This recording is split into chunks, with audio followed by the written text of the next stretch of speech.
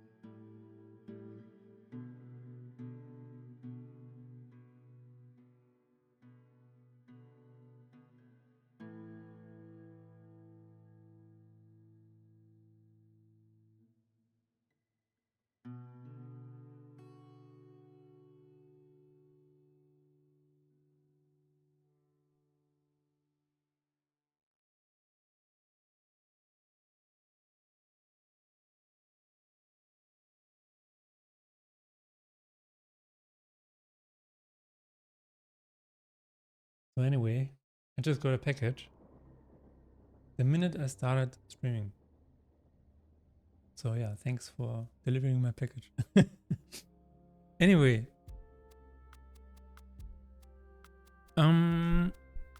this bug has been fixed. You can now send feedback again, which is really important.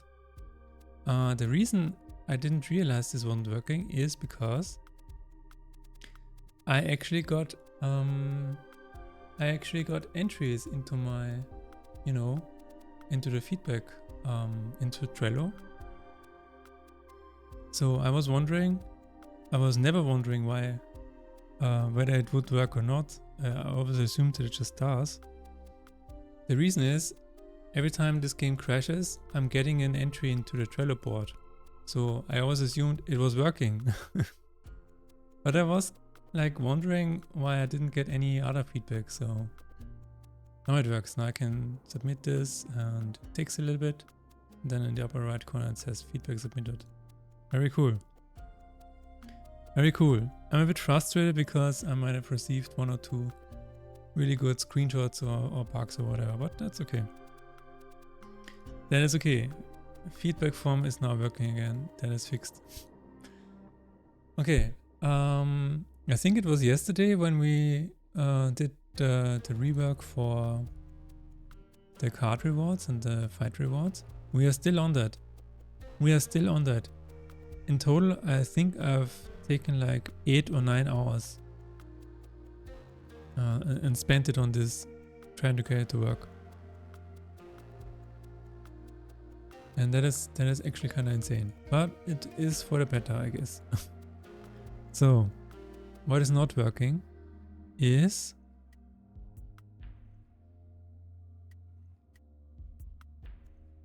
I think fairly simple stuff. Closing the shop does not open map. Okay, so let's get to a shop. Let's find the shop really quickly. There is one. Let me check. Ah, okay. Yeah, so it was, what is this song? It's your song, you dumbass. Anyway, I cannot open the shop.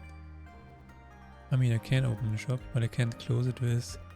No, I can close it.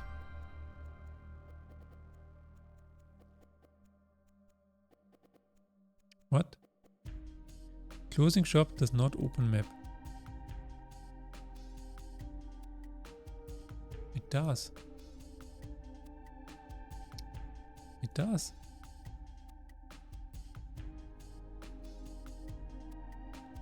Well, that's strange.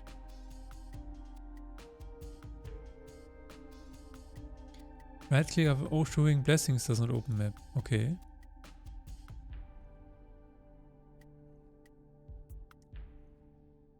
I'm very confused. Okay, let's try it after a fight. I mean, it could be that all of the bugs mysteriously dissolved overnight. I believe in that.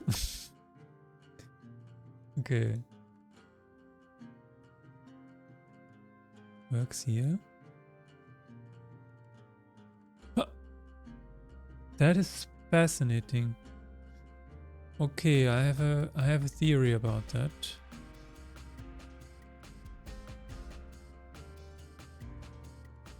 I have a theory about that. So, does this work when I close the game? Reopen it? Let's see. Yes, okay. Checking is okay, it's because of the showing rewards.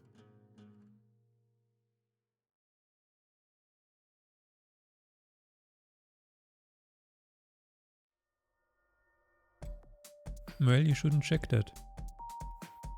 Or actually, showing reward should be false. Hell yes. Okay, so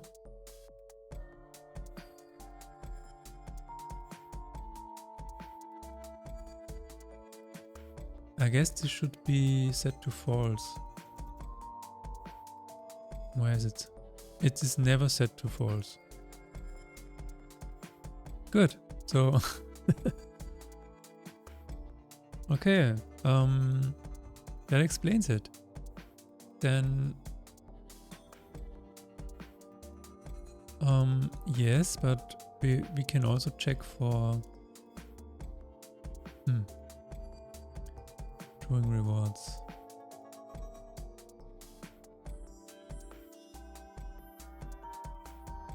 I think we can reduce that when, I mean set it to false when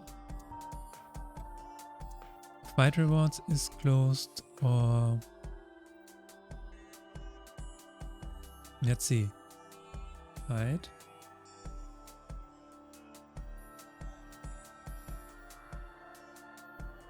Choosing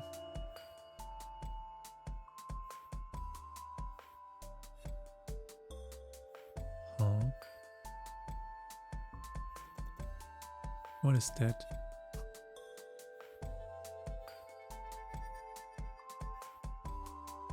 Here it says false. Card game manager. Run statistics. Okay, and then we can do the same in fight in the card rewards.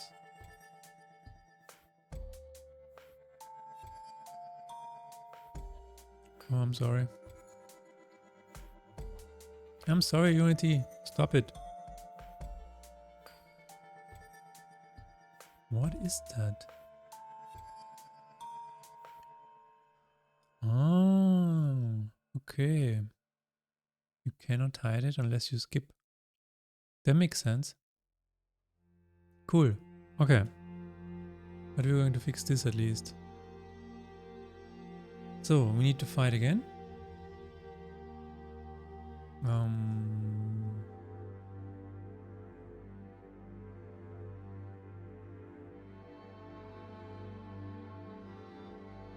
We will fight again. We are going to test it after the next fight. So the shop one and the blessing one are probably affected by the same problem.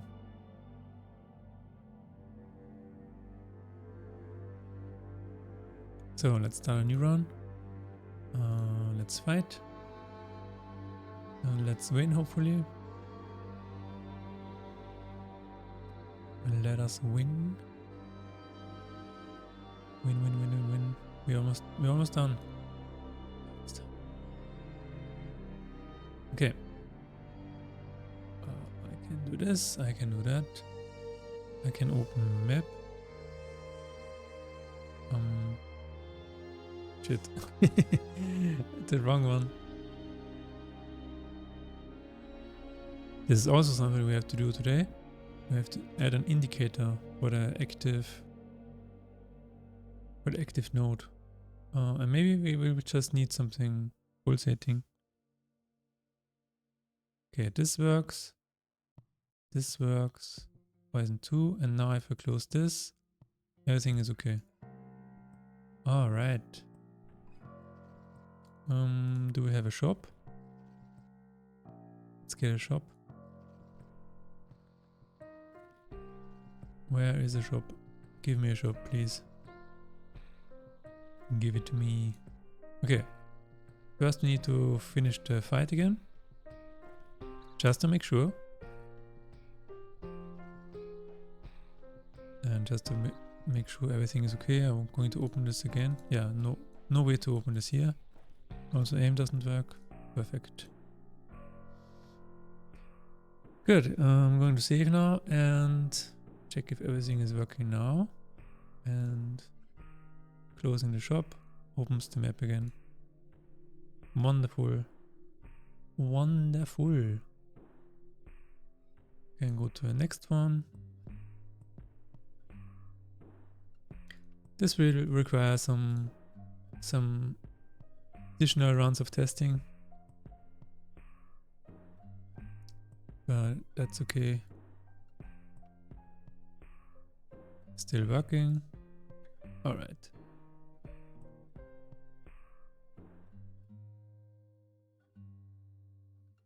Alright. So that is complete. Done. Now it's suggesting me XD, that's funny. Current active node needs an indicator. Yes. So how do we add an indicator? An indicator could be either a circle around it.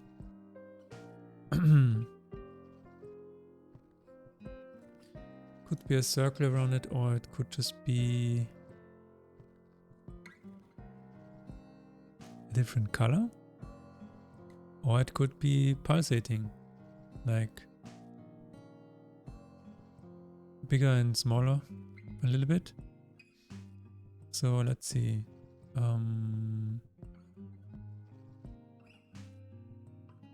Actually, let's load. And this is probably the current node, right? Yeah. So if this is the map, and if this is the image, and then we can say, like, do this.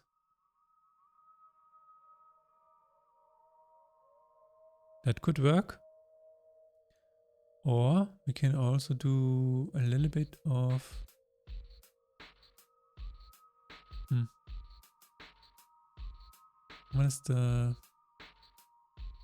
what is the correct value for this right here?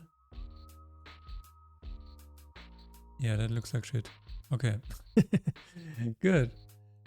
Good that we've discovered that as well. We can probably also try a different material.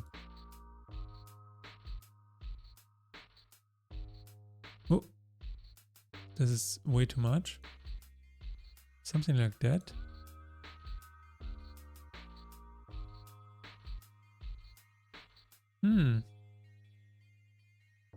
Yeah, we could try that.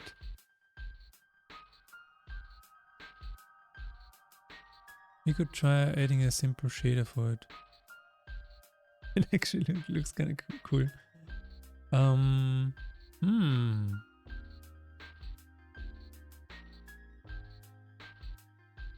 Game over blood, interesting. Yeah, we could just use a different material, I guess.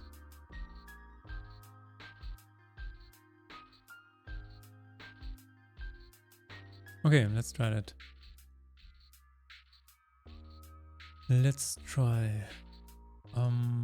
Let's add a component here, all in one sprite shader. Save material to folder. And let's call it active map node. And then we can say remove it again. And where is it? Active map folder. Okay. Where is the where is everything? Oh no.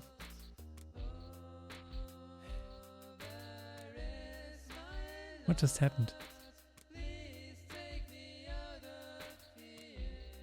I mean, I can just duplicate this, I guess. Okay. Active map node. And let's see. Map node. Yes. Do we have any prefabs or something like that? No. Yes. We have a line material. Interesting. We have the default material, which is none, I guess. So we will just say active material. And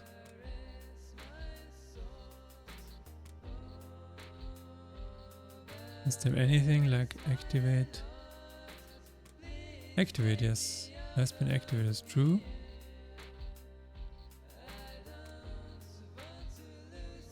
Then we will just say image material is active material.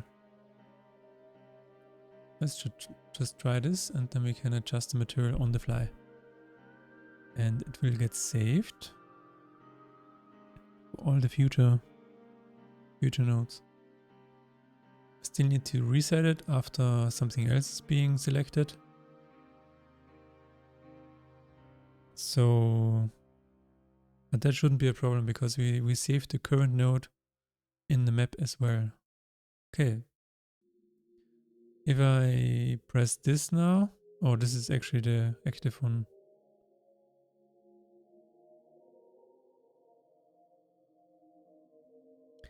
Actually, let's just... Can I open the map here? No, I can't. Okay, let's win.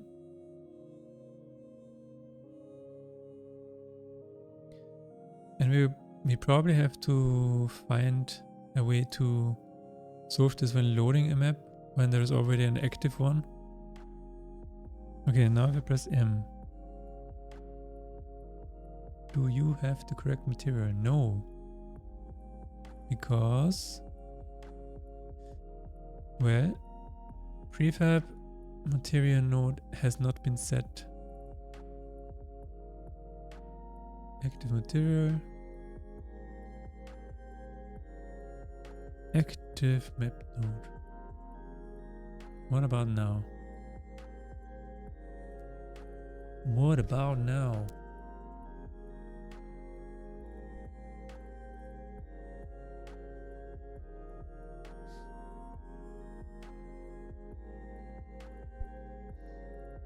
Let's see.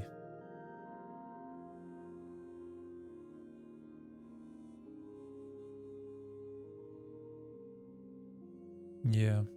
Okay, let's try finding another shop, because that is probably easier. Or it is. Yeah. Save. Open this and go outside. Then this should be the active map node. Yes. Perfect. Okay, now we can try a few things here. Can add a glow to it. It's a bit too much. I mean, yeah, maybe. What about an outline?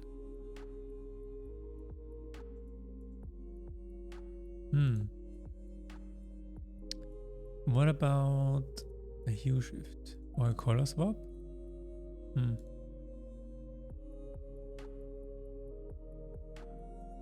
Can I... Ah, okay.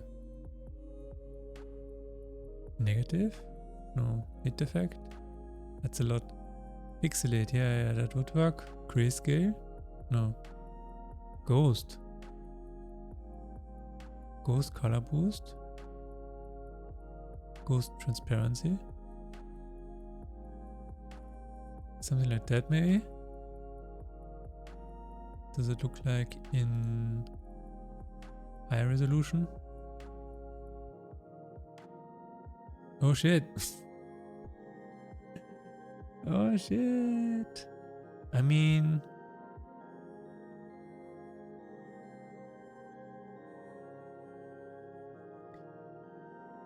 Not so great. What about now?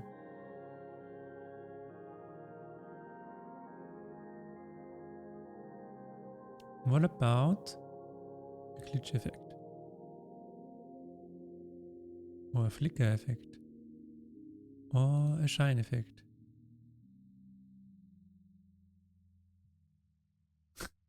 Yeah, this would be... needs to be animated. A wave? Wave is already here, okay.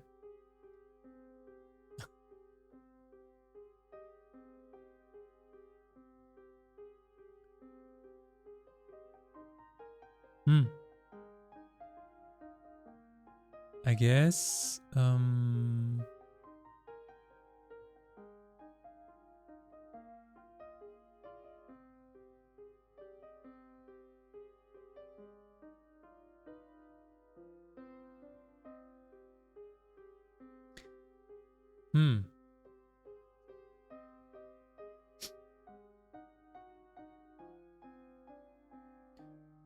What about rotating it? Rotating. No, we don't want that.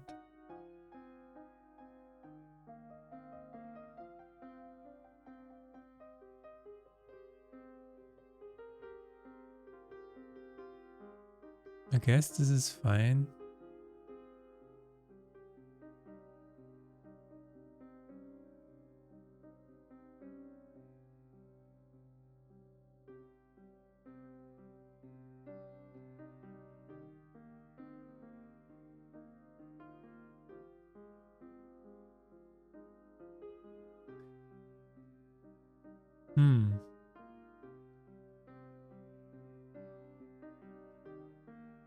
I mean...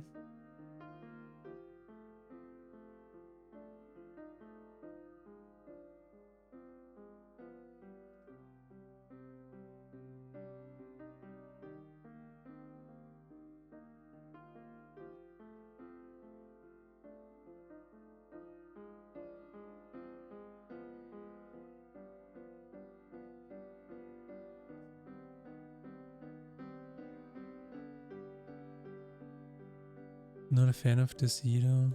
I'm not really sure what to do. I guess we can... Oh, an outline? Maybe an outline, maybe like this. Or...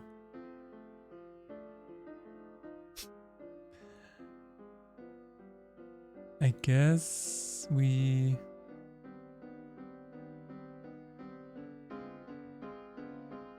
Yeah, and then it looks like this when you hover over it.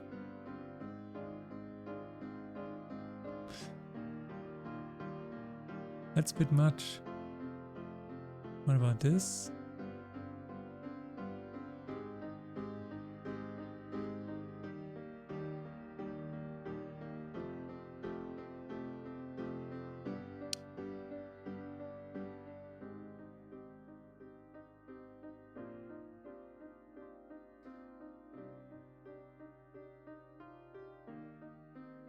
Maybe we can do something like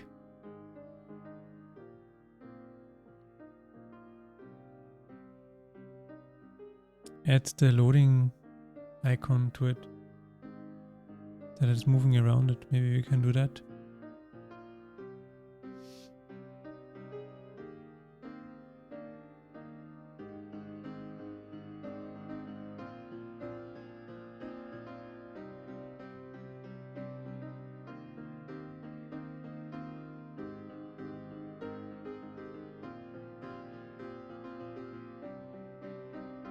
What does it look like? Prefabs, loading. Do we have a loading prefab for this? I guess not. What about end turn button? Okay. Guess I will have to check it out in the game.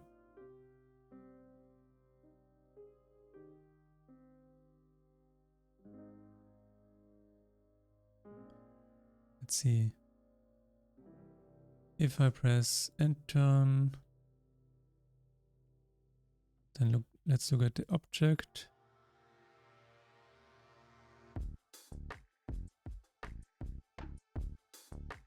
Where's the loading? Ah, there it is. Loading, rotation. It's just called loading, I guess. Orbit around point. Okay. Let's copy this.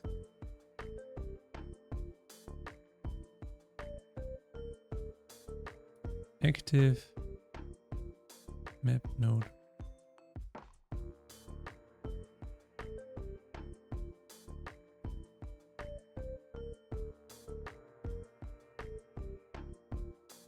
Active map node, and let's plan this a little bit.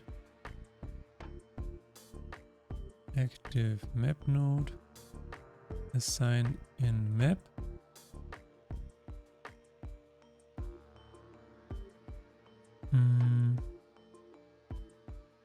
We can probably just check for current node, but better would probably be to have a function.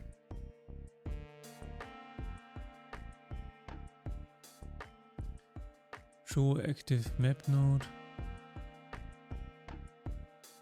and then display it there. Or whenever current node changes, I guess. Yeah, let's try that. Active map node is here.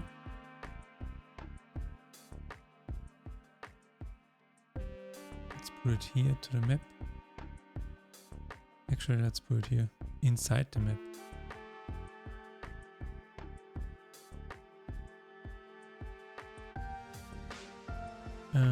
Let's say public game object active map node public void show active map node, which means active map node set active true and transform local position equals current node transform local position. However, if current node is null, then we just return.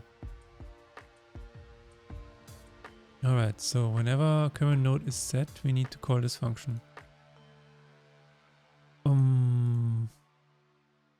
We set current node, okay.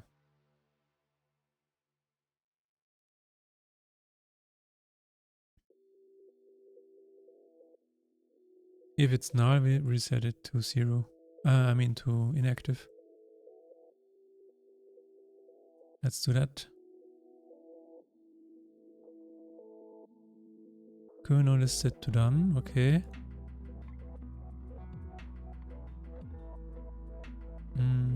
Picked node, there it is, okay. Show active map node.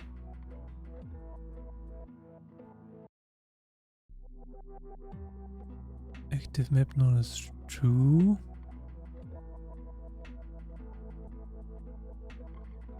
Maybe we should do it here. Ah, should we do it in activate? I guess. No.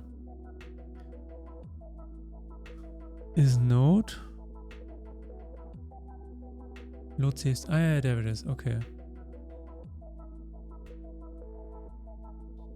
Show active map node afterwards. Right here. And that should be it. Huh. I think there is an issue when... Hello, Mr. Tarok. How is it going?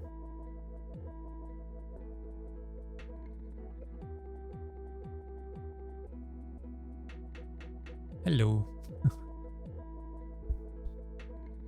Do you want to see what bug I discovered today? Do you see this going okay, but the window is weirdly cropped? What? Your window is cropped? Why? Anything? The chat button is cut off? Why would this happen?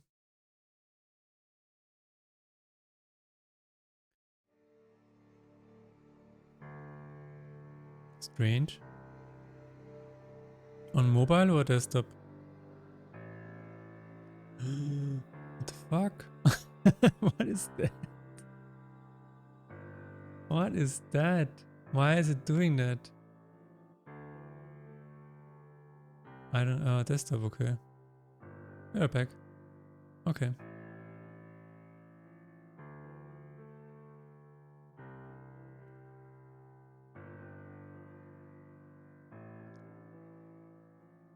Orbit around.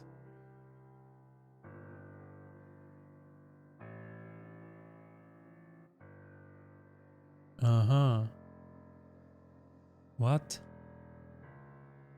Update position.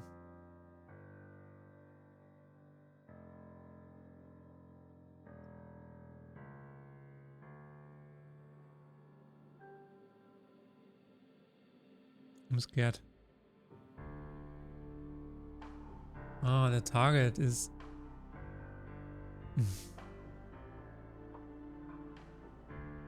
Seems it's because of a mod bar. Interesting.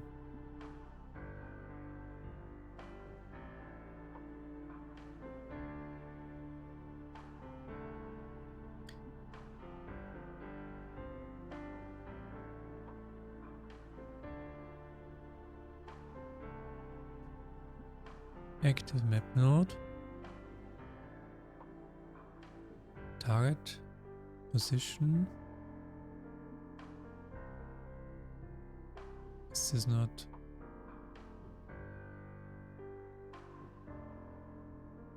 Public. Void.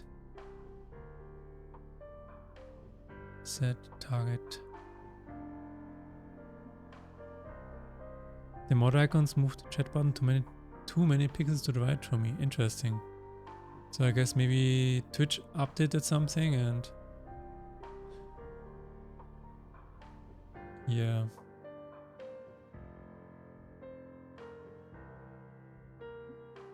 Set target. Current node. I guess.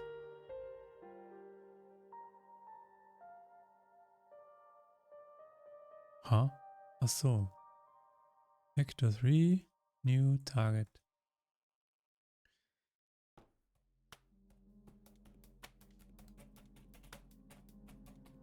What the fuck? Initial... Okay. Initialize. No. No, no, no, no.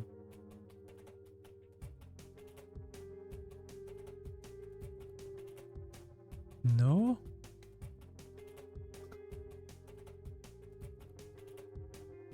This is how we do it. Okay. Initialize.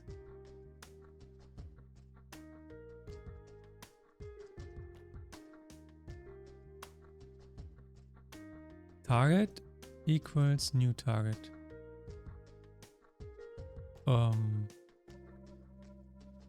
Oh, that's a transform. I can do that.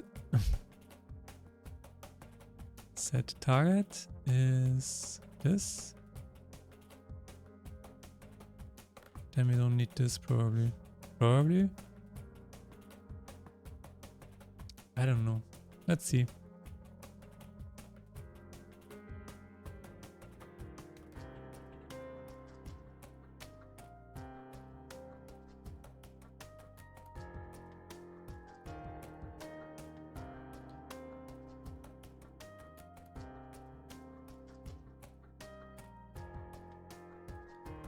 I had the most embarrassing bug ever.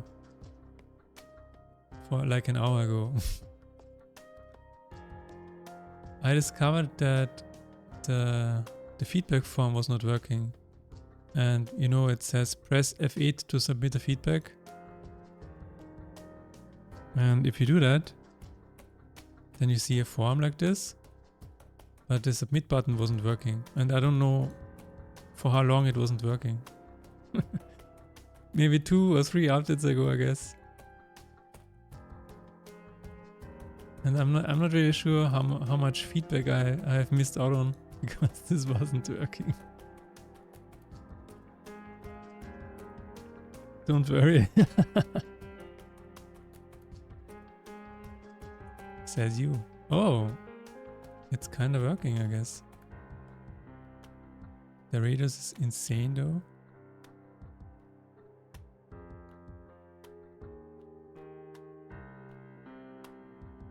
Bet people will use Steam or Discord for real feedback. I mean, they do.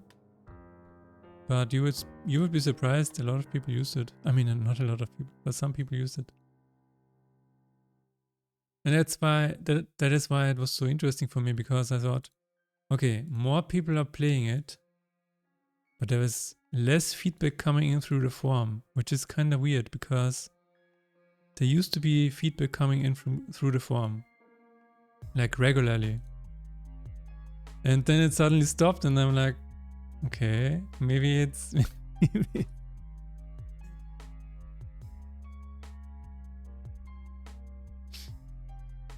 maybe it's just coincidence, but who knows?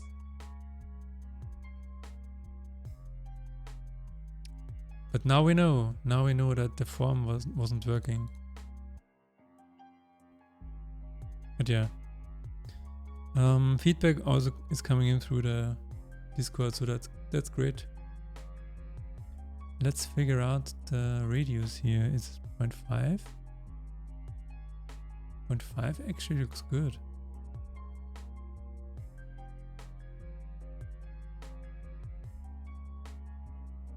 Let's try it again.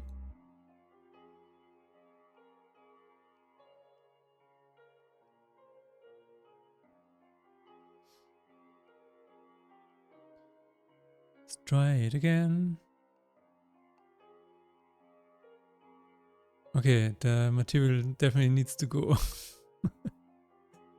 The material needs to go. That is not a good idea. Where's the material? Material?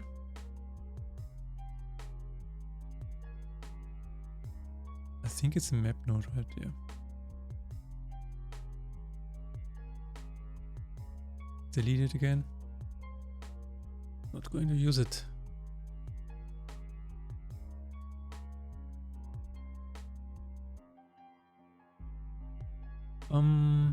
What about you?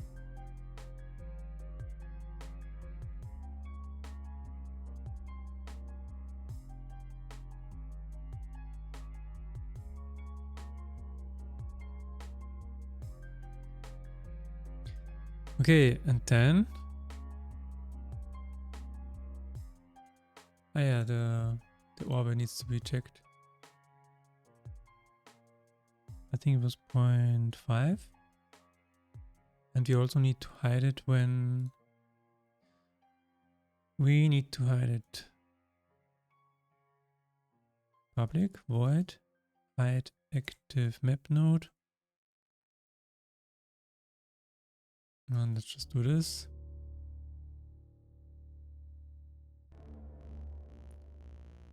I'll check something, please don't get scared.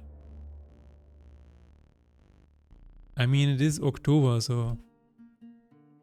Shield mode is on!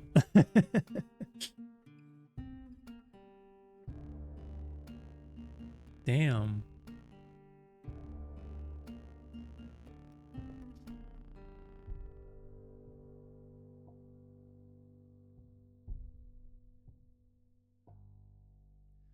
Okay, hide active map node whenever I finish. Complete, maybe? Check complete fragments, yes. If it's done and all map nodes are done, hide active map node and reveal next map fragments. Good. Good. Yeah, it looks like it's off now.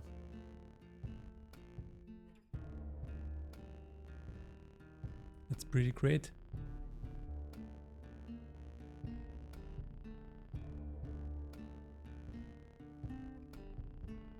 It's almost like an RPG or something. Casting shield.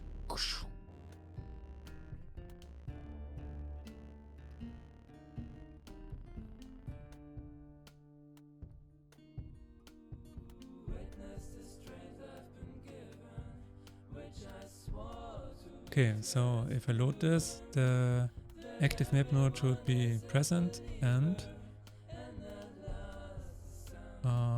right now it's not present, that's good. What about now?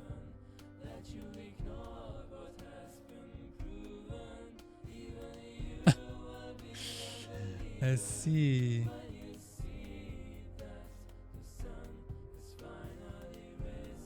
That looks a little bit strange. I guess we will have to deactivate it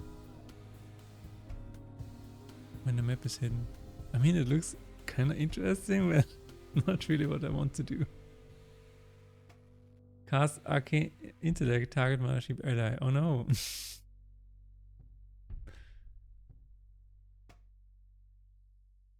Okay, I can fix the... that is actually kind of interesting.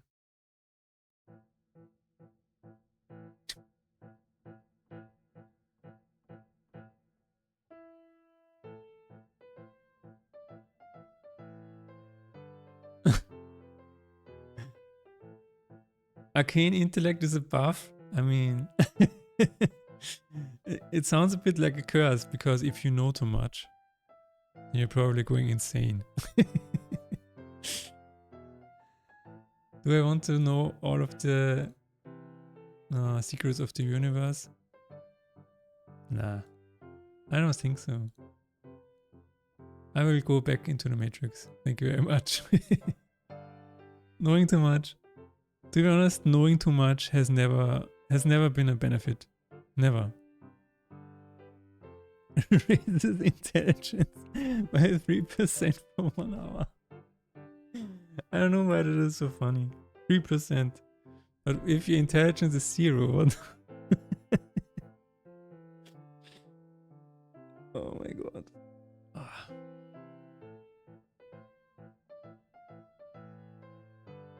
Can't have 0. Okay. If you say so. You can only have 1. 1 plus 3%. 1 plus 3%. That's more than 1.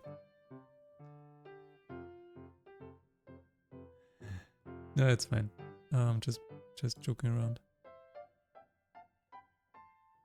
Okay, let's win this fight. No, but for real, the more I learn, the more I want to unlearn. Do you know what I mean? It's like...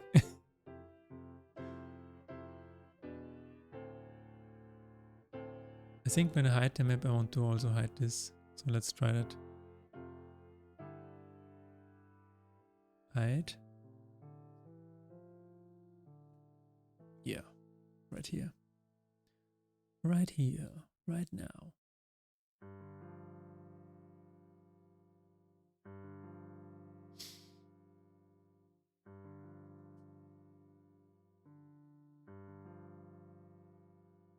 Some things you don't want to know.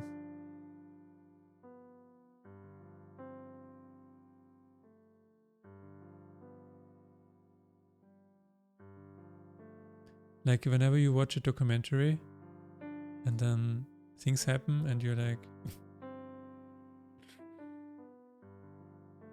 I really didn't need to know that. Thank you very much. What about now? The Funk Soul Brother. Check it out now. Exactly. Exactly. Let's do it here. Let's try it again.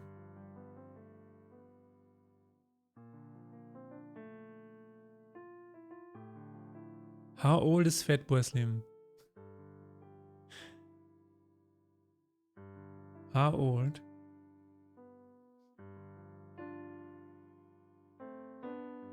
"61 years.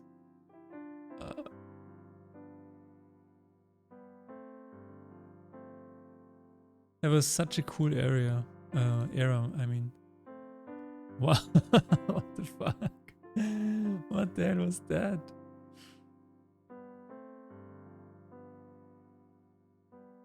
Oh. No, no. The inventory is no longer closing the map. Why?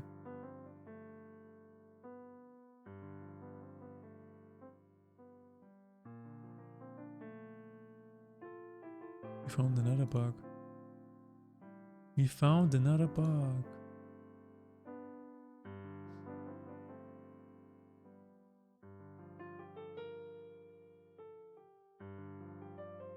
Did you ever watch The Watchmen? Yes, I did. Yes, I did.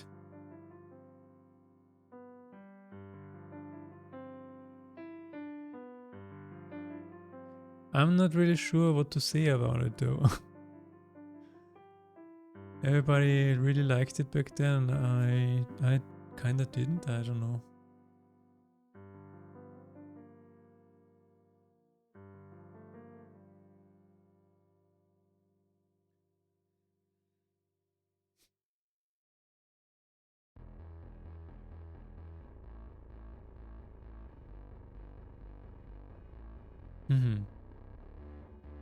Stranger Things, the later seasons. I only watched the first 2 seasons. And I'm not sure about the second season. I think I watched it. Yeah.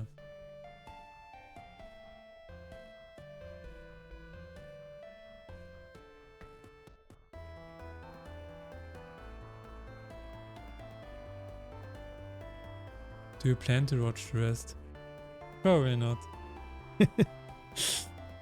Probably not. Yeah, you can spoil it. I'm not really sure if I want to watch the rest of this.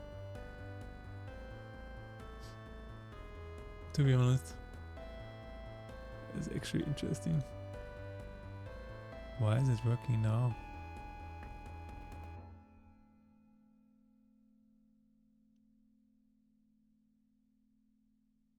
There is something seriously wrong here going on. I watched The Watchmen a few weeks back. Okay.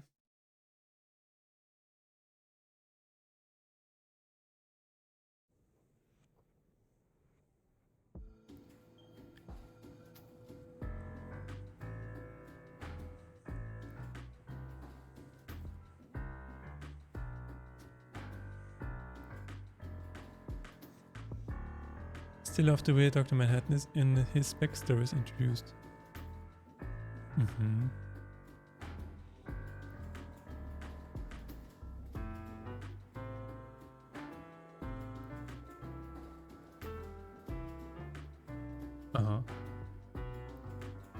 So they kind of paid tribute to Watchmen.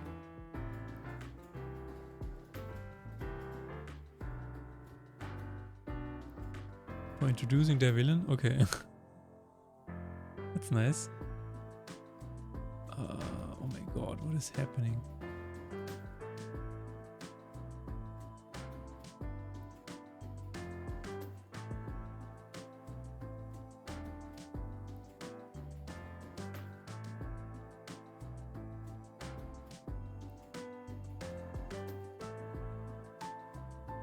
They did, and I would say very good as well. Interesting.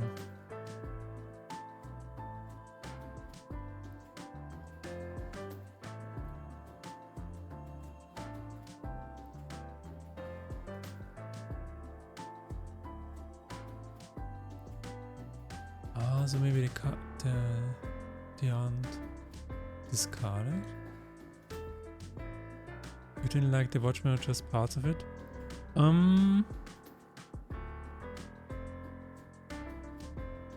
Let me think. It was a while ago that I've seen it. I'm not really sure what I didn't like.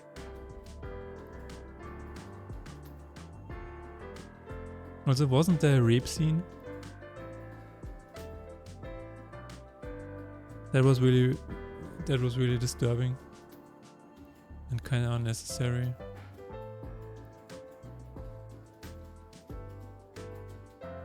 I don't know, something about the movie was really weird. About how it treated women or something like that. I don't know. Kind of rubbed me the wrong way. Could stop very early. Thank fucking God.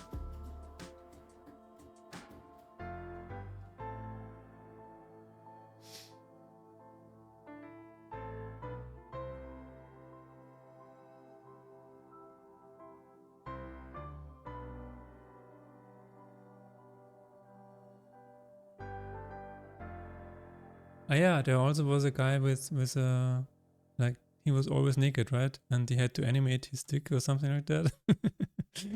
I don't know, I keep remembering that. The wrong reasons about the film, I guess. Guess there are other reasons to remember the movie by. Ah, that's Dr. Manhattan. All right. Yeah, he was so strange. I don't know. I think the issue was that people totally hyped the movie up because, you know, the community of this comic is really huge, or like, I wouldn't say huge. They were just very invested in the comic, and they were like, now there finally is a movie and you need to see it because the comic is great. And you know how it goes whenever that happens. It happens every time. When something like an underground culture it finally gets a movie or something, and then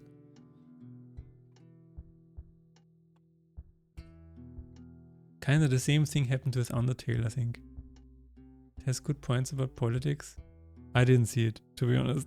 It was like...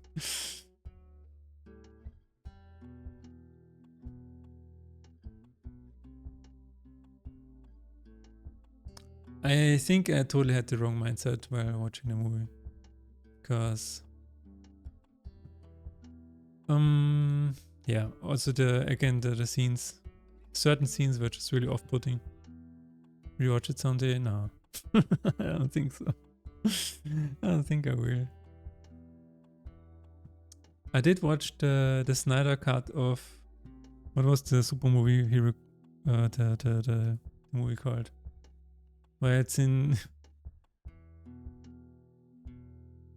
the old resolution. Justice League? Okay. That was pretty cool. I mean, was it like 4 hours long or something like that? And it didn't feel like 4 hours. So that is good. I liked that a lot. I watched this with my wife and that, yeah. She kind of said the same thing. It was never boring, so kudos to Zack Snyder. Yeah, I don't know what it is about Watchmen. I really don't know.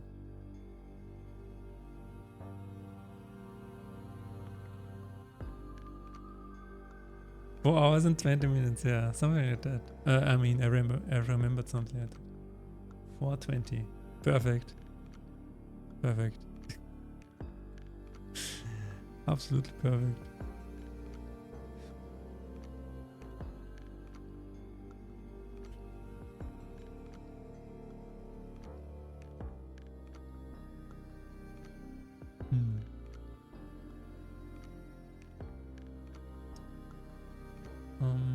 Okay.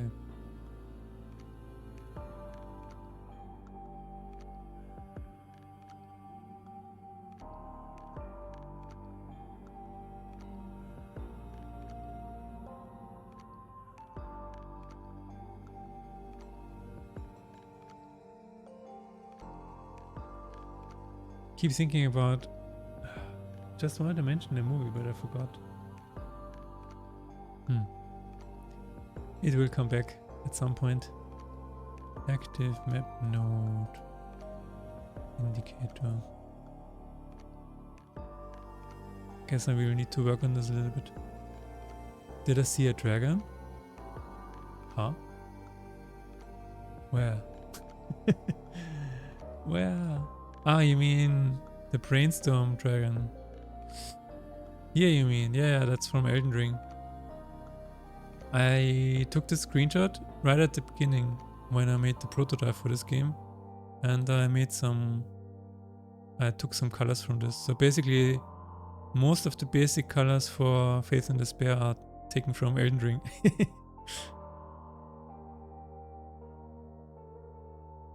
This is where it all began.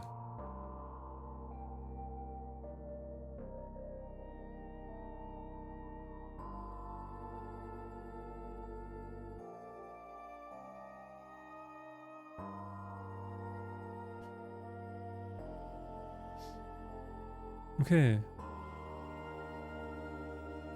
I'm going to look at something incredible. Let's take jealousy and add it to the game. I mean to the round. Add curse by name.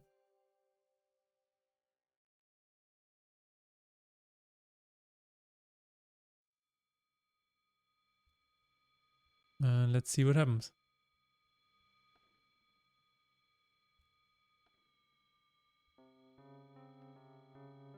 What was the movie called?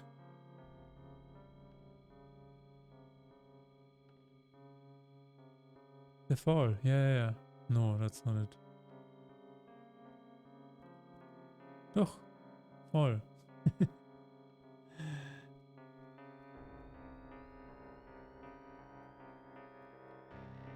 I watched this recently and it was pretty good. I don't know if I mentioned this before. It was a really, really good movie. Actually, the first movie where I had like experienced a fear of heights throughout the movie. I actually had sweaty palms the entire movie, and I've never experienced that before. It was so good.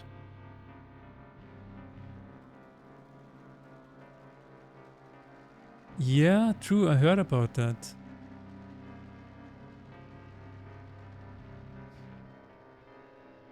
I heard about that, yeah, and you really don't notice it. Also, they changed some lines, and so they also had to change it for the English language, right? And you never really notice it.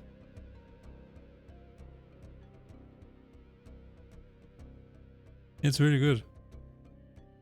It is really good. I was like, okay, this is probably going to be shit. But no, it was pretty good. Not my genre. Alright.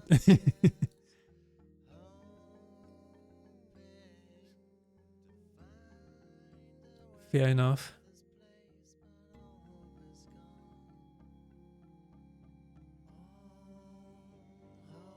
I usually don't like this genre either, by the way. It's like I really don't like Saw and stuff like that, but I really like films like Cube. So it's thingy somehow between these two, where it's not too violent, but a little violence is okay. But The Fall is more like psychological, if that is what you mean by genre. Such a psychological thriller.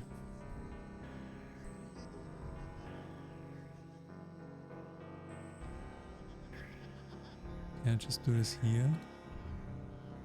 Oh, it's used twice.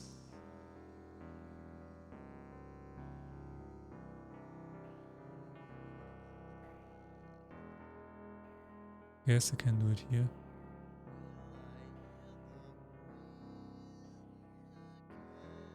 I seem to recall the platform. Yes. I have not seen it myself, but I've watched a summary of it. So yeah, it's really it's really like Cube, I guess, but just vertically. I really like the idea of it. There's a second part? No way. That's why I asked. Yeah. Yeah, I watched the summary of it, and then I was like, okay, I don't need to watch the whole thing. I was just curious. It was suggested to me on YouTube. Yeah, I know the whole story now. So I watched like a 20 or 30 minute version of it. Yeah, I really like the idea. It's very... I like movies where where it's mostly, you know, just set in a room. There's a name for it that is currently not in my head.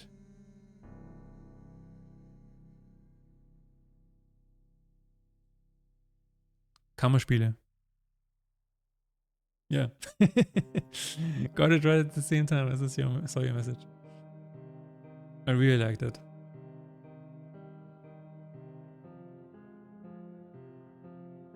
I've been long thinking about making a game like a Kammerspiel. There was an idea where you enter an elevator and there is a person standing there and the elevator gets stuck and then you have to talk to that person. And the idea behind the game was that you can get to know this person through a huge dialogue tree. Like it was supposed to be enormous and everything was supposed to be voiced. And that was basically the whole idea of the game. And then you have to kind of restart the game because the elevator starts to work again. So if you want to know everything about the person, you have to restart the game, get stuck again, and then choose different dialogue options. And the funny thing about that is that I'm going to just tell everything because I'm not going to make it the game anyway. But the funny thing was that somehow the further away you go, the deeper down you go the dialogue tree, you start to see that he's contradicting himself. So you never really know if he's telling you the truth or not. That was supposed to be the whole thing about the game.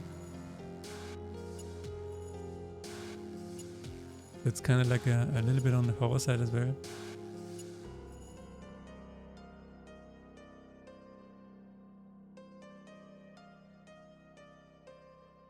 Or if you make this game,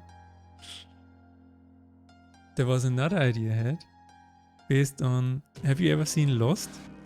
There is a scene in Lost where they continually have to press the button to save the world.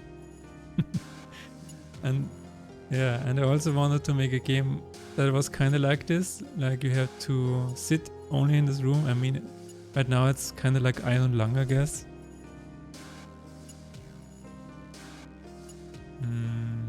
But you really always had to input a certain amount of buttons in specific time frames, because otherwise you would die, something like that. And that is really fascinating to me. I mean, yeah, there are a lot of games actually like that right now. To be honest.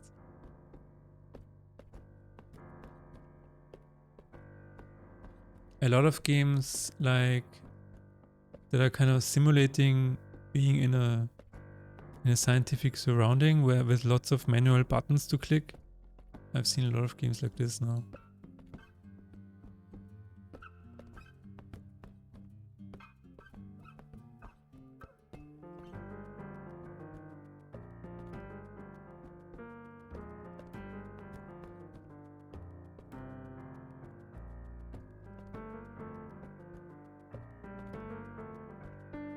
Why is it not working? Why is it not working? Reveal next map fragments. Hide active map node.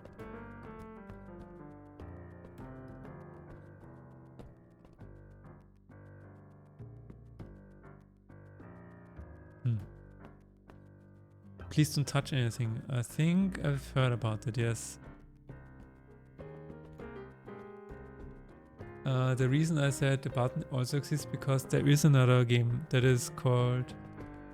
Oh yeah. Don't touch anything. Yes, I've seen that.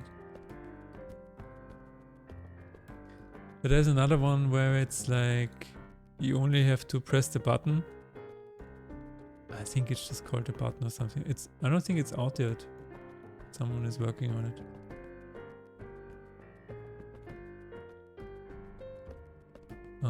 And of course, I mean, Stanley Parable is the ultimate version of pressing the button, I guess.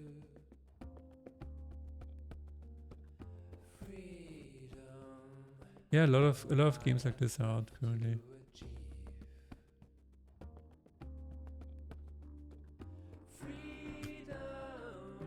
Sure, yeah.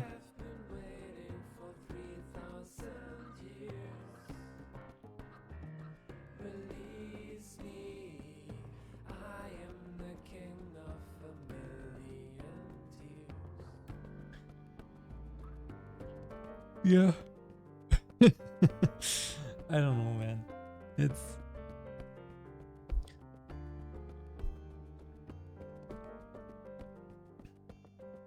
There are a lot of game ideas floating around in my head that could potentially be fun, but more of them than like the majority of them are probably not fun in practice. Like the idea that he may lie to you or not, yeah. The original idea came to me when writing a short story, because I always imagined that whenever you enter, like sit down in a train, and whenever you talk to a stranger, you can actually become somebody entirely different. You can just tell anything to the stranger, and they will believe you. And you can just say, yeah, I'm working as a carpenter full time. You know what I mean? And that is kind of where the idea with the elevator came from. So maybe this person is just doing that to you. They are just becoming anything they want to you, to kind of make fun of you or something like that. What if you merge some ideas into a Stanley Parable style game? The problem is that it's compared to Stanley Parable. And yeah, that's just how it is. I don't want to be compared to Stanley Parable, to be honest.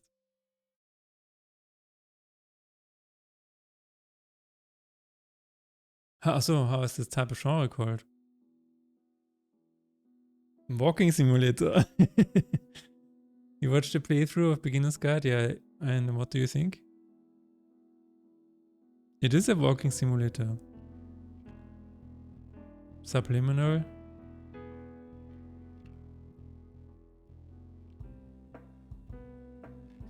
I mean, Subliminal is kinda like a haunted place or something like that. Like the back rooms. I mean, that's liminal spaces, yeah, but subliminal or liminal. Kinda the same, I guess.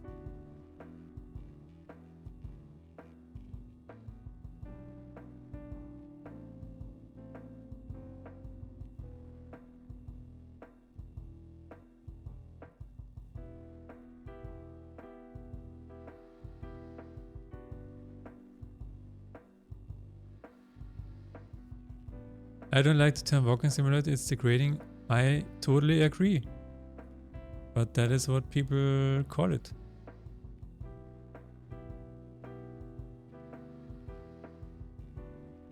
That is exactly what people say it is. I think it even has the tag on Steam. The genre has no name yet. Beginner's Guide genre. Interactive storytelling. There you go. There you go. Interactive storytelling. Doesn't actually mean anything, but there it is. Walking simulator is not on the Wikipedia page. Ah, there it is. Yeah. Categories. Categories for the beginner's guide. Walking simulator. Meta-fictional game. Meta-fictional sounds interesting. Actually, that is a really good name. Yeah. Meta-fictional. That is great. That's pretty good.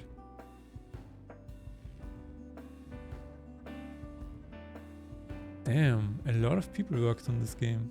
I didn't realize that.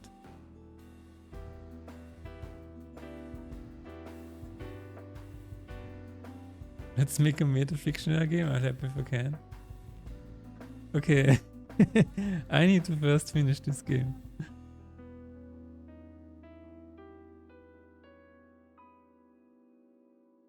Otherwise, I would be working on 7 games at the same time, and then that's not good. Then nothing would be released. No problem, take your time. Faith in Despair is coming out in Q4 2025.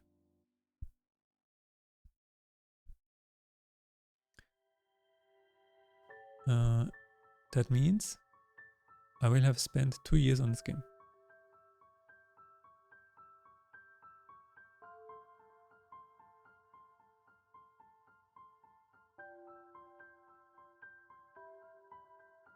Okay.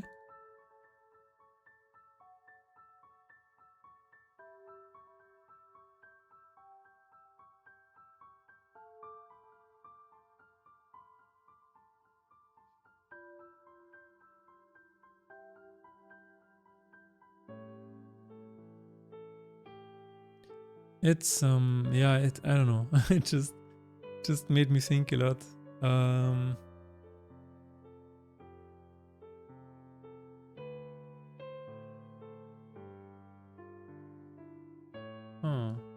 How is it working with the boss? I don't know.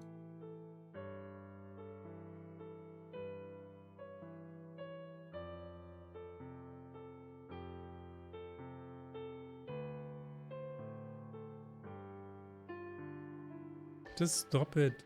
Stop killing me.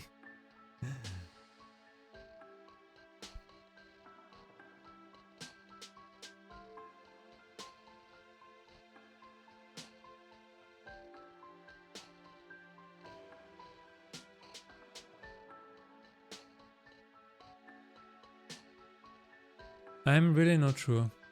It's a difficult topic, I guess. Sure.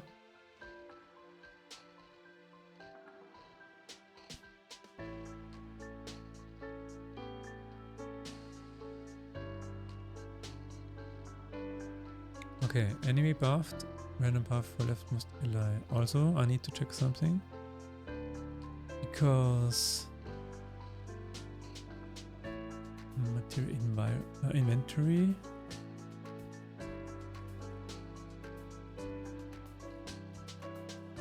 It's in fight rewards. Somewhere here. The Lacrima are still not destroyed. I think I know where. Big materia. Spawn material slots. Save rewarded material.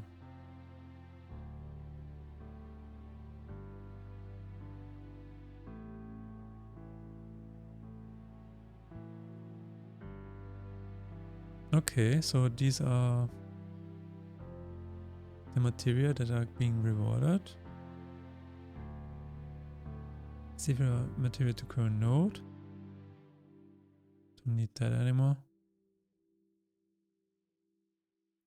Clear material for rewards.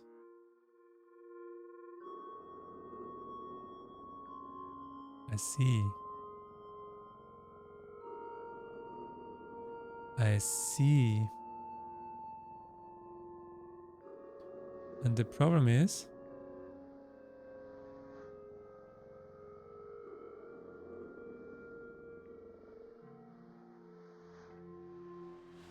it is removed, but not destroyed. Probably.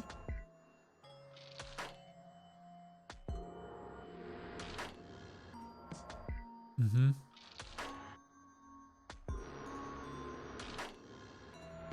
So the rewarded material. Aha. Okay, so this is the issue. Alright.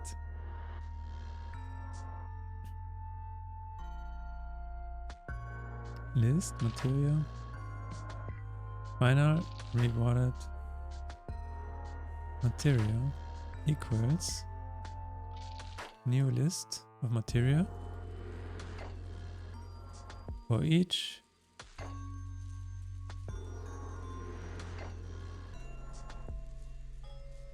in rewarded material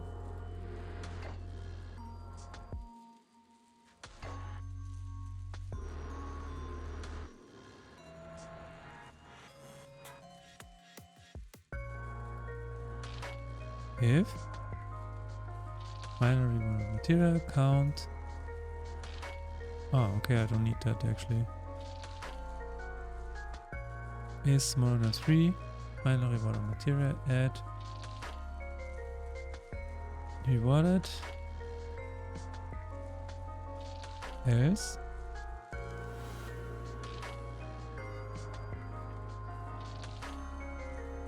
destroy rewarded game object.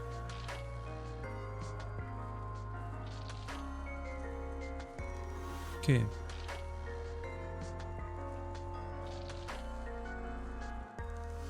So this adds 1, 2, 3. Otherwise it destroys them. Good.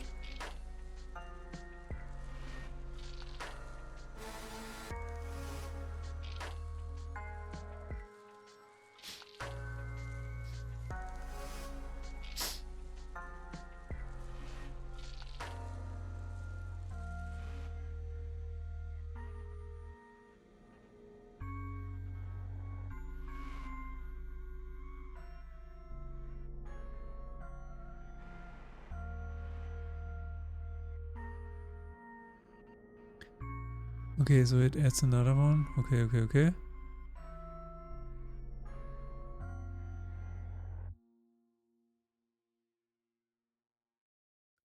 But only up until 3. That is why I'm confused. But anyway, I think the problem is solved.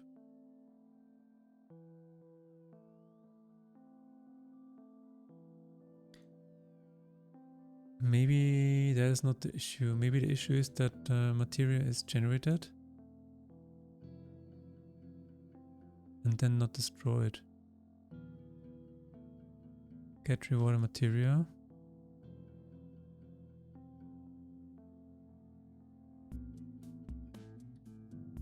Yeah.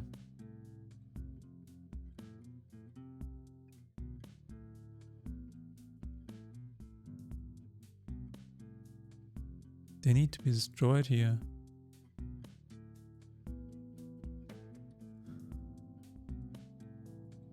That's the issue. And that is the issue. I don't like it, but that's it. Okay, we fixed another bug.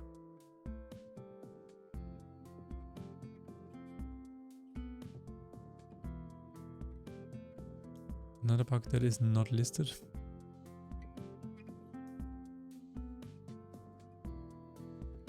then we're going to look at this.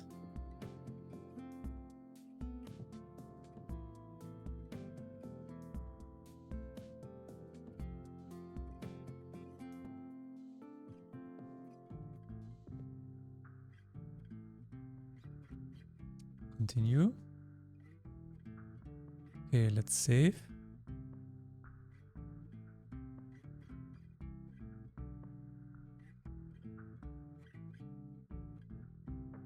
What the fuck was that? What the fuck was that?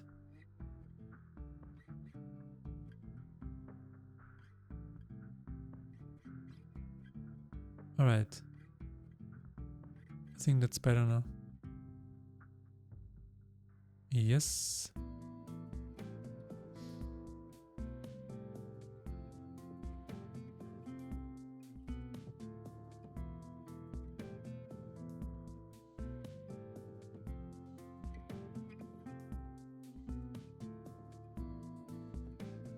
Okay, let's set up a test case for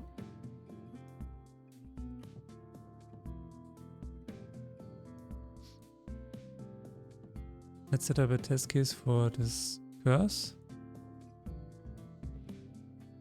Do I have any? Nope. Okay, let's play a little bit.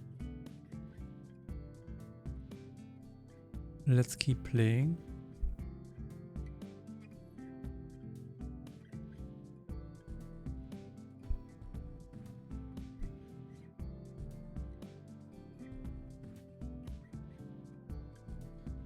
Let's get shield, and actually that's not a bad idea. Let's say heal and shield. So this should be a really good test case for this. Kind of getting nervous with this. I think we need to change this at some point, but for now this is okay. Alright, let's play the creature that we generated. This one. And save. So the problem is that when this gets buffed, this enemy should get a random buff. However, the issue is that it's not a random buff. In theory, there should be 3 times the same buff. So let's see if that is actually true. Yes, it is true. 3 times Stone Skin. Okay. We have a test case. So let's see why that is. Materia, a random buff. Let's see why that is. I have no idea at this point. It's probably something like inflict random buff.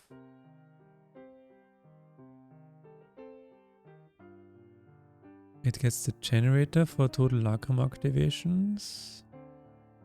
Okay, let's see. Buff for total Lacrima activations. Maybe it does not increase.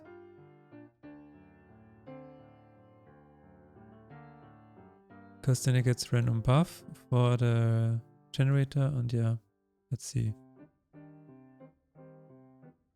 Welcome back.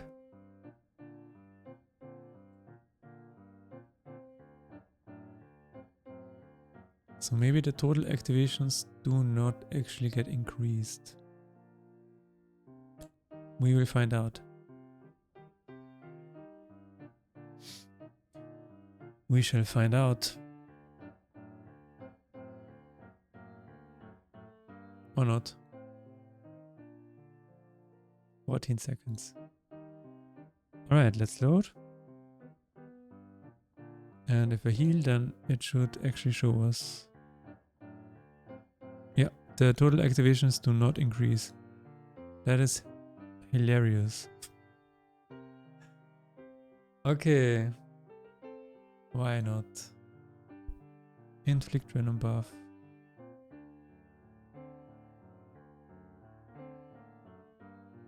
Total activations.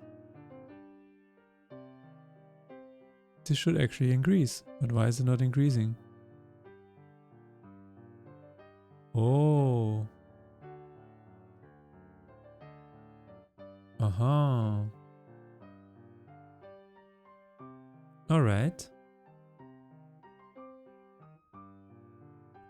Total activations, but we need the total Lacrima activations. That is interesting.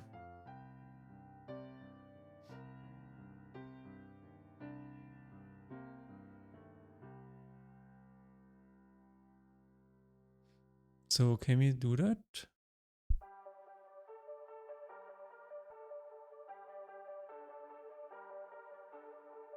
Attach material, current value.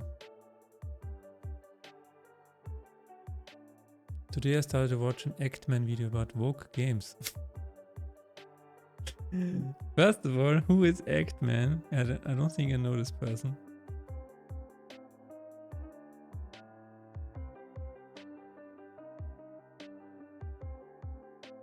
Oh, don't have activations here. That's fascinating. Oh no, it has total activations. What?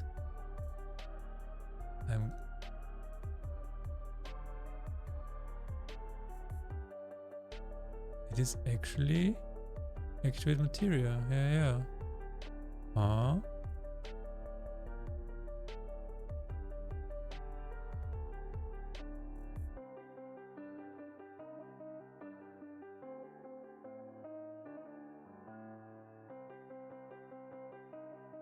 There was a Google spreadsheet someone made about what?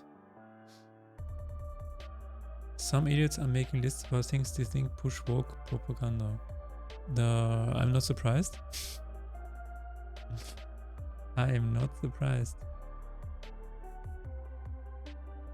Sure, yeah, in games. Isn't there a company that is responsible for a lot of this? I forgot the name.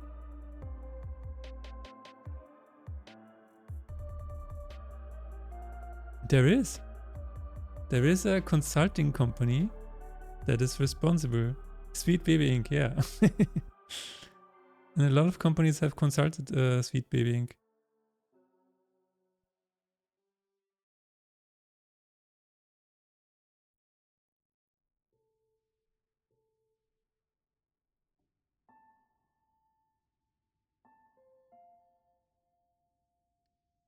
Increasing total activations.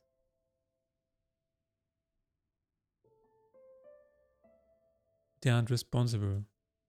Okay. Sure.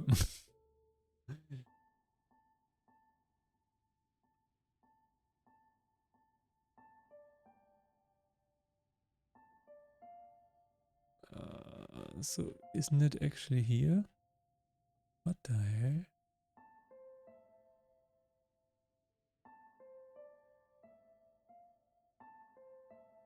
The hell?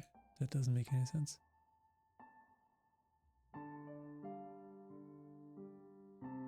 So what happened next?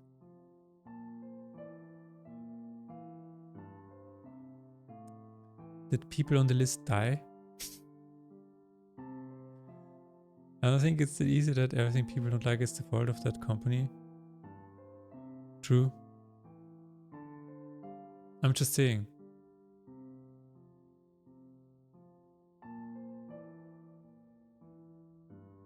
It's just weird how many games are on this list. Every game is wrong. Even games from 1982? Holy shit. Before Vogue was invented.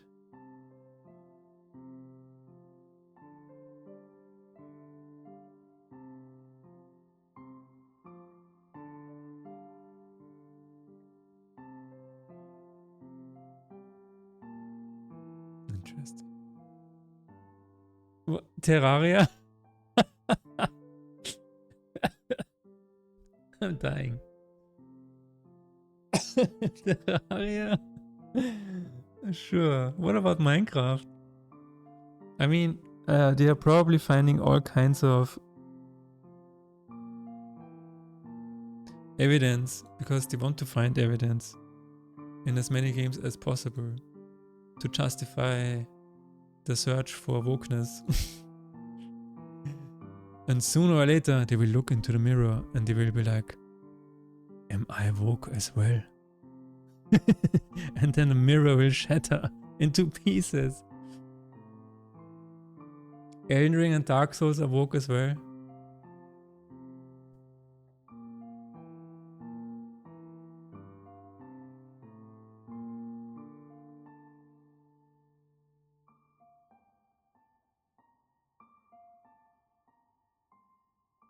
I literally have no words for this. Elden Ring and Dark Souls. The evidence there is body types are called body types A and B and not male and female. Oh my god, really?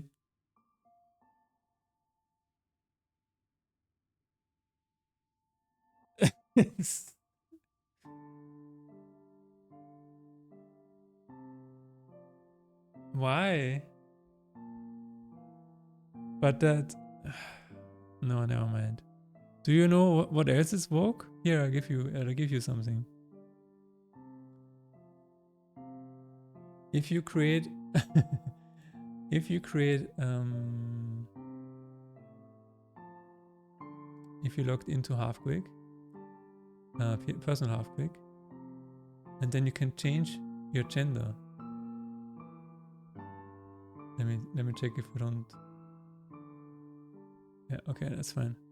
You can change your gender. And it's either male, female, or undecided. So, person Halfquick is woke.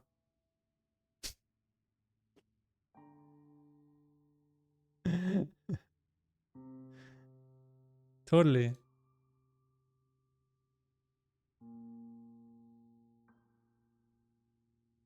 Have a look yourself. Oh my god. I'm going to have nightmares. Elden Ring. Wo long fallen... Okay. Where is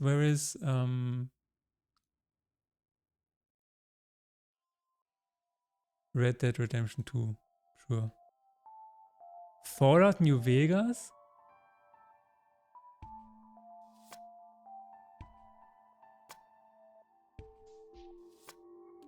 Metro contains no woke content. Contains no woke content. Sekiro contains no woke content. What about Final Fantasy 7? Subtle pro-climate action messaging. Oh my god. Oh my god. That's not even correct. Final Fantasy 7 was released in 1999, I think. Where did they get the number from? That's not even correct. Final Fantasy 7 was released 1997. Not in 2013. This whole list is crap.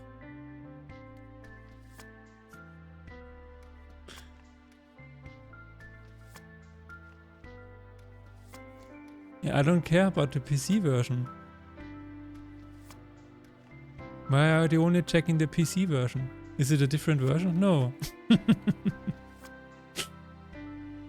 Final Fantasy 7, this is a fact. It came out in 1997. You take the newest versions. That's bullshit. Okay, only lists on Steam. Still, it is a game from 1997 because whatever they did in 2013, they didn't change anything on the story or whatever. Portal contains no woke content. Oh really? It has a female lead. Isn't that woke?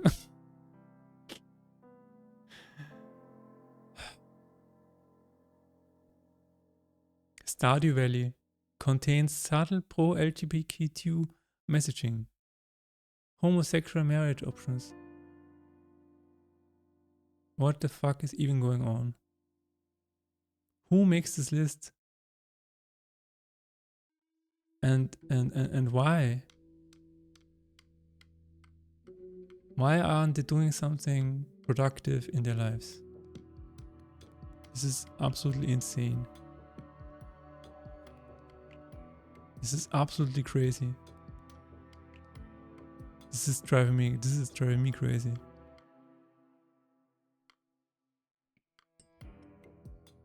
That is absolutely insane.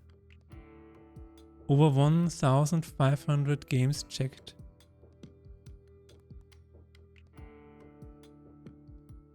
That is really crazy.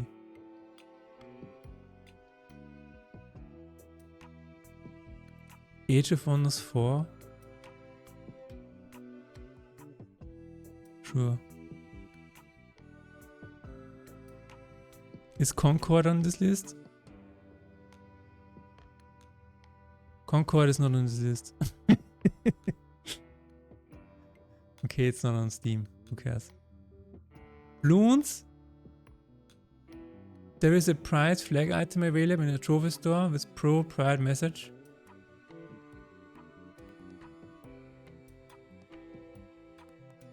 Who the fuck cares?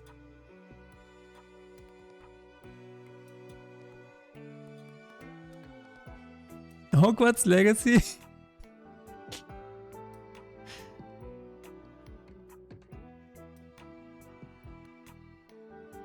(1800) Scotland somehow has diverse characters. It's a fucking fantasy game. This is not 1800 Scotland. This is a this is a made up universe. Palworld. I'm getting actually right up. Left 4 Dead does not contain woke content. Are you serious? What about The Witch?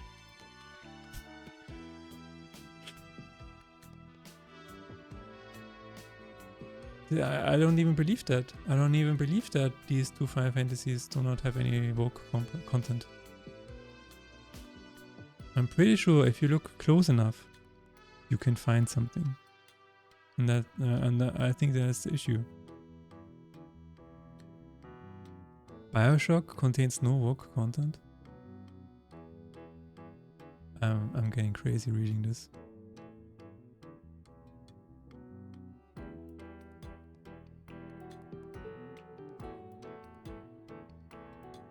What? It's not your fault.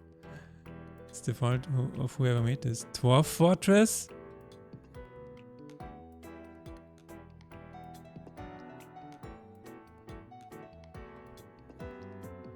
However, those interactions occur at rates reflective of real-world demographics.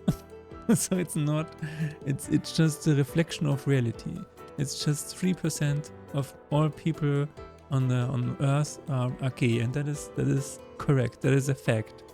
And if it's in this threshold of reality, then it's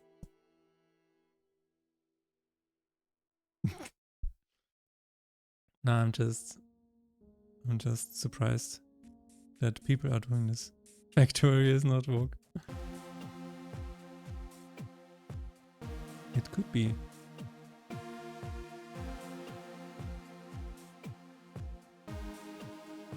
Let's see.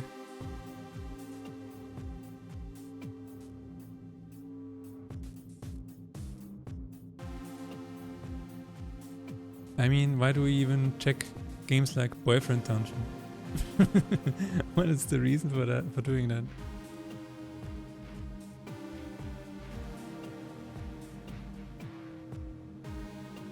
Pride flag nameplates. Yeah. I mean, that's crazy.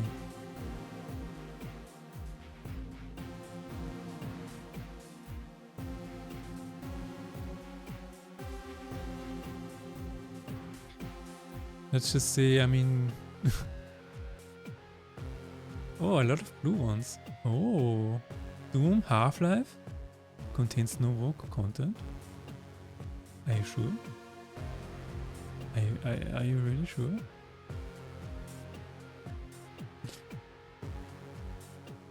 If you looked close enough.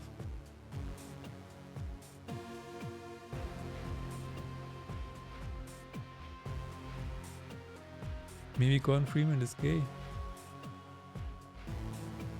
Do you know? Oh man, that's crazy. Maybe he is. Gordon Gayman.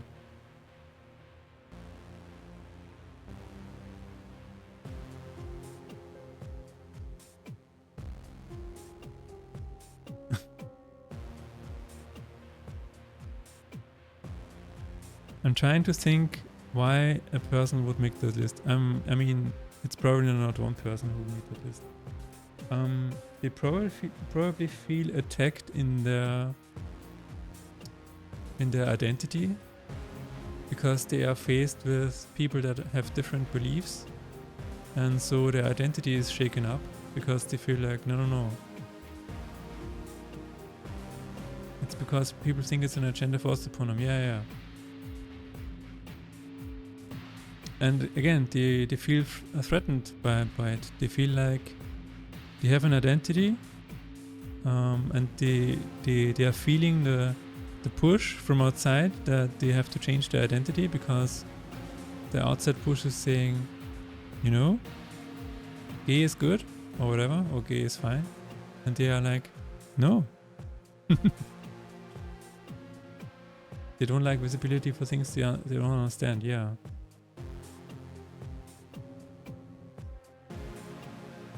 They say we exist, we want to be seen. Who is saying that? They are the people who make the list? Or the other way around? I feel like the list is also a way of saying we want to be seen because he feels underrepresented. He's saying like, you know what? I also exist. And I'm a person who doesn't like this. Hear me, see me. So I guess it's just a visibility contest. Yeah. Wow, this is crazy.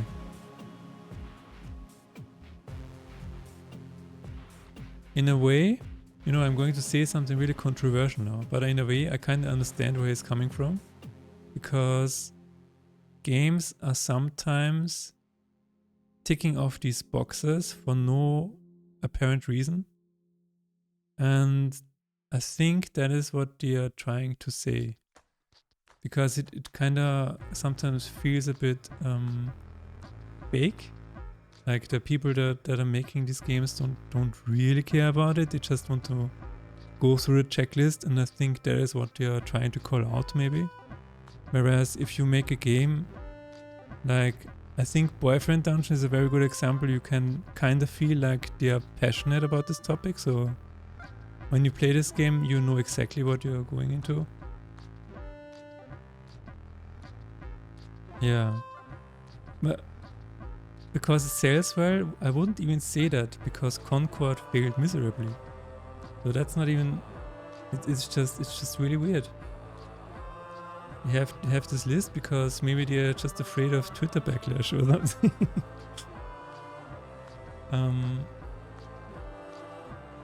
But if you look at games that is made by people like who are gay or whatever, where you truly feel like they want to convey how they feel or their message, then it always feels a little bit more authentic. Maybe they are just saying, okay, a lot of games are pushing this agenda without being authentic about it. And maybe that is what they're trying to say. Everything is made with more diversity. Yeah, I mean, and really, really strange diversity. Actually, you know, I probably shouldn't say this.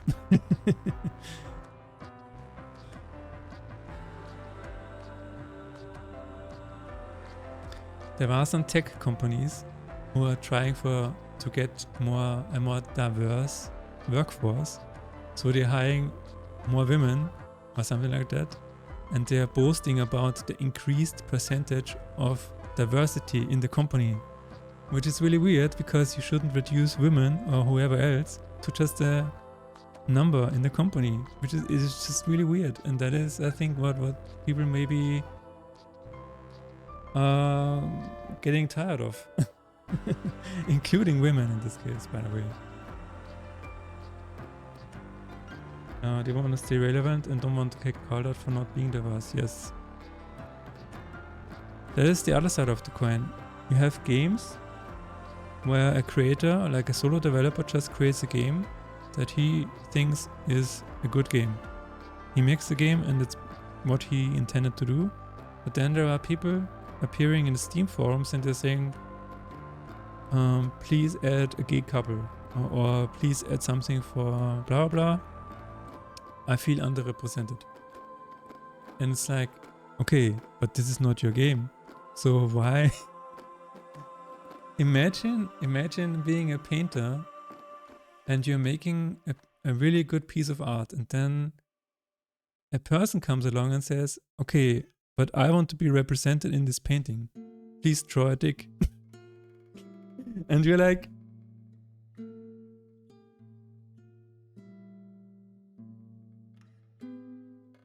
and I think that is a problem. And that is a problem that people are having a reaction towards. Not that diverse people exist.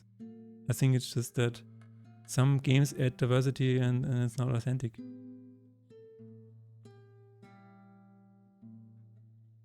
I think that's the reason.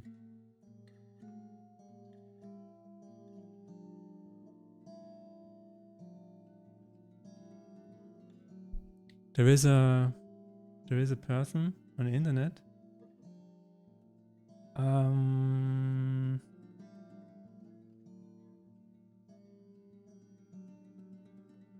Let me find it.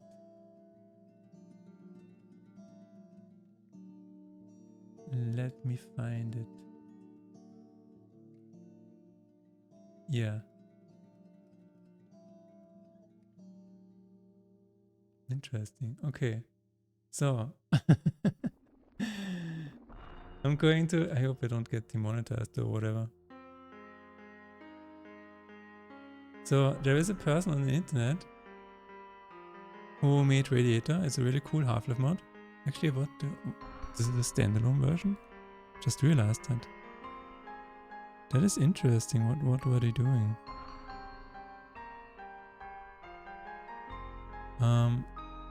And they also made games about being gay. I'm not scrolling down, but you can imagine where it's going, right? And I feel like they are just expressing who they are, right? I really find this a cool person or whatever. Just a cool dude, okay? And if you then go and say, okay, these games are woke or whatever, no, that's just an expression of who he is and what he feels like. And I think there's a big difference. I think that is the big difference, because if a giant company makes something like that, and then it feels just really fake.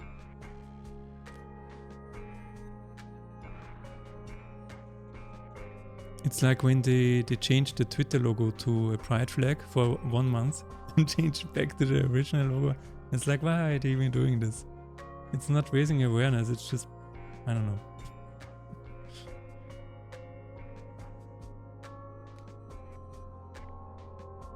It's just marketing, yeah. So, woke games. Yeah. I'm going to feed the cats.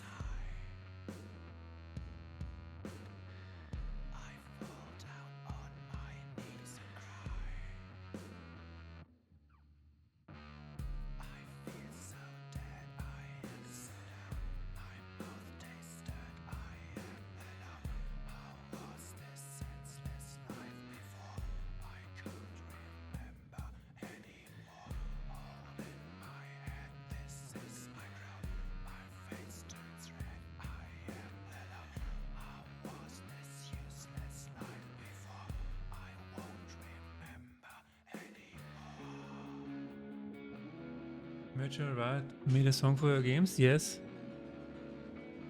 Back then he wasn't called Virtual Riot, he was called Keygen, or Key Generator. I guess Keygen was... yeah.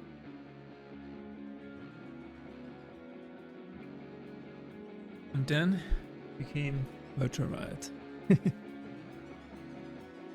You know what the funny thing about that is? I have seen him play the piano, like a wall piano, or whatever it's called, an upright piano.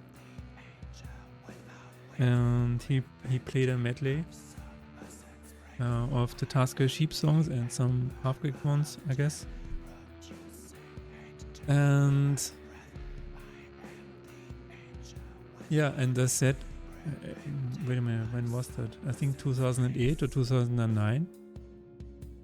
And yeah, as to how that happened, he knew that, so he was a Halfwig fan, and he knew that I was working on Halfwig Sunrise, and he just sent me an email telling me that he wanted to contribute in some way. And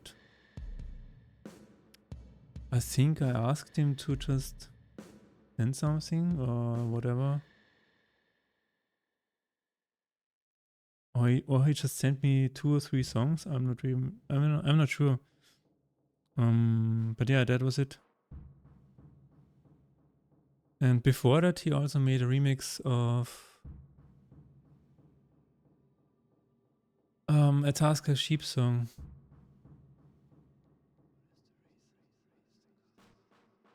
Let me see.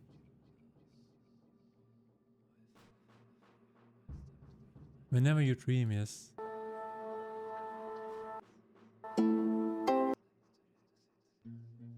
How can I? Okay. I might play this for you because it's really cool. Maybe you've heard it before?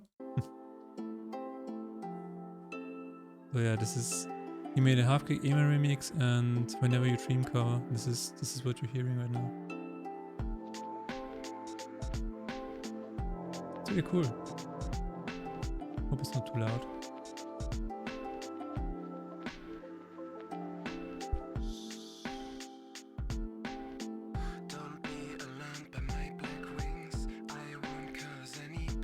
The internet can be a very small place indeed, yes. I know. You know what's funny is when he sent me the songs back then, I said in an email, "You're going to be big." That is what I told him. And I think that's really cool that he actually got really big afterwards. Maybe he already was in his mind. I kinda had the feeling that this guy was going places. Because he made really cool stuff.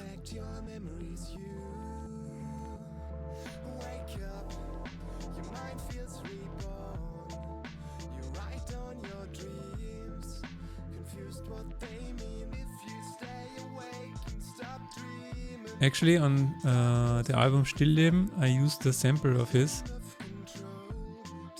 for one of the songs in the end. And I asked him if I could use his name, and he was like, "You probably can't," because his management would probably get confused or whatever. And I was like, "Yeah, it's okay. I will not use your name. It's a secret then." That's funny. Of all the people I met online.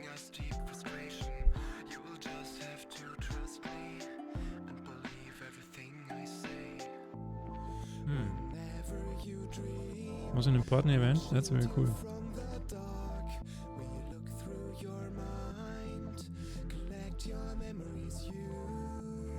You know, the longer I am on this planet, the less I believe in coincidence. That is really... because nothing is... I mean, it's kind of insane. Look at this box right here. Catty and Betty, the physical version. Believe me when I say this would never have happened without Halfwig Sunrise.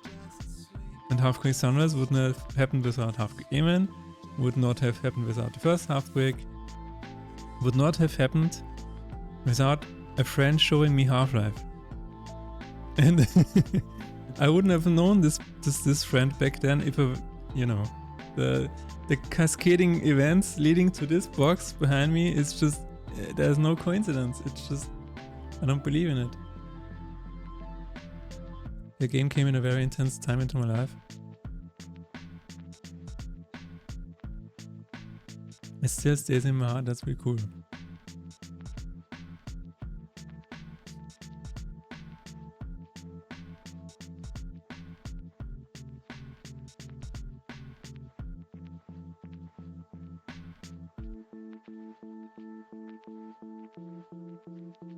Was that true that back then you had a webcam and we kinda chatted? How did we chat together?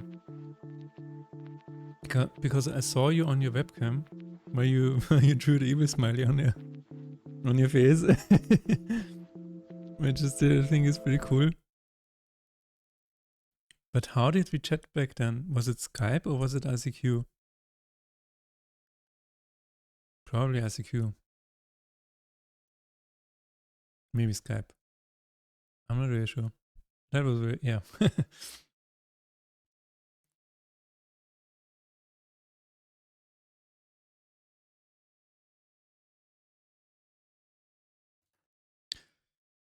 Time flies.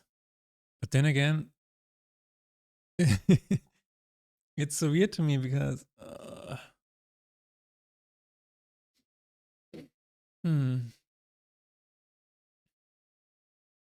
again, I don't believe in coincidence. Everything happens for a reason. Every time I do something on the internet or release something, new things happen. It's always like that. I'm pretty sure I can trace a lot of things happening in my life to other things happening in life. For example, look at this game. Look at Faith in Despair, okay? Faith in Despair. So, before I made this game, I sat down with my wife and we made a decision matrix. I wanted to make 2 other games. And this was the 3rd game. So we sat down and was like, okay, what makes the most sense, etc., etc. What is the most fun to make for me and stuff like that. And actually, I still have it. Here.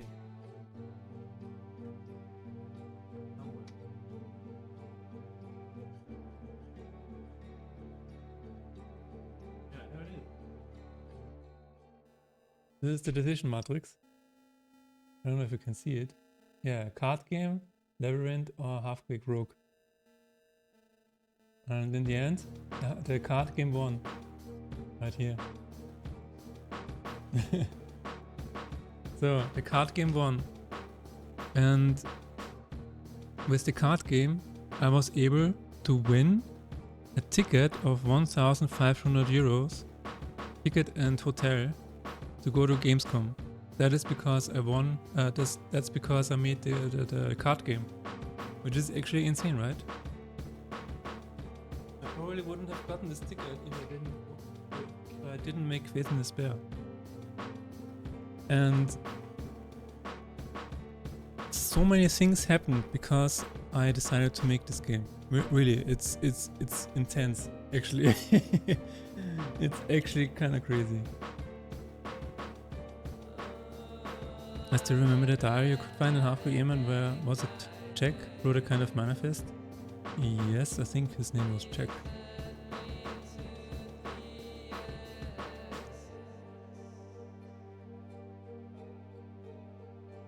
The person named Jack was, I think, in the personal Half-Baked story. Ed.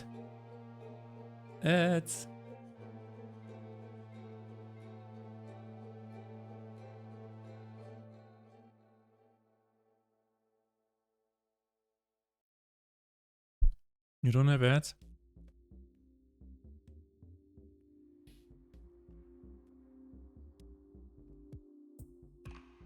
Here, have some ads.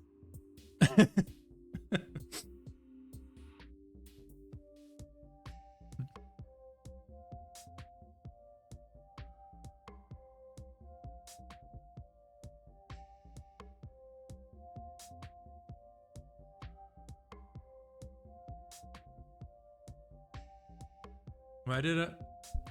What?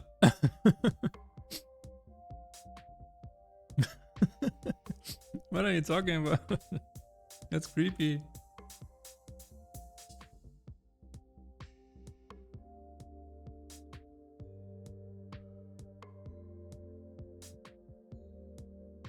Mm-hmm. Yeah, ads. Or trash mobs.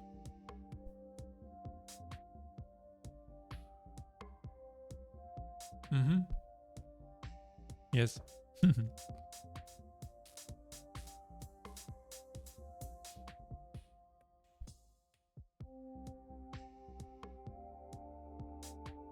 Probably.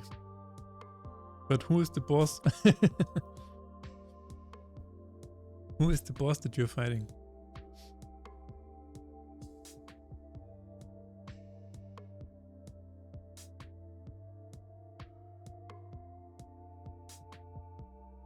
All right.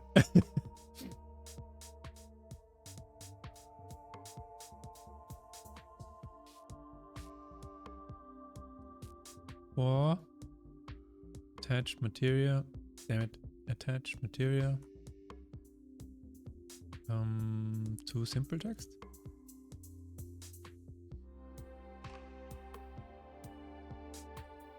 Okay, let's try this again.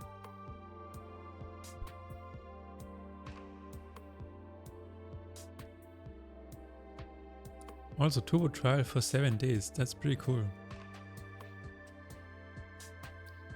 I didn't know there were trials for turbo.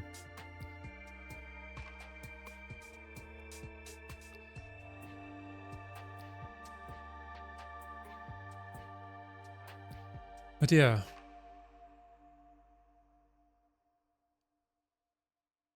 Nobody knows.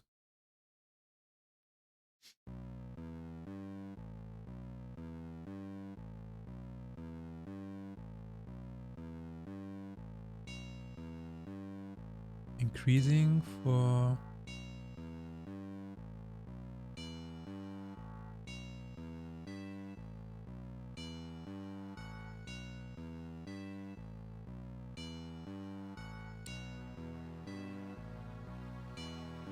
Why is the random buff not increased? Huh? That's crazy. Oh, lol. Oh my god. Oh my god. This needs to always be activated. Oh god.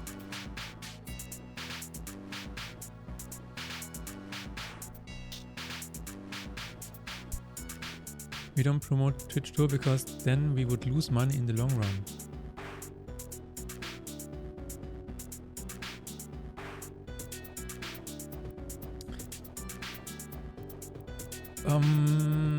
Sure. Yeah, because individual subscriptions is probably better for Twitch.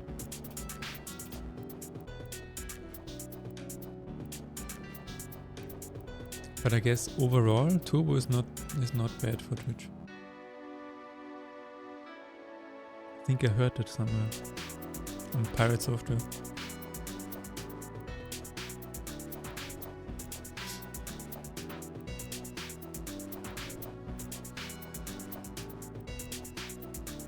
Okay, let's load and try again. Oh my god, 3 different buffs. Nice. Problem fixed. Not as bad maybe, yeah.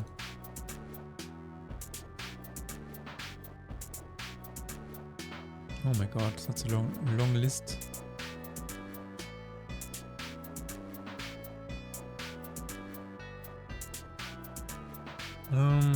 Fixed bug where random buff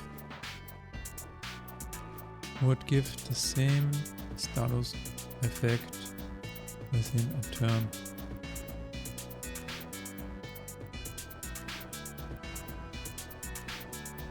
Cast by an enemy card. Thanks, QWERTY. Will you add some Easter eggs before release? Yes. Yes, I will.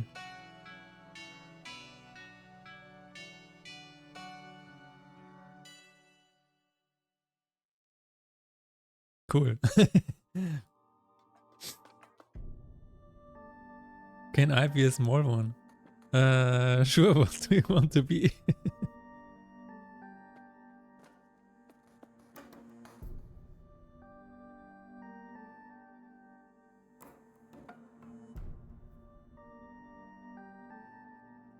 Better be good.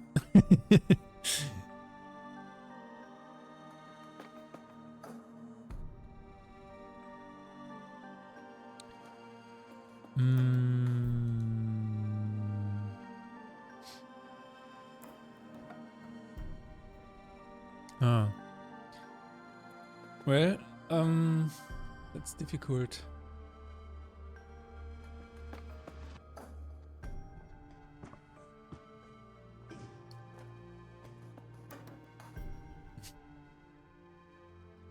There are a couple of ways where I can add Easter eggs, and I will show you.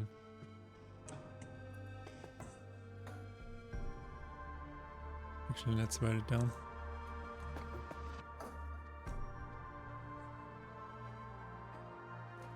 So first of all, wait a second. Let me just continue. Add curse. Let's move that again. Okay, so there are a few. Like this is not fully realized in my head yet, but here are a few ideas that I had recently. First of all, you have a map, right? And on the map,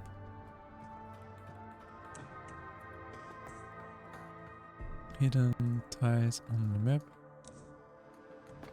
It's the first thing that I want to do.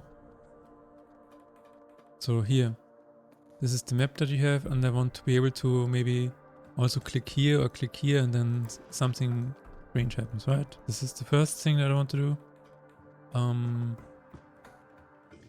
Also, sometimes there are random events. Like here, for example, here. These are random unknown. And I want to add certain events to this as well. And sometimes a really rare Easter egg event would occur. But this requires a certain setup of circles of hell. So if you have a specific combination of these, this will be completely different. This is just a prototype basically. But this will also be like a map. I'm not sure if you're familiar with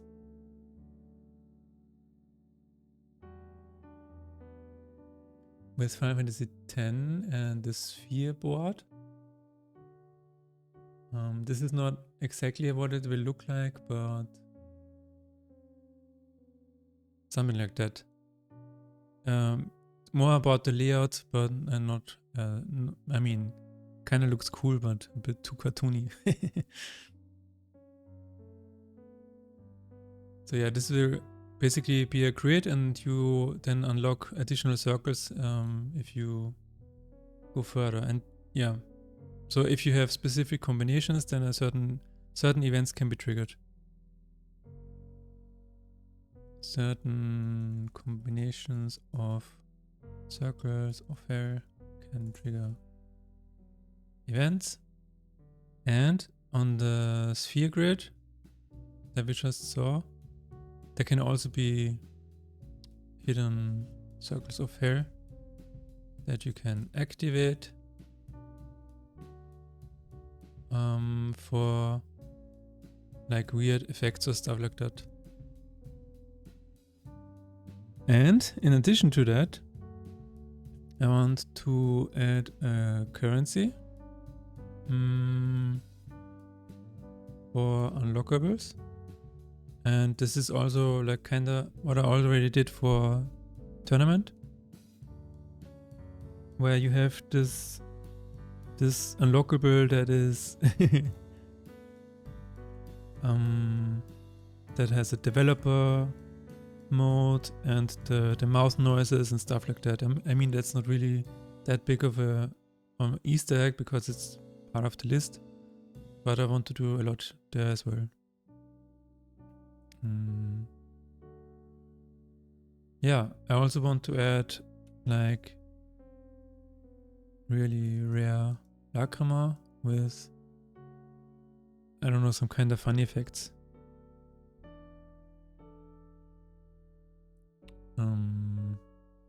I won't do this, but for example, it causes a screen shake every time you summon it or something like that.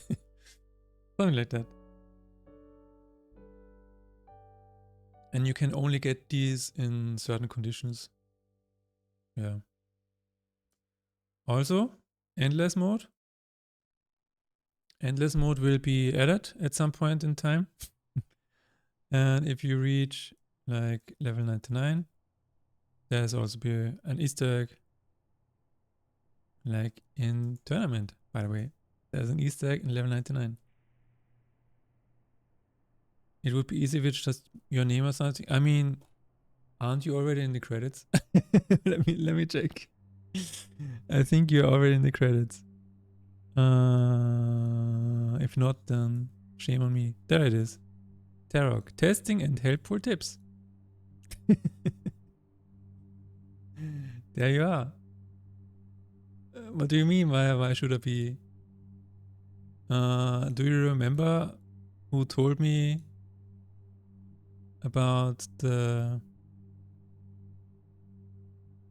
effects? Like here, for example, when the status effect gets displayed, and it pops in a little bit. So I will show you. See, this is made by Tarok.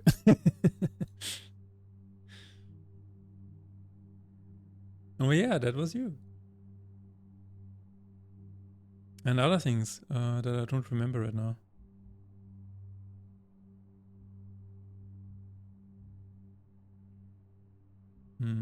Yeah, you also told me that I should. This is really driving me crazy. I need to change this. Slow down the music, which if you lose, which I will probably add at some point as well. I like the lines you added. Cool.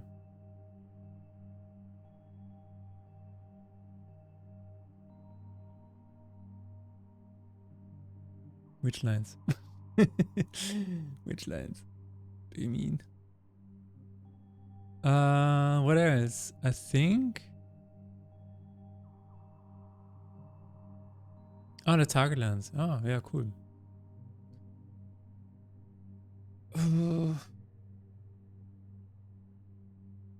What else was in my mind for Easter eggs?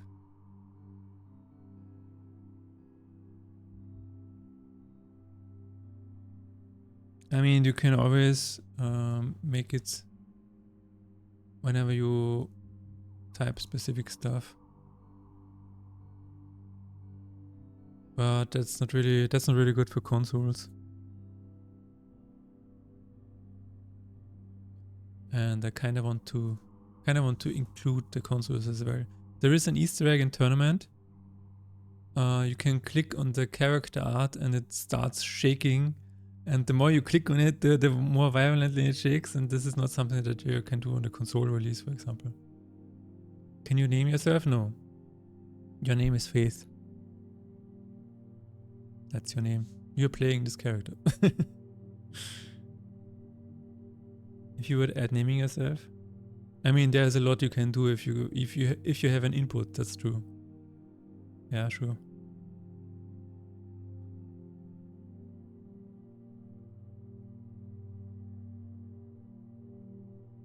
I mean, you can do something like if your run takes longer than 20 minutes, but that's pretty normal.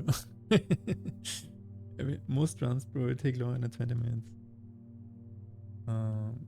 But if you leave the game open for 20 minutes, and there could be a halfway Easter egg.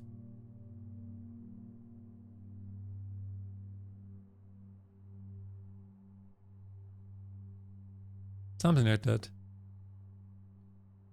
Not touching. Something like that. I don't know.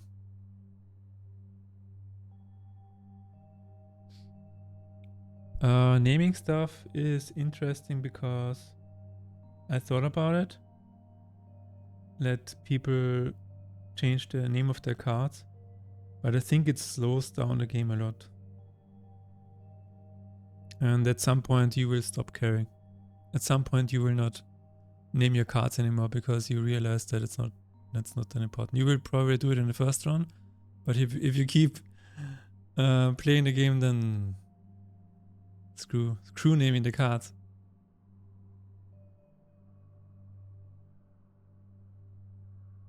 If you die in 7 or in 666 or something like that, yeah. Ah, right.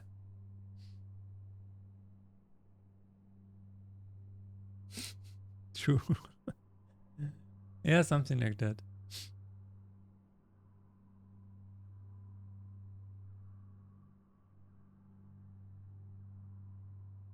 Yeah, I definitely want to add some mysterious things to the game that are not explained, and then you can, for example, just click on the sphere on the map, and then it opens up a new side of the board and stuff like that. I think that will add a lot to the game. Maybe you will even get dialogue lines from death that are otherwise hidden. Yeah, or subtle small changes.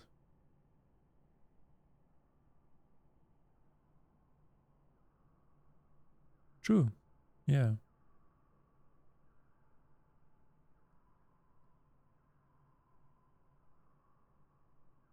After 606 plays, subtle changes on title screen. Something like that. You can do a lot. I think this will be a lot of fun, adding all of this stuff.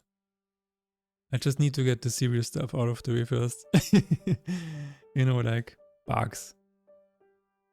Bugs.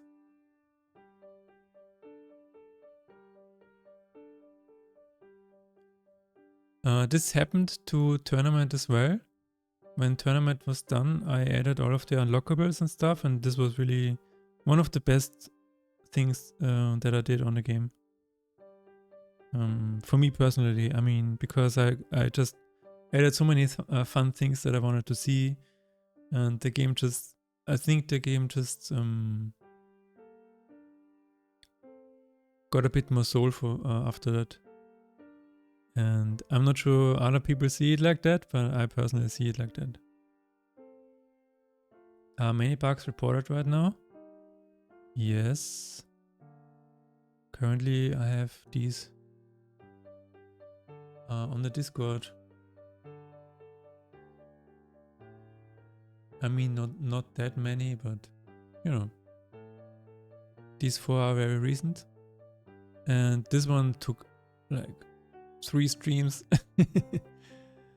That was insane. I mean, it wasn't, yeah, I mean, it was a bug, but yeah. There comes a point in time when you're working on a game and you only fix bugs, then you're like, why? Why am I doing this? But that is it's a good thing that then you can transition to silly stuff like Easter eggs and stuff like that. Let's see. Easter egg. Ah yeah, the one hamster also already wanted an Easter egg.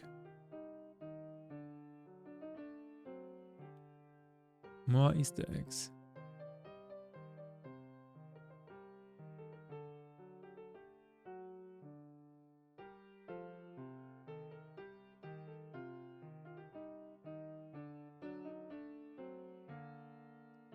Yeah. Ah yeah, I also wanted to add, I don't know where I wrote this down. I wanted to add Somos as a hidden boss. Wer was das?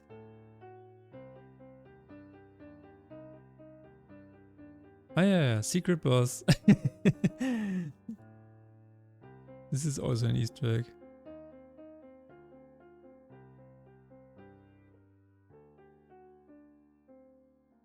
Because this is really easy to implement. You can just add a boss card. Yeah. Oh, I have this here because of the new difficulty selection screen. The circles that I just showed you, the sphere board. I kind of just want to make this sphere board, but also merge with this style here in Wukong. I really like this. It's simple and it would totally work for Faith and Despair. And then you can, so it's the layout would be different. It's kind of more like a circle, and you start in the center, and then you keep unlocking the rings. And I think that could look really, really cool. So yeah. Why is it down there? Ah yeah, because of... Wow. The ideas keep on... I have not played it, but I've watched a bunch of people play it on Twitch. I know it's not the same, but... I'm not sure if I would like it, to be honest. I kind of... every time the main character said something in the... I don't know. I understand he's a monkey, but... I'd rather play Sekiro. If that makes sense. Or Bloodborne.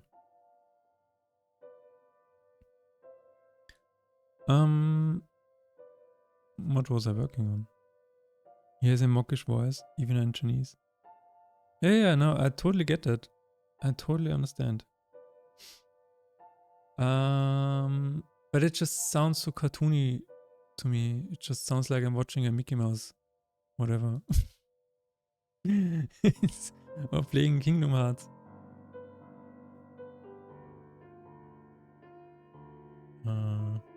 I don't want to reduce the whole game down to just his voice. I know that the game is... It looks really cool. And probably plays really awesome as well. And apparently, let me check the list again. I don't think it's woke.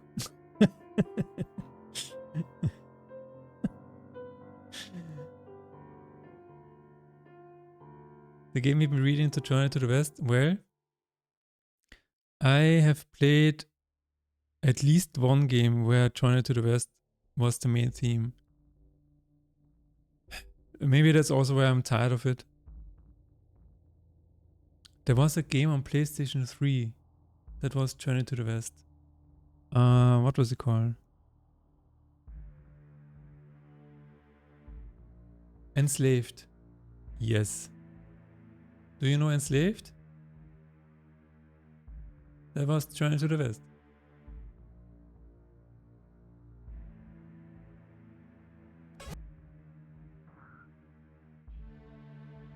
Yeah, that's Enslaved. And you're playing this monkey-looking person. And I played this, and this was... I think this was my second also thing with Journey to the West.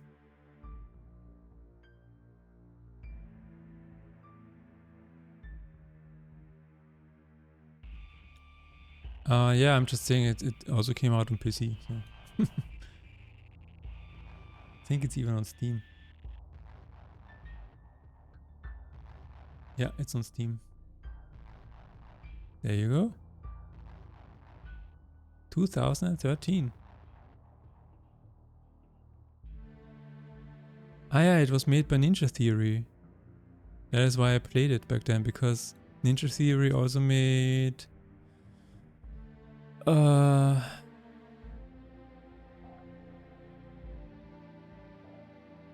Never mind. They also made Hellblade. Cool. Wukong is surprisingly philosophical. Okay. That's good. I think that's because of the material.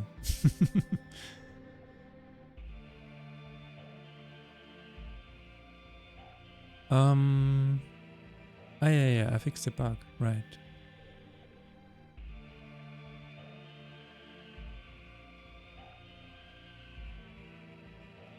Okay, let's see. Heavenly Sword, yes. Also a very woke game. I'm sorry, I just keep coming back to that. I just find it so ridiculous that there's a list like that. Like who...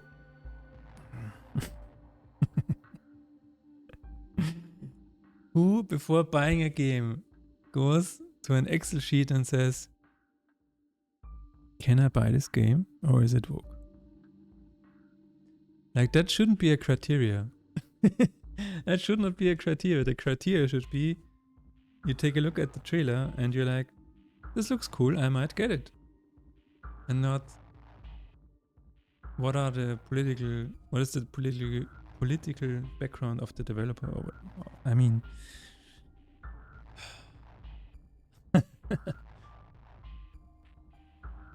people which flirt with right-wing thoughts. There is a really, really cool meme that I saw today.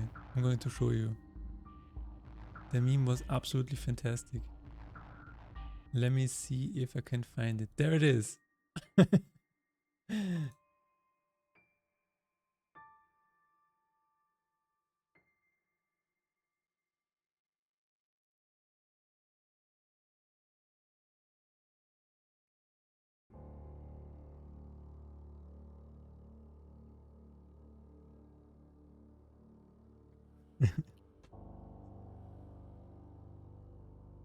See? What if? What if right wing, but super cute? Can you send it on Discord? Sure, I can. By the way, I'm just kidding. Don't cancel me. Don't cancel me for this. Cancel me for Halfquick if you have to cancel me. I'm going to post it in a meme monastery of Halfquick.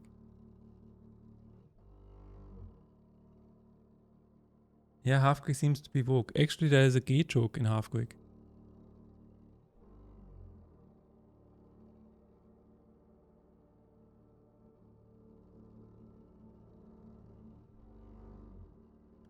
Yep.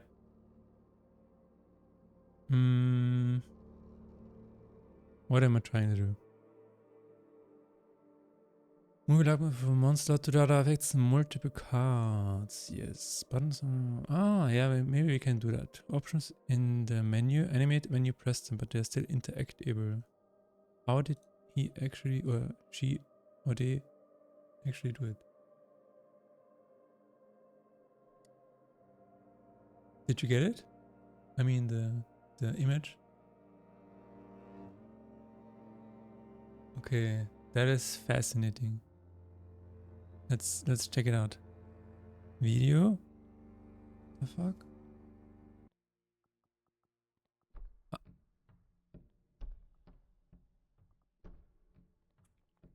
What?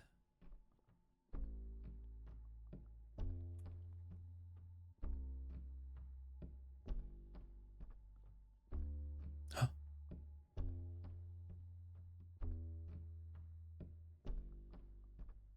What is going on? Okay.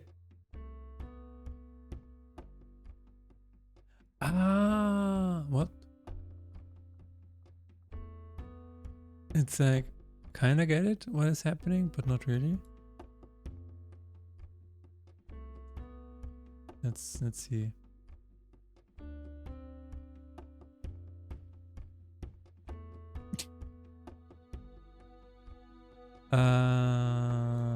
Okay, let's see if we can replicate that. Man, that must be a really, really old bug. I haven't changed the options menu since Cat and Patty. 2 games ago. Okay. Options.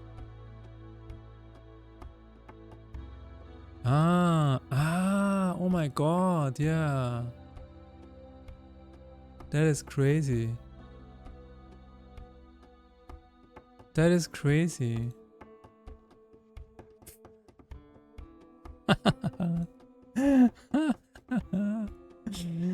The menu is completely broken. Oh my god. Okay, how do we fix that? This bug exists in Katy and Betty? I'm pretty sure. Let's check it out. Let's check it out. I think it is there as well. Yeah, let's see.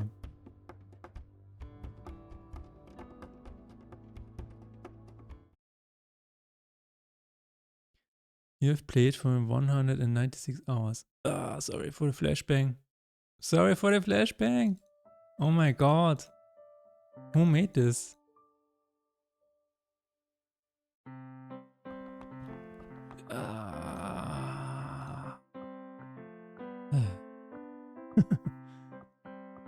Okay, so in theory I can... No, it's not in Cat and Betty. That is interesting. Because it goes to the side.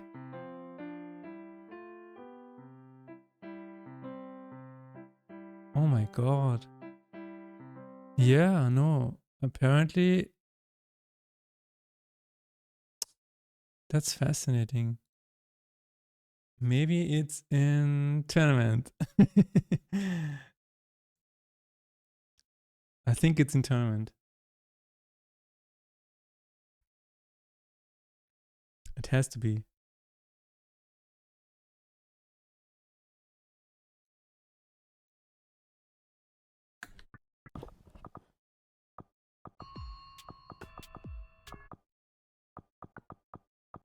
No. No. Nope. So whatever I did, whatever I did in Faith and Despair screwed up the... Okay, no, it's not possible to click on it. I mean, maybe... What if I... No. No, it's not possible. That's fascinating.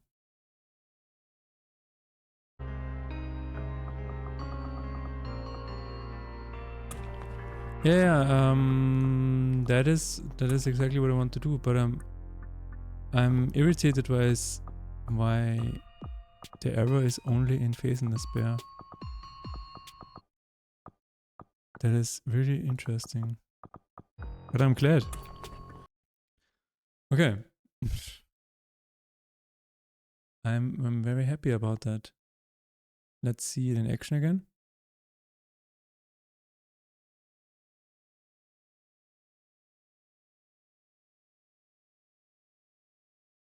So what is the difference here?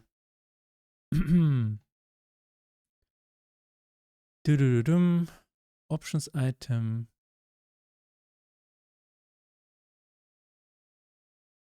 That is absolutely fascinating. I think what I'm going to do is, first of all, I want to get rid of the animation because it doesn't do anything. And also, as you said, input delay.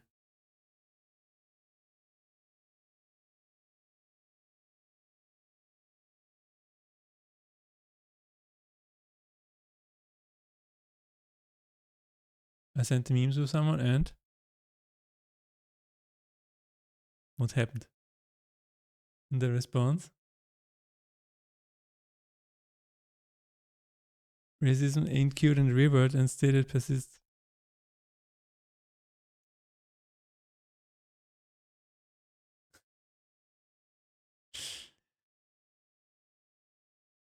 Alright. Alright, guys. It's just a meme.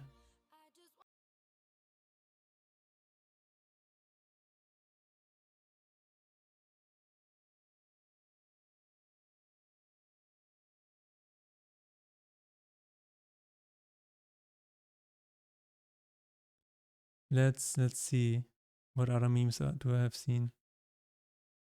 Let's do a meme show. I really like this one.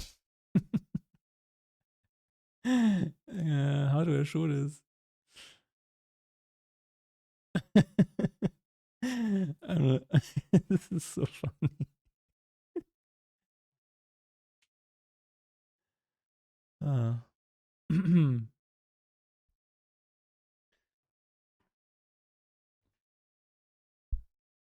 Yeah, I think so too. But anyway, let's go into options. Submenu? What happened to my player?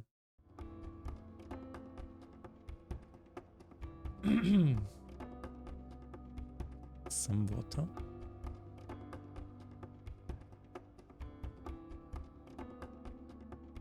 Water would be great. Options submenu. Highlight active item. Save and return. Ah.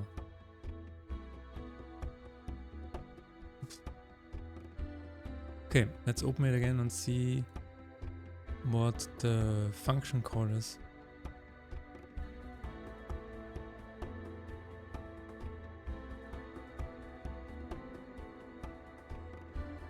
Function call is drum roll. Drum roll. Oh, it's not a function call. Oh my god. Item action name.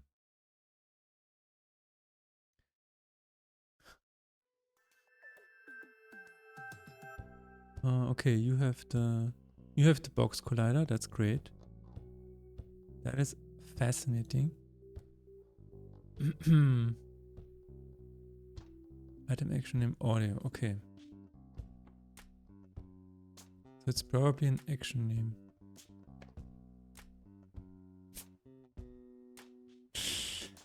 What does that mean?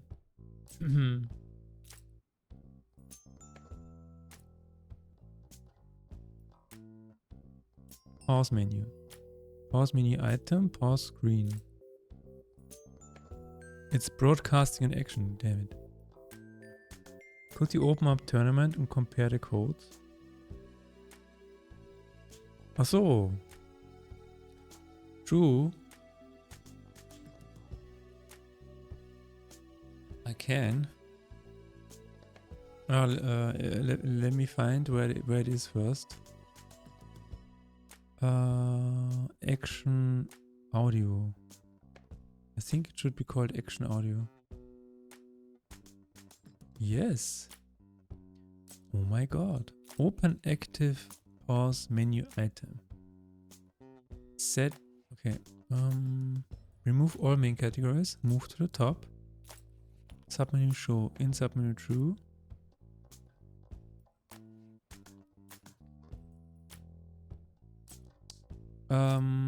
Which means move top.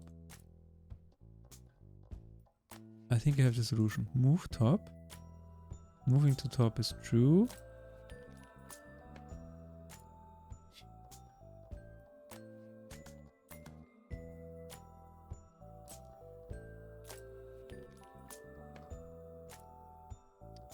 If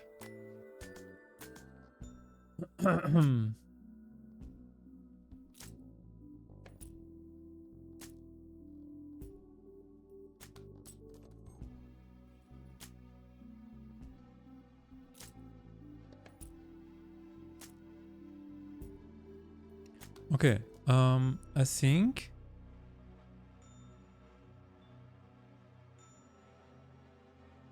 what I want to do is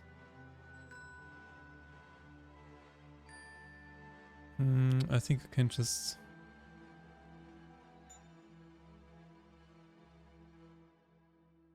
add a little pause here.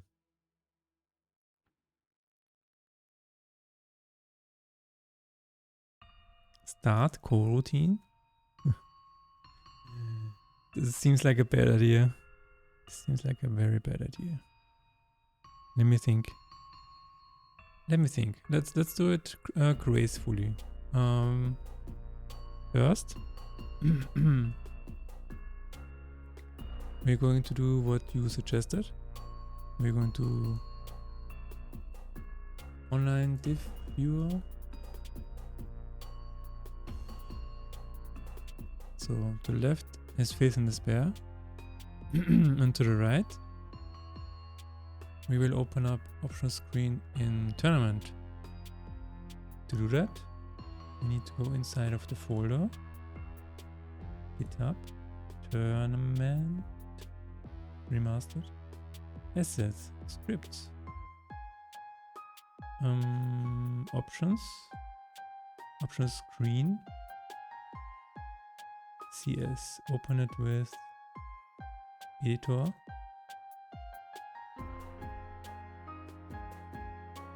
Find the difference.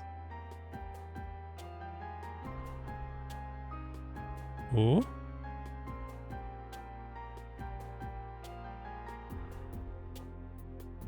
The squares are gone. Okay. I mean, that's okay.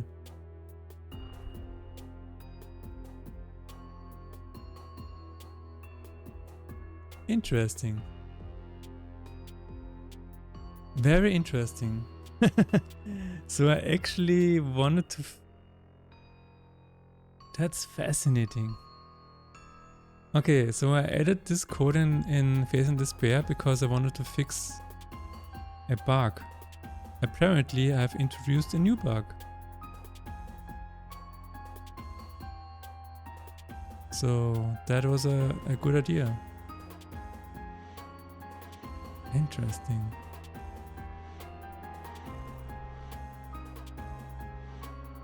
Very interesting. So I'm going to remove this code and then see if it still works. If it works again.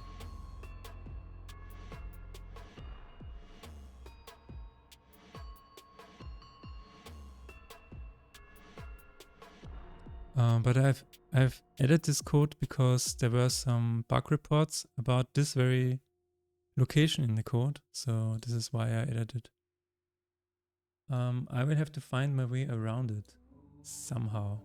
And I have an idea, but that's good to know that I introduced this bug and it is not, and that is why it's not in the other two games. So,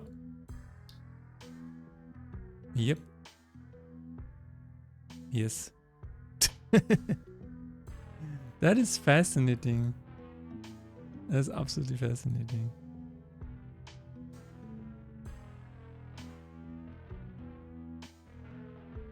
That is crazy. Why? I have no idea why.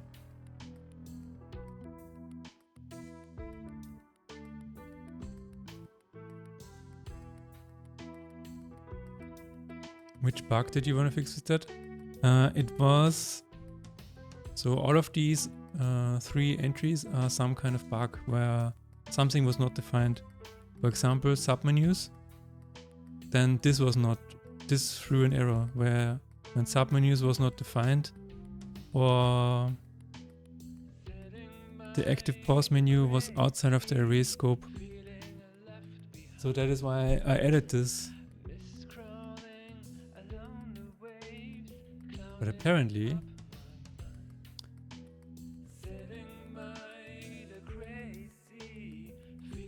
that is really interesting. That is really interesting.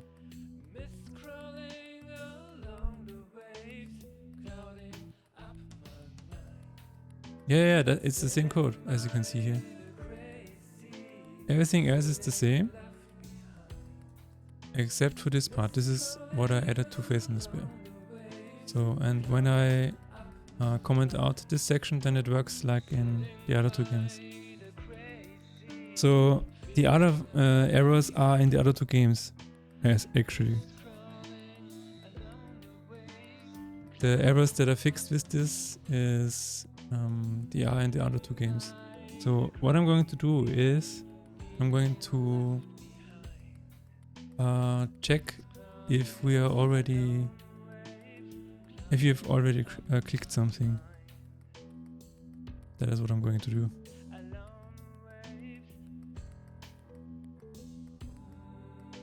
Load, clicked, submenu, 0.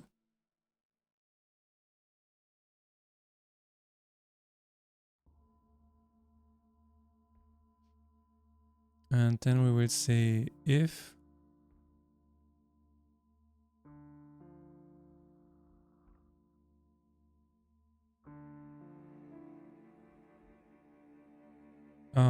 where have I done this before? In the UI button, right?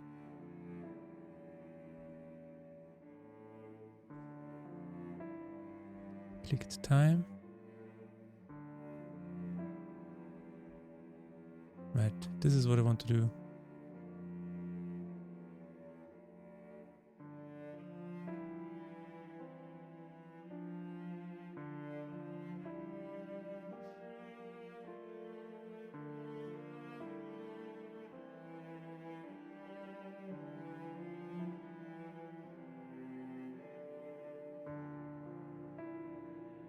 Maybe the submenus weren't finished yet.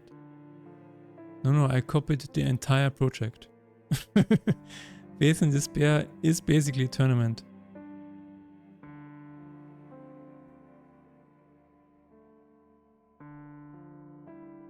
Yeah.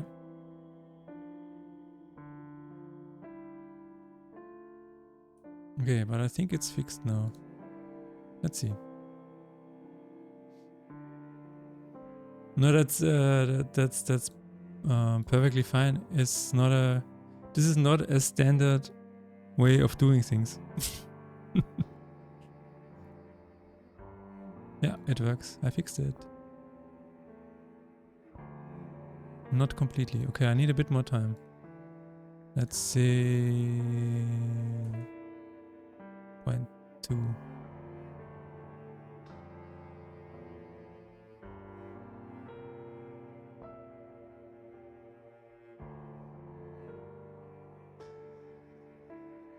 How long until the animation is finished? I think it is frame dependent. I was thinking of checking when move top is done, and until then it just returns. That is also something that I can do. That's correct.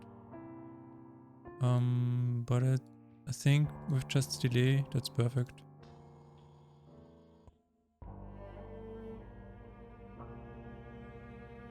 Yeah.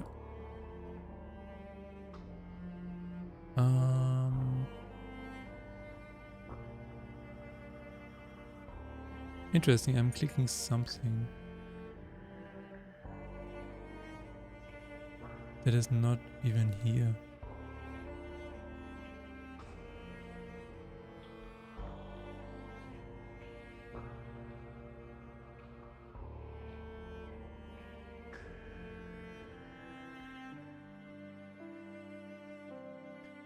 Ah, am I clicking the...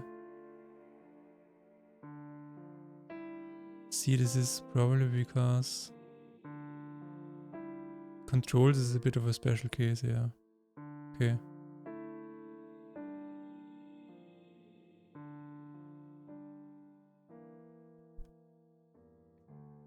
Take the same time.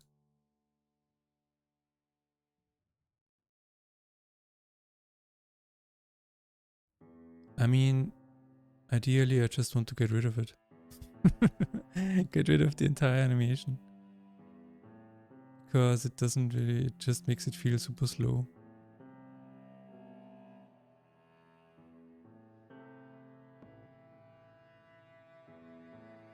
Also, that is super funny.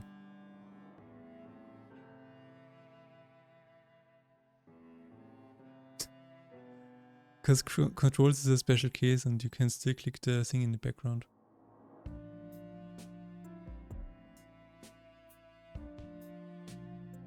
Is that in tournament? I want to see if this is in tournament. I'm wondering if this is actually in tournament.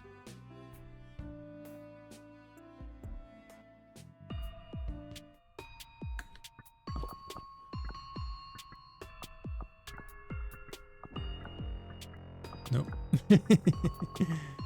Tournament was really good. Very well programmed. Very nicely done. Okay. Okay, yeah, I will fix that. But for now I'm happy with the delay. It's okay.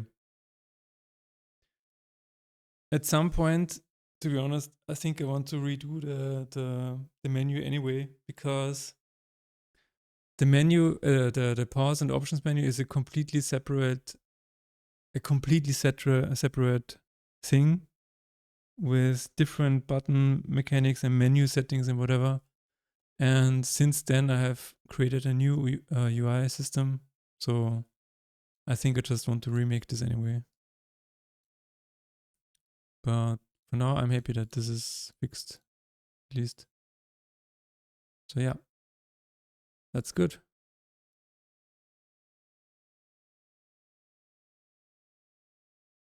Can increase it a little bit more, just to be safe. And this should be fine.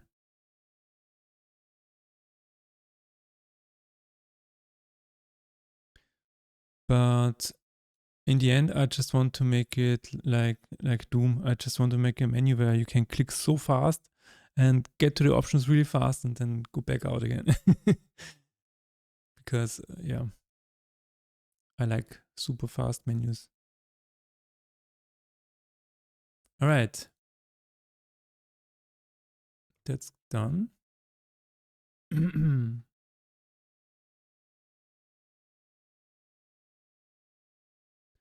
And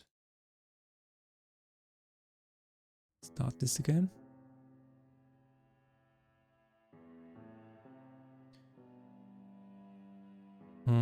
That's actually two separate things.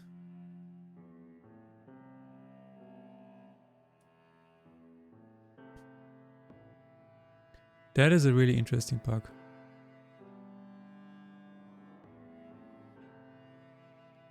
Time for some water.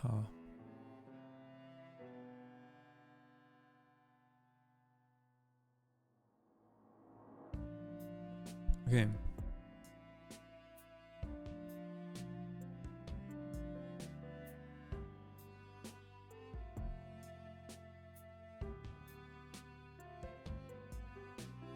That is that is so scary. Why is this happening? So it's 2 pages. That is so incredibly weird. Okay, we need to have... Let's play a little bit.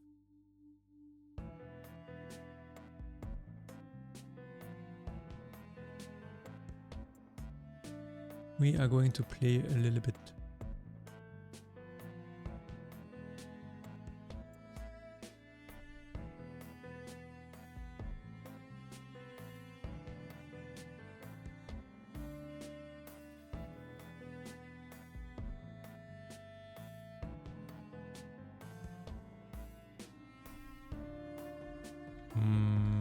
What just happened? Why is it so slow? What did I do? What did I do? Ah, I decreased the... I know what I did. Game speed. Phew. Okay. Everything okay?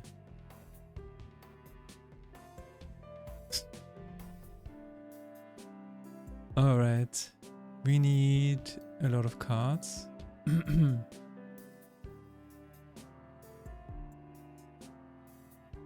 No, the... Wait a minute, where was it?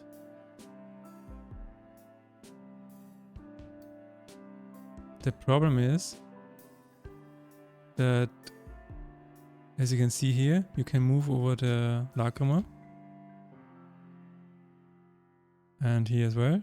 But if you change it to slots, or the sorting, then if you move over these here, these are activated. You can see it now. Do you see it? It's so scary, because these are affecting these. And I have no idea why. But we will figure it out.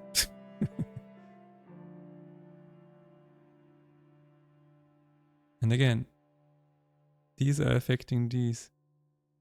So strange.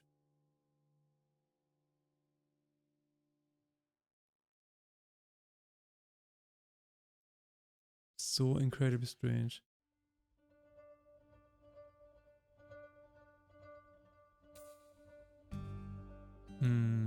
I really have no idea. I really have no idea. No idea. Let's get some cards.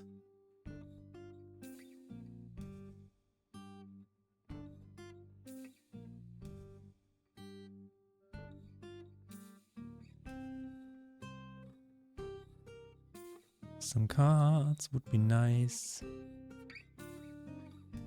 Oh no. Wow, you're fast.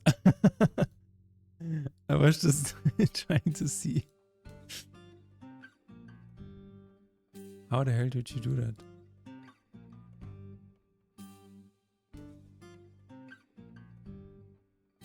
Okay, a shop is around the corner. So we should be able to test it relatively soon, in about 1 minute.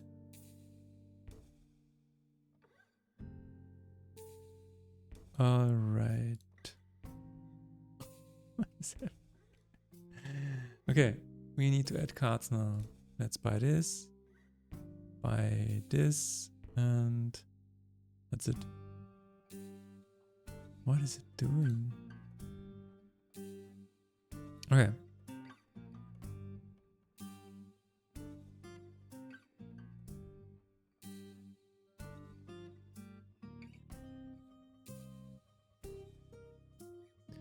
I was kind of afraid of that. This would not be easy to replicate.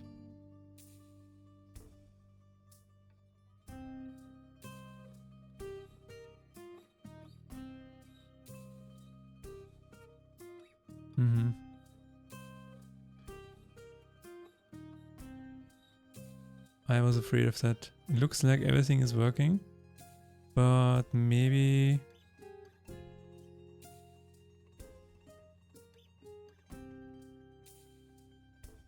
it was because in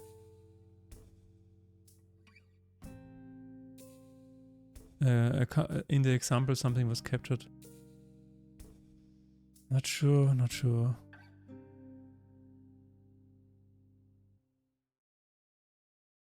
Very strange. Very strange. Which channel can I see the video? It's in the Faith and Despair Discord.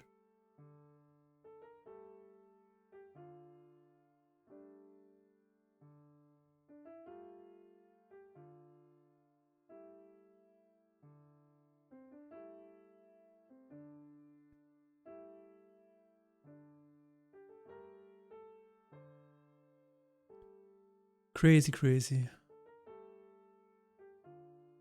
Yeah, so I believe that something happened, because you can see it here. Paimon is a boss, so this card was probably captured. And also this minion. Actually, yeah, the minion was also captured. And maybe that is the reason that things are a bit screwed up.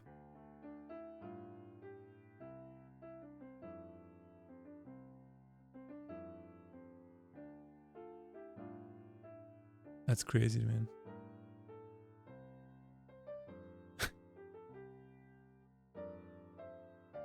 That is something that you would see on Halloween to spook the developers. And I'm absolutely spooked.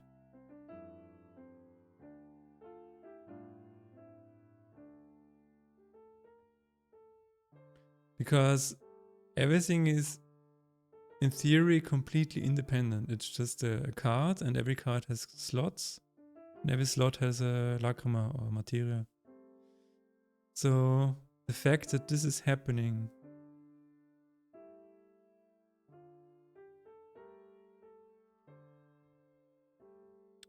I was trying to do it with a spell as well. You see here, I have 2 spells here. Wait a minute. Kills.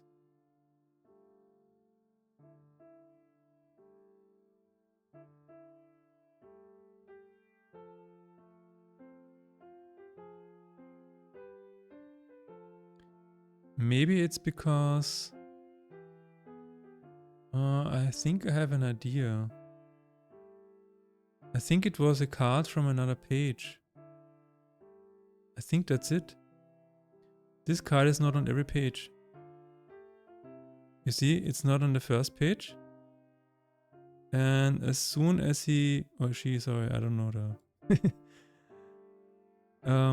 but as soon as the filter is turned to slots, then the spell from the second page is put here. And I think that is why things are screwed up. That could actually be the reason.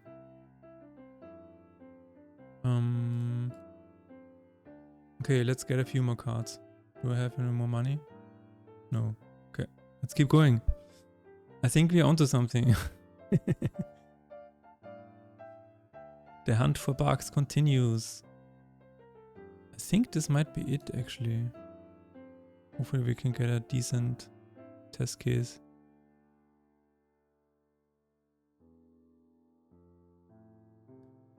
Just pressing random buttons. Sure, give me that.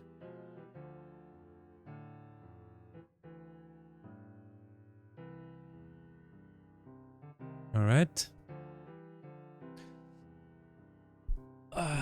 Improve posture while programming.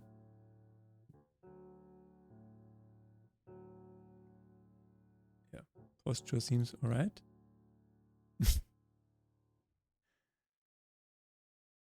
All signs say everything's fine.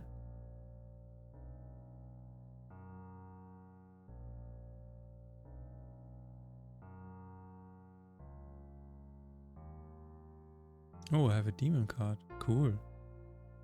Where did I get that? Okay. I need to write something down. Switching lanes and quickly pressing space does not end turn, but end turn animation still plays. Because I finally found where this is happening. Okay.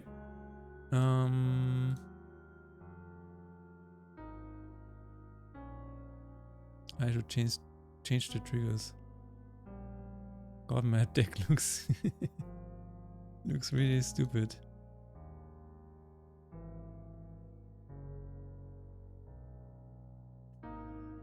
But that's fine. Just want to test something. I hope there's another store upcoming. Let's fix our cards really quickly. Oh, I think this is it. Hang on. Let's save. Okay. Let's see if any of these...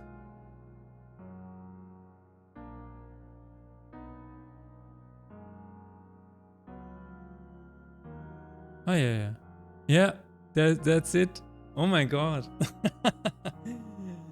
Okay, so if you apply a filter and then it pulls a card from another page, then it needs to reset the buttons. Oh my god.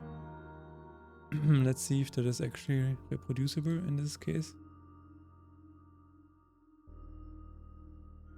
Oh my god.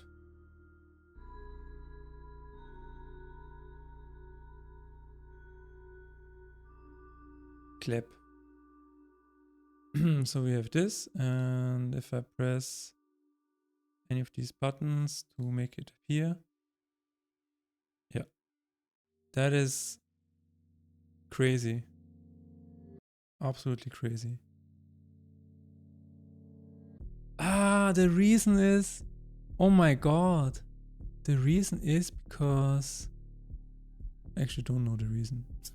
Not yet. But I think because when I open the inventory, it's here.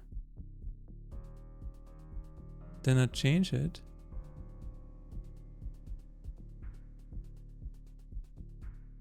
Now I can't reproduce it. Damn it! Now it's fine? What? What? Okay, let's did I have a save point? Yeah. Great. No.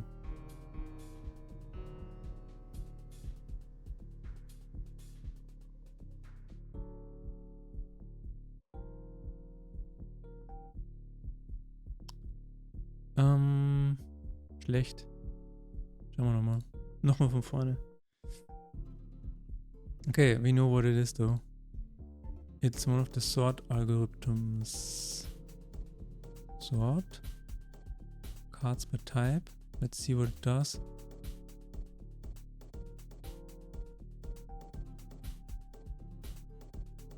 Yeah, it doesn't...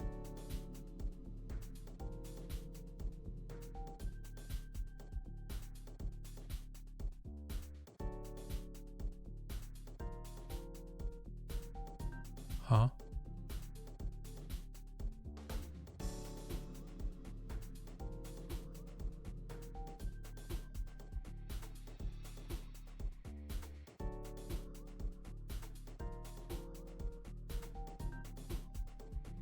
The menu is not updated. This cannot work.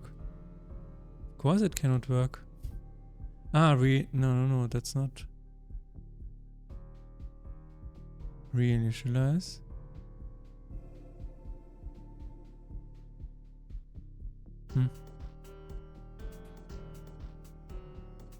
Okay, let's try again.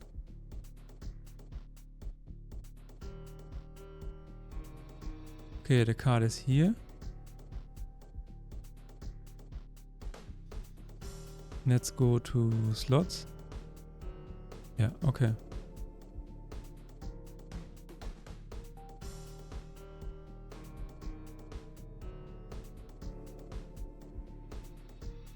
It's now it's completely screwed up. Okay, I think the reason is because the menu does not get updated. Menu, refresh, buttons next frame. I think that's the reason. Sort cards by slots and sort cards by kills. I think that's the reason. Let's try it out.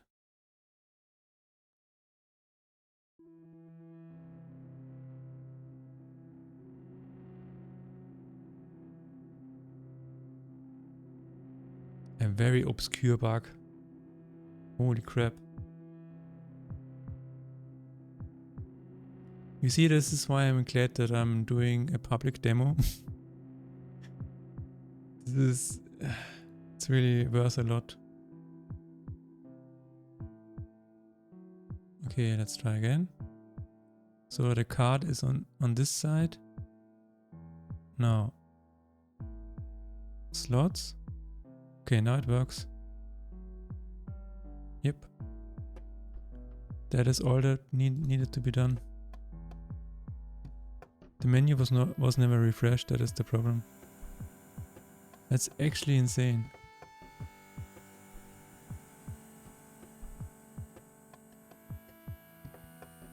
Pretty cool. Pretty damn cool. Let's try it again, just to make sure.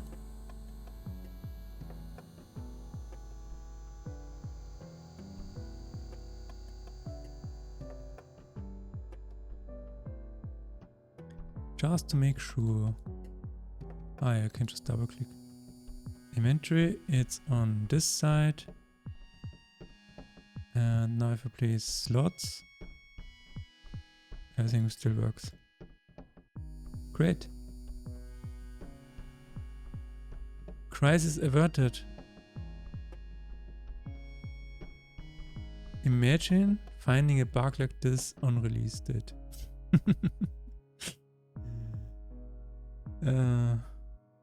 I mean, it's not that bad, but...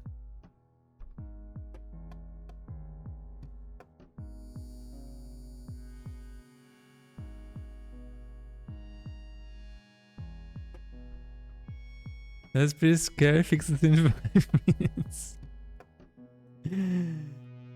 Yeah, I can fix stuff like this in 5 minutes because I have I have worked on the menu so long that this function exists now.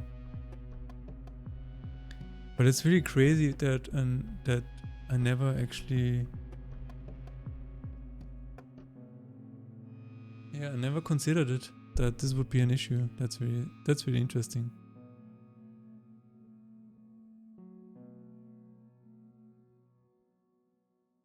Also, most of the time when something like this happens, it's maybe just one line of code that fixes it. It is the chances of things like that happening is pretty high.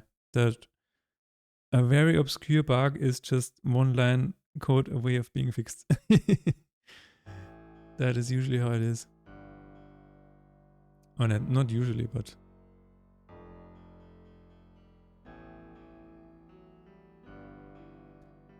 okay. Then we can also try this, which will also be probably fixed with one line of code. Because if we have this, and now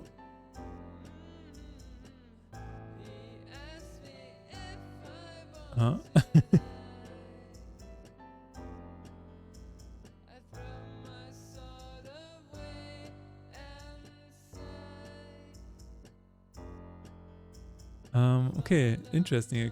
How did they do it? Okay, this is done. Now let's check out this one. By the way, I really love that there is a video included. I mean, you saying it fixes it in 5 minutes. The fact that there's a video allows me to fix this in 5 minutes. Because otherwise, you would have a text description and we probably zero chance of ever finding it.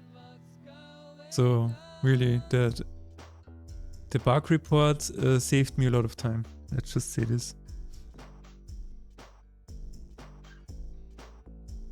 Okay, what are they doing? What are they doing? Huh? Okay, where did this start?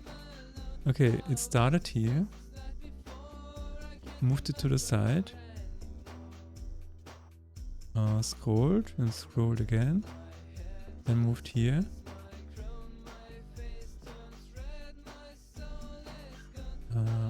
Okay, now it stays here and now you can click everywhere. Okay, how did they do it? Let's try to figure it out.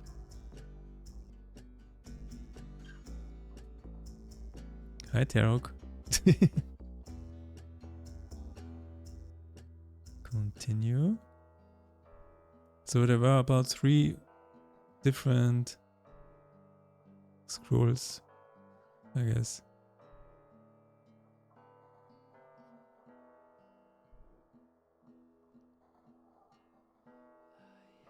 Can I let go now? No. Let's see it again. Scroll. Keeping it. Keeping the left mouse button down. Keeping it down. And letting go on the other side. Oh, okay. Ah, so if I hold this and let go now, then I can click. Oh shit. That is insane. That's funny. Okay. Okay, easy fix is we will cancel the dragging when moving pages. Where's the inventory? Ah, the first page. Okay, dragging. Oh no. Where's the code for that?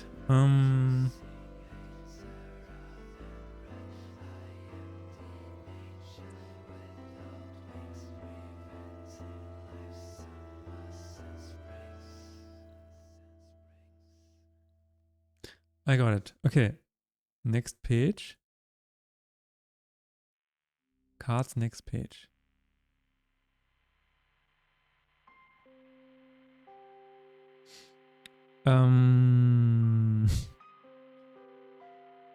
If active slot. Is this the... Yes, active slot, okay. Alright. And active slot, drag. Damn it. UI button, drag.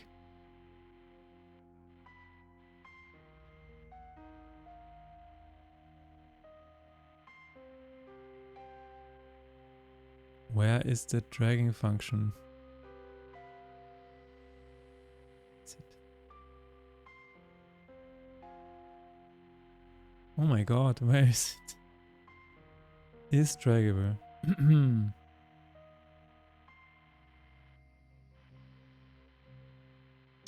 It's on the card. Aha. The code is on the card. Okay.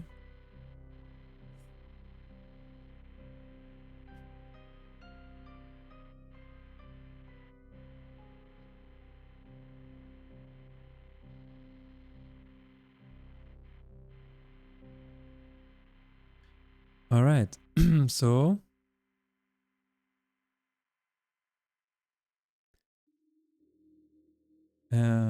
parent card is not null, and active slot get parent card is dragging. Damn it.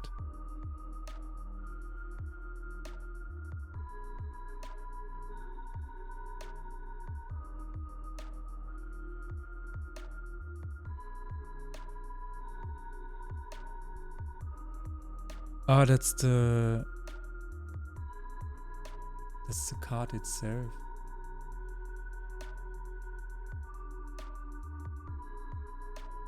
Hang on 1 second.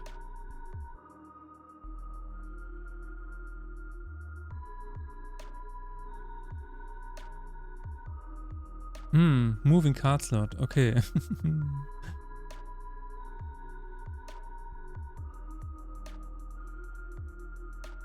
Okay.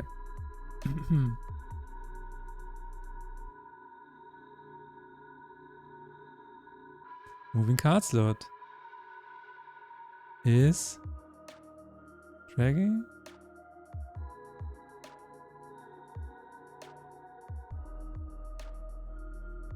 Public bool is being dragged.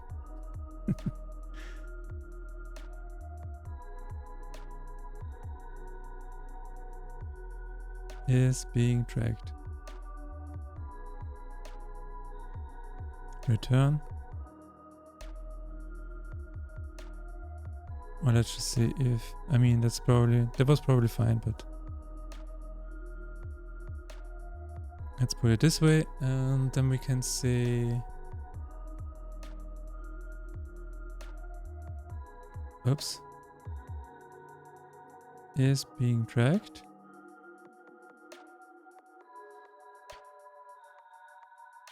Reset active cards. Reset picked material. Maybe.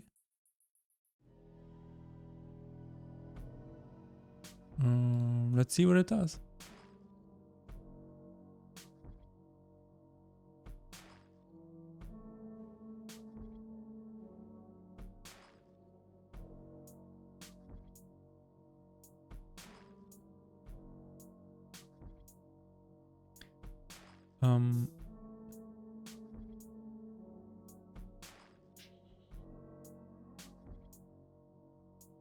Can I say cancel? No. What happens when...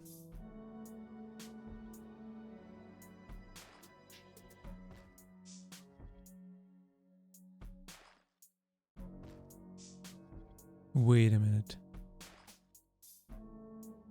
Ah, never mind. This is the wrong one.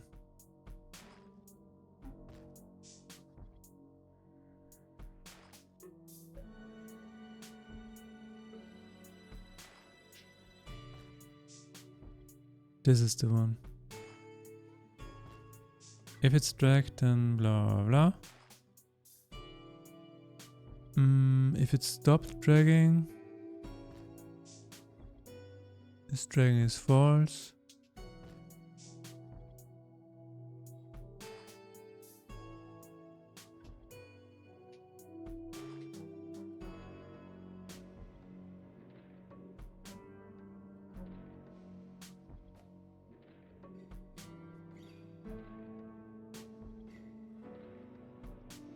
Then we can say reset dragging is null. Wait.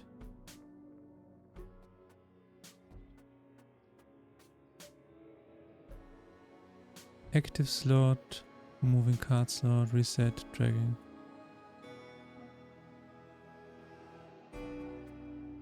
Let's see.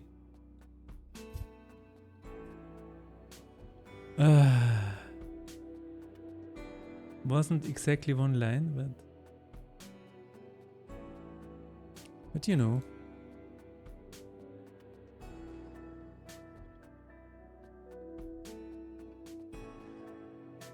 God damn it. Thanks, Derek. It's really crazy how they pile up on us today. Okay. So let's drag this here. Okay. I think it's fixed. Drag. Let go. Oh, I still have it. Damn it. I still have it. And now it's even more broken because the active one is reset. Oh no.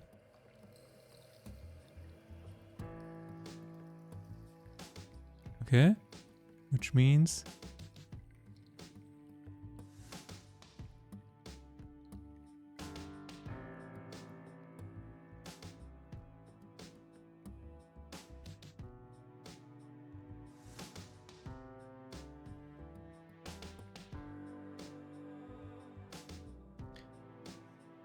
it also needs to set is dragging to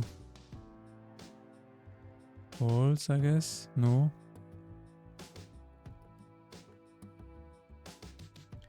Good evening, Lord Cyrus.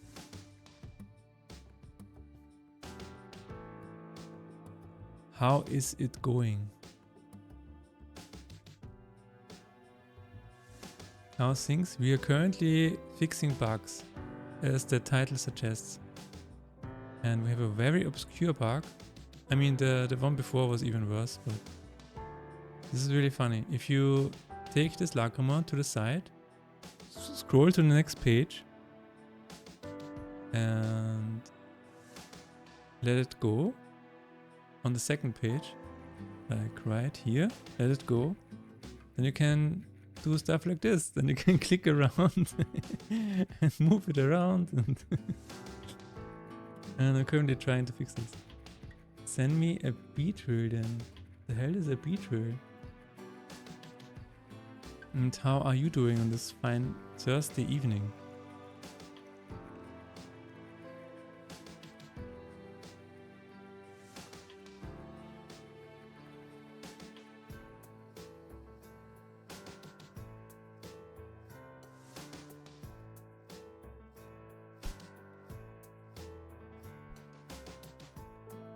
Pokemon, isn't it? Ah, Beetroot? Ah, not too bad. Got my flu vaccine today. Ah, okay. And how are you reacting to it?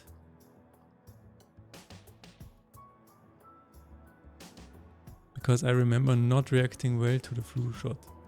At all.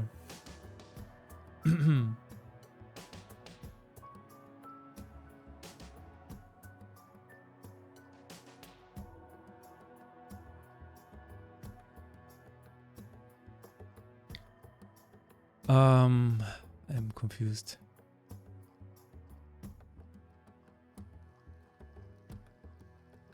Oh, it's in only in next page.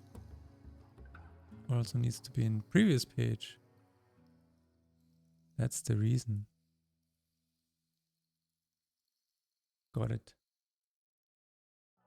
So far just a bit tired, or that could be in part due to how drained I feel after being in the office. Right. Did you also see the video by Johnny Harris about why we are tired all the time?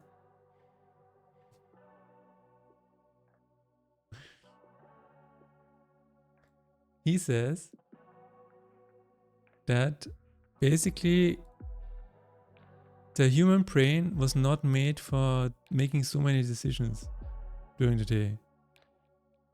He says that we are... Wait a minute, how many decisions per day are we doing nowadays? 30,000 or more?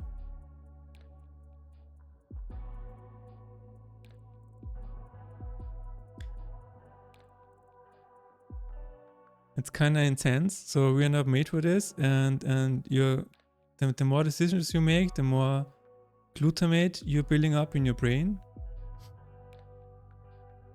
And the only way to get rid of the glutamate is to sleep. And that is why some countries have, you know, the naps in the afternoon, the siestas. But we don't do that. We are a hustling culture, so we are drinking coffee.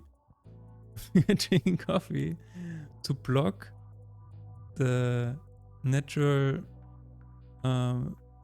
signals of the brain that tell us that we should go to bed. Here, adenosine is blocked by caffeine, so we don't even know that we're tired, so that we can keep working and be a good member of society. But the problem is that when caffeine wears off, then suddenly all of the adenosine is catching up with you, and then you're crashing really hard. Bring in the 6-hour workday, I agree. And I'm like, sleep matters, yeah, true. So what he recommends is that you take a siesta first of all, but you also should limit your decisions, which is really cool. So basically what Steve Jobs is doing, you only have one pair of clothes, but you have multiple, you know, the same shirt, the same trousers, and you plan your meals so you don't have to, you know, make a decision every day as to what to eat. But what he also suggests is coffee naps, and I vehemently disagree with that. I think you should stop drinking coffee entirely. But yeah, he says that. I don't even know. Coffee naps is a stupid idea. Apparently places that did have found higher productivity and better health. That's just me being anti-capitalist.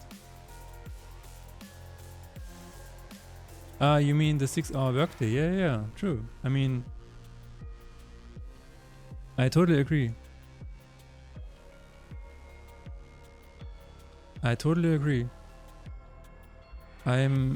I've reduced my hours to 30 hours a week, and the other 30 hours a week I'm working on my game, so it's not really a good example, but I felt a great disturbance in the force, as if Millions company CEO voices suddenly cried out in terror. Yeah. But he also says, sync with your chronotype, which I found really fascinating. There's a website where you can check your chronotype, which basically means he says that every person is different based on when to go to sleep. So there are people who are night owls and there are people who are not night owls.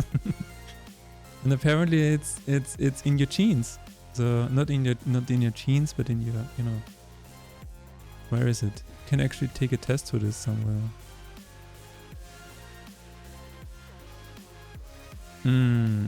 It's not here. It's not here. Where the hell is it? Let's see. I mean, look, he's drinking caffeine and to block the adenosine. He's drinking caffeine before going to bed. I mean, it's just really stupid. No, at no point in this video does he say that you should keep that you should stop drinking coffee, which is as I think it's really bad. Okay, here it is. Let's see where is the. Let's do the test. I want to see what kind of chronotype I am.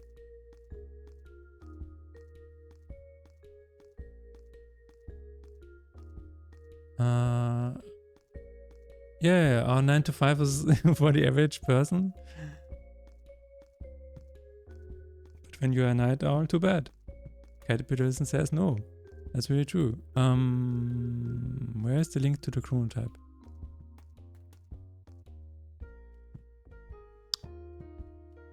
Damn it. Chronotype test. Amazon CEOs collectively dropped the champagne classes. True. Take the original chronotype quiz. Take the quiz. Okay. Let's take the quiz, I guess. What is your age range? I'm a light sleeper. True. Do you snore while you sleep? How would I know? I'm not a foodie. What the fuck is a foodie? What is that? Somebody who likes to eat a lot of food? Also, I think you should post you should write a sentence like, I'm a foodie, and then you can say true or false. I'm not a foodie, then you have to do your mental gymnastics and say, okay, I guess I'm not. To snack, yes, okay. I'm not a foodie. True. Yeah. I usually wake up before my alarm rings. Kinda true. Also kinda not. It depends on whether I'm the first one to wake up or not. So this is it's hard to say. I guess more or less false. I struggle to sleep on planes.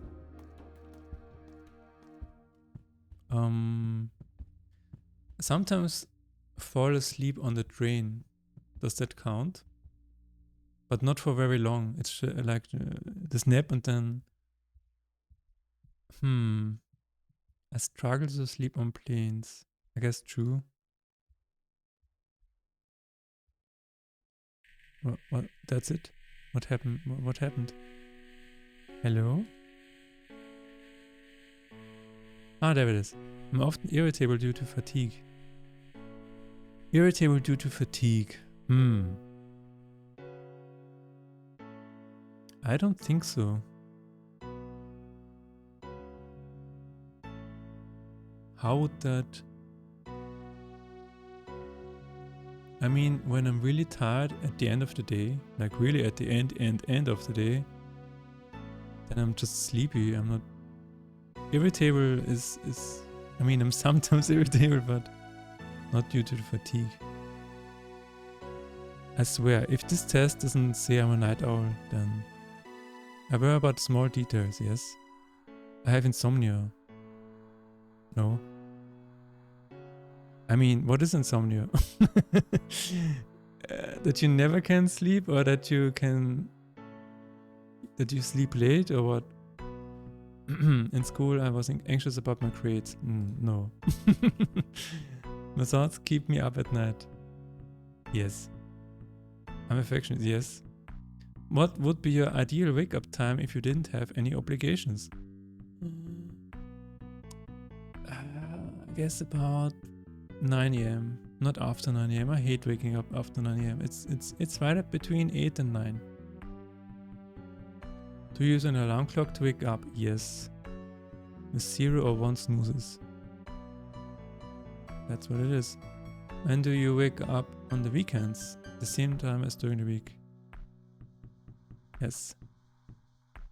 Because I don't like to screw up my sleep schedule.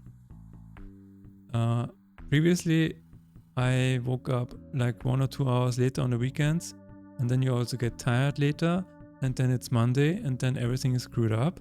So nowadays we just kind of stay the same. How do you deal with jet lag?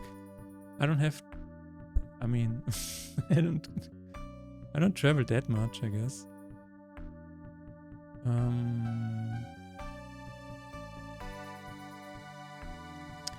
But jet lag is kind of like the summertime where we adjust it for one time back or forth, right? So I guess that is kind of a bit of a jet lag.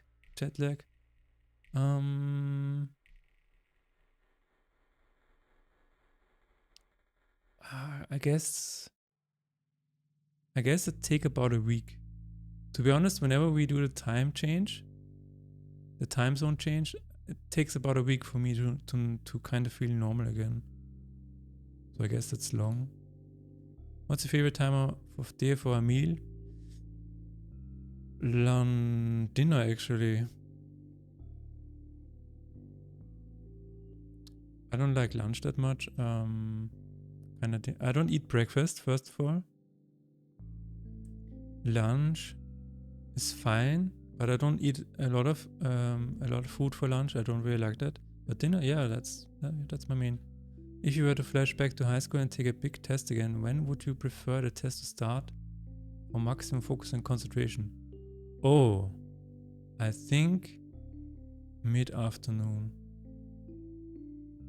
What is early afternoon? Also, yeah, early afternoon, yeah. If you could choose any time, depends. Depends. I mean, for tests, I really don't like tests at 7 a.m., but like 9, 10 is alright. Anyway, if you could choose any time of day to do an intense workout, when would you do it? I like doing workouts between 9 a.m. and 4 p.m. When are you most alert? The hour or two just after waking up? 2 to 4 hours after waking up. That is actually an interesting question. Let me think about that. The funny thing is that I really like working after waking up because your brain is really fresh and you can get a lot of ideas and things done.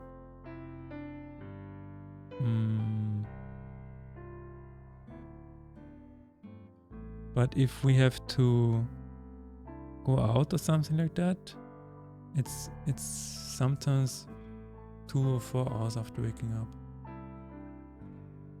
That's an interesting question for me.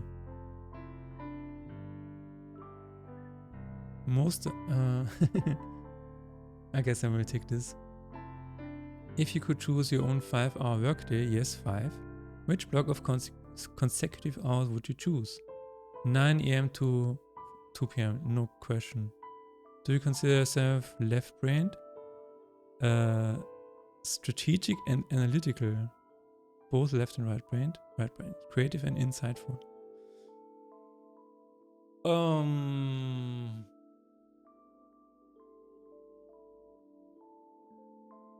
That's a good question. Strategic and analytical. I would say yes, because I always like to plan ahead, as you can see. And I do a lot of research, as you can see here and here and here. I really like to do planning and researching. But I guess I'm also creative, I would say. Where's the test? So maybe both? Maybe? Do you nap? Never. Unless I'm really tired, then I sometimes fall asleep in my chair in the afternoon. But that rarely happens. That is my problem. If I take a nap, I'd be up all night. That is actually my problem. That is really interesting. That this answers here. That is the reason why I really dislike taking a nap. Because I know when I sleep like for 30 minutes or 60 minutes in the afternoon, my night is screwed. So yeah, I will take this. The bar is getting full. If you had to do 2 hours of hard physical labor like moving furniture or chopping wood, when would you choose to do it? I would say here. But after lunch. Regarding your overall health, which statement sounds most like you? I make healthy choices almost all of the time. I make healthy choices some of the time. I struggle to make healthy choices. I'm leaning towards this one. However, I sit at the computer all day. So that is not a healthy choice. But I consider myself a healthy person because I eat healthy stuff and I go to the gym. So I guess it's almost all of the time or some of the time. What is it? It's a really big contrast because I sit at the PC for 12 hours. Then I go to the gym for 1 or 2 hours and I eat healthy. So I guess it's, let's just say almost all of the time. Right? Not sure. What's your comfort level with taking risks? I often take risks. I think I like taking risks. What is I mean, yeah, sure. Do you consider yourself future-oriented with big plans and clear goals? Yes. Informed by the past, hopeful about the future, and aspiring to let go and live in the moment? Present-oriented, it's all about what feels good now. I really like future-oriented with big plans and clear goals. But informed by the past is also not bad. Hopeful about the future and aspiring to let go and live in the moment. Kinda in between here, but mostly... I guess it depends on the day. That is really what it comes down to, because sometimes I'm like, in the next 20 years I'm going to make this.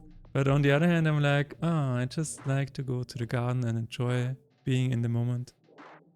And then I'm like, I enjoy writing diary entries and journal entries. And I think this is mostly me, I guess. What kind of student were you? School was not my thing. When you first wake up in the morning, are you bright-eyed, dazed, but ready to face the day, groggy and difficult to rally? I dropped out of school, okay? Any questions? I dropped out of school because I was making half-quick. First wake up in the morning. I'm probably dazed but ready to face the day. I'm not bright-eyed. I need a moment. Actually, I don't know. Groggy and difficult to rally? Sometimes, but mostly just this. Let me fix the blanket. I go with groggy, jump. Yep. Okay. How would you describe your appetite within half an hour of waking up? Not at all hungry. Guys, I cannot eat anything in the first hour or first 2 hours after waking up. I say that, and sometimes when I'm in a hotel, things are completely different. Why is that? Why is a change of scenery affecting my ability to eat something in the morning? That is really fascinating. But usually not at all hungry. How often do you struggle to fall asleep or stay asleep? I would say chronically. Sometimes I noticed, because I stream a bit more nowadays, in the last 2 or 3 weeks, that my sleep is getting worse. So streaming actually affects me in some weird way. But even before that, I would always wake up at around 3 or 4 a.m. for no reason, and then I would have troubles falling back asleep. And it usually is related to how much stress I had during the day, or how much stress I will have the next day. I would say... But the last time I actually slept the whole night, I can't even remember. So let's take chronically. How would you describe your overall life satisfaction?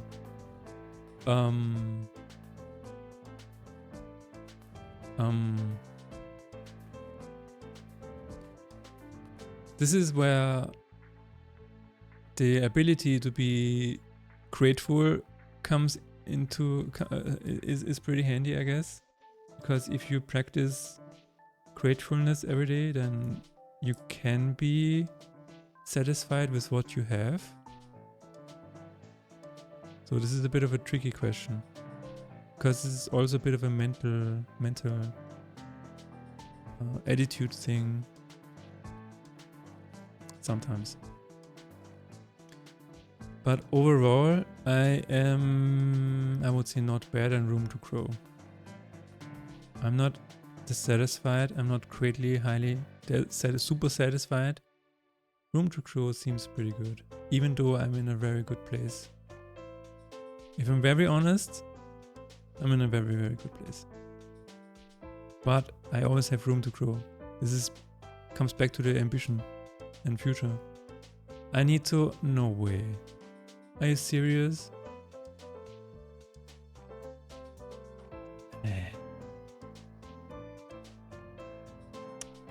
I'm a bear. Okay, what is a bear? What is a bear? Let's hear it. Let's hear what a bear is. Hey everyone, I'm Dr. Michael Bruce, the Sleep Doctor. You've taken my Chrono Quiz and congratulations, you're a chronotype. Being a bear is the best. Let me tell you why. As I mentioned, almost 50 to 55% of the United States are bears. No, I'm an American. Well, honestly, the whole world is adapted to a bear's schedule. I mean, if you think about a 9 to 5 schedule, it's perfect for a bear. Not so great for an early bird lion, and not so good for a night owl wolf. You guys are solar sleepers with what I call a healthy sleep drive. You're kind of the glue that keeps society together. Screw you guys are the ones that get things done, and you have a tendency to be a little bit more extroverted. There are 4 key personality traits of bears. They have a tendency to be cautious, extroverted, friendly, and very easy to talk to. Bears have a tendency to avoid conflict. They take comfort in some familiar surroundings, and they have a tendency to be very kind to others. Some of the most famous bears out there are Stephen King, Jeff Bezos, and my friend Ariana Huffington. Remember, each chronotype has a range of attributes and affinities. No. So don't worry if you're not exactly like every single one of them, but you really want to be kind of about 75%. If that description fits you, then that's probably a good sign for you. So how can you get the most out of being a bear? Yeah, how do I get the most out of being a bear? It comes down to doing things according to your natural schedule. Lucky for you, this is much easier for bears than just about anyone else. Sure. Let's start with when you go to bed. Changing your sleep time is the #1 thing that you can do. Make sure to start winding down in the early evening and plan to be asleep around 10, 10:30. That is so wrong. I hate going to bed at 10 p.m. Absolutely hate it. Each night. Next is exercise. Exercise is important for both your physical health and your sleep health. Bears have a tendency to have the best performance in their workouts in the afternoon. That's true. I really like going in the afternoon, like at 2 or 3 p.m. That I found out is that bears don't exercise before 1. It's probably not going to happen. Try to set aside some time around noon during your lunch break to fit in your workout instead.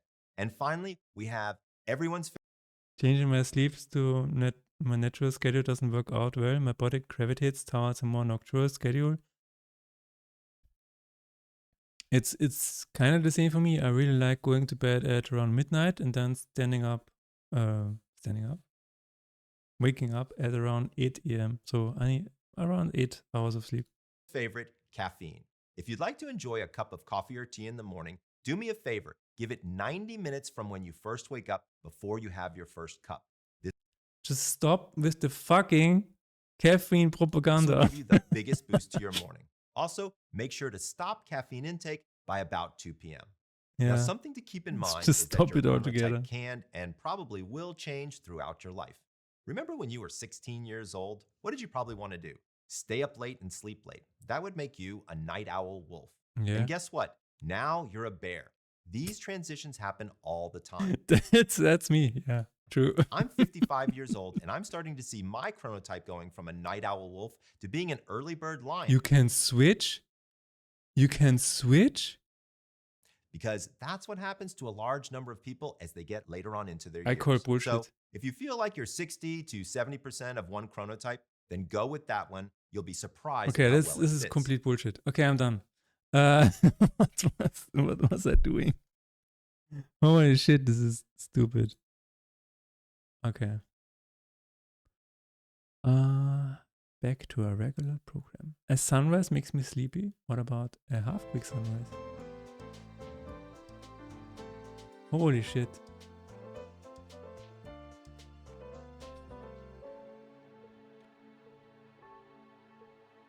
Makes you a really good part of society. You are the glue that is holding everything together.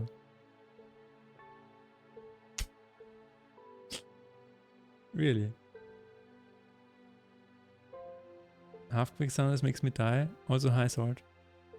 A little? Only a little? Must have screwed up somewhere along the way, I guess.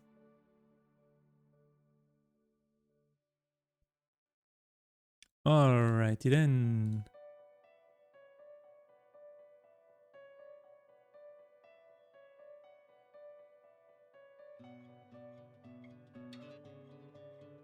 Is it over? Is it done? Is it done? Did I fix it? No.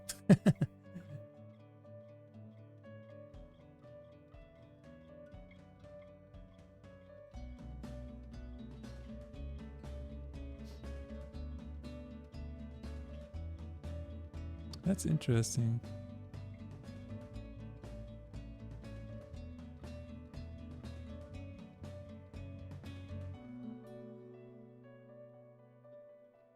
When you played the other two and immediately go for sunrise afterwards, feels a bit easier.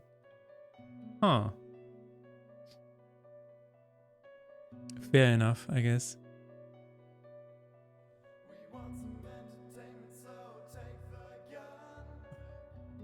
That was super strange now.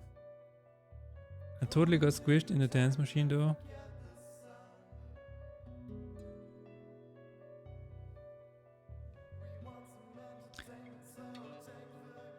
He noted it down. Expect a difficulty patch next week. As long as the dance machine is there and it takes care of the problem. The dance machine and the chessboard. Both are my friends. Also the music puzzle, but the music puzzle doesn't kill that many people. They just, you know, make them quit, I guess.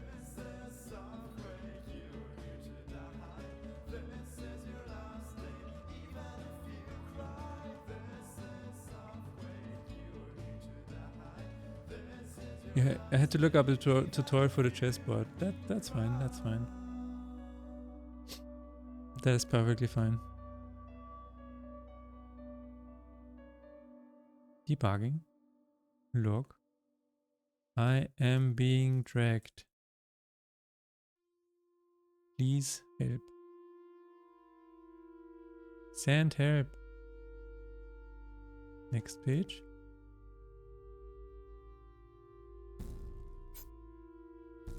Reviews page. Do you have any statistics on how many lives those two claim so far? No, I don't have any statistics. There are no analytics and there is no data collected in Half-Quick. Although I wish I had that information because that would be super funny. And I'm sure there is a way where you can kinda hack it into the Half-Life engine, kind of. Well, it would be really interesting if you could actually see some kind of heat map or something like that. That would be funny.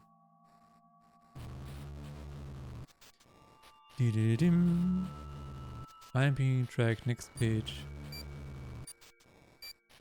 Okay.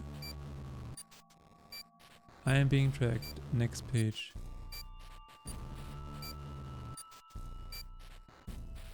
Oh, I think I know what's happening.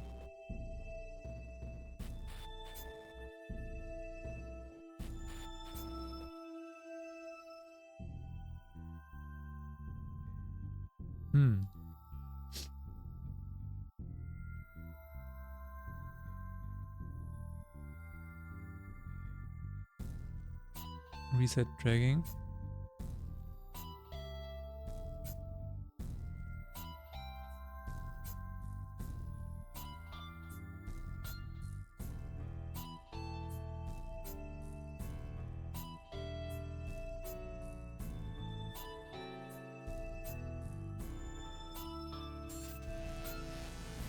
Let's try this. That seems fine to me. Huh? Yeah.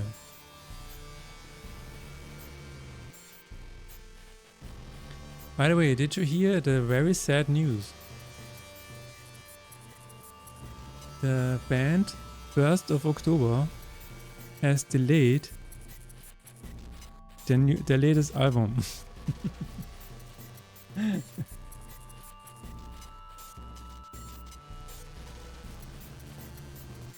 I don't know if you know these two. Every 1st of October they get together and make an album in 10 hours. And this year they delayed it for like 19 days. And it's always really funny.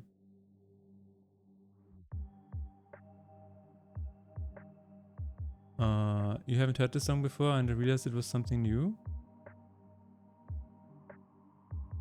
You mean Keratodash Emergence? This one?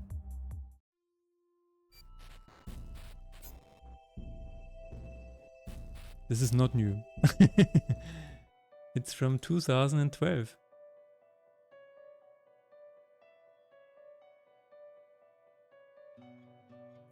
It even has a website.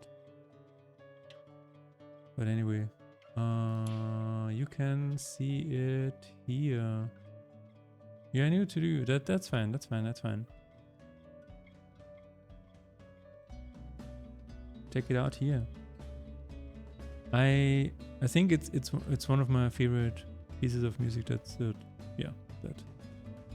I and Pinkerato created.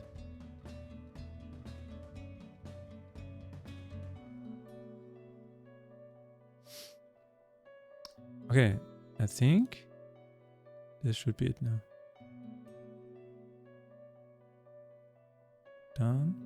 Done.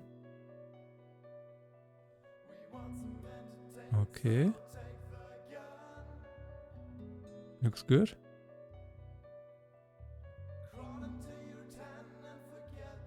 Okay. It is still a bit weird, but that's okay. At least as long as it's resetting correctly, then it's fine. Can I do this? Yes, I can. Okay, that's good. Yeah, I think it's fixed.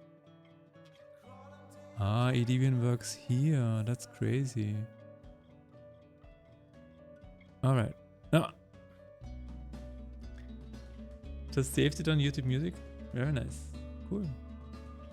Just as I thought. It's fixed. And it no longer works. Damn you. But why?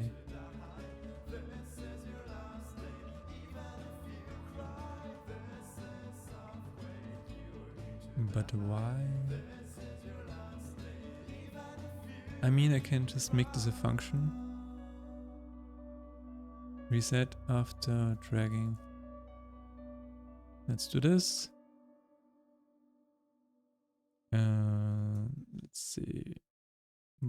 Public void reset after dragging. Let's try this and call it immediately. Reset after dragging.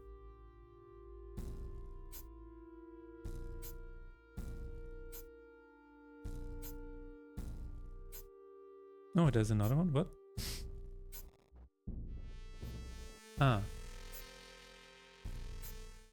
Let's play this.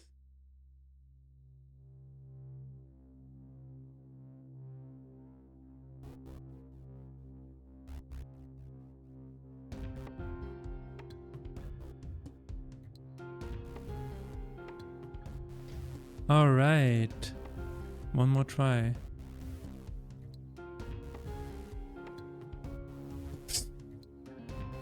Somehow it's even worse now.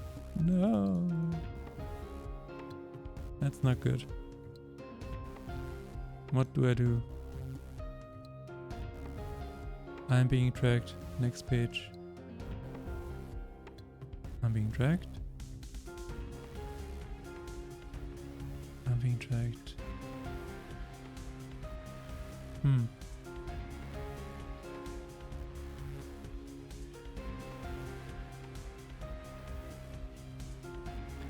I mean, I kinda know what the problem is, because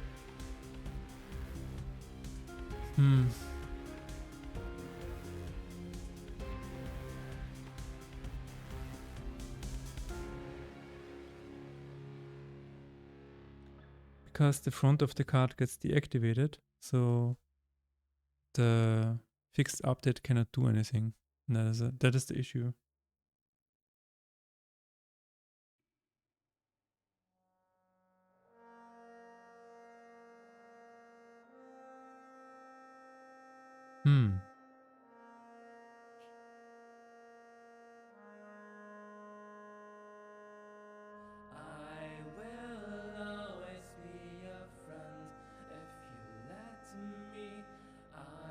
Sometimes I'd say Twitch is a bit heavy-handed on the ads, but they gotta turn and profit somehow. Yes. It is pretty bad.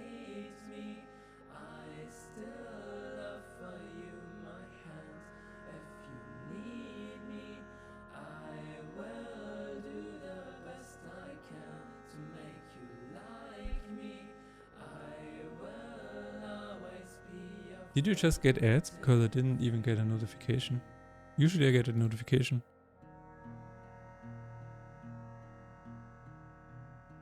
Debug log. Reset me after dragging. Oh yeah, I did. 5 of them.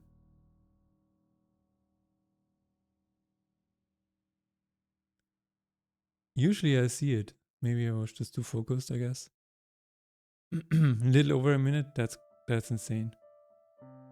That is actually crazy.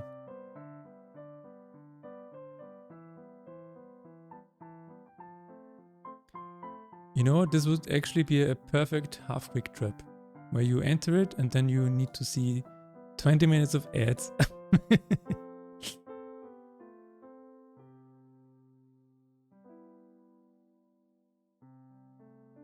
For nothing at all.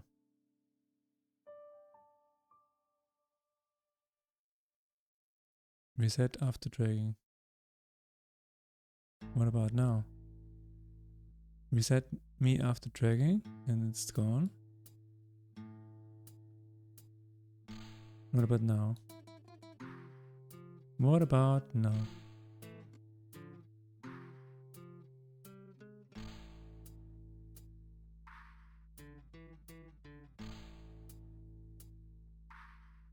Okay, I think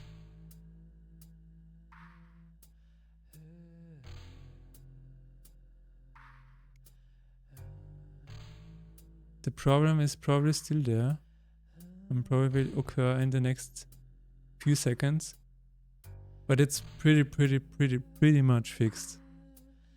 I would say 95%. It no longer occurs, maybe.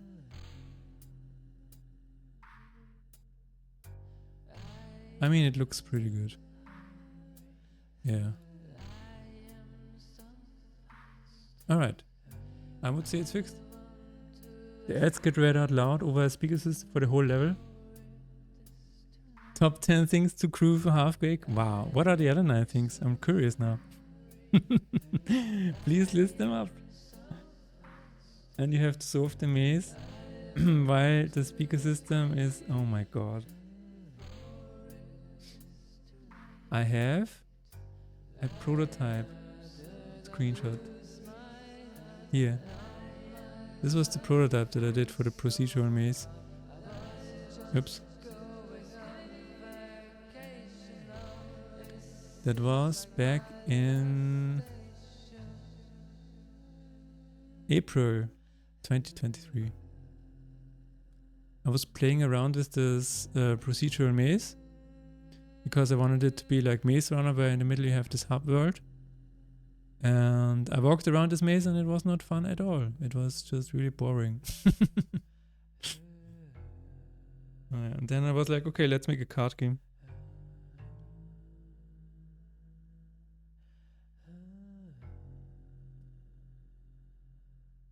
Let's make a card game.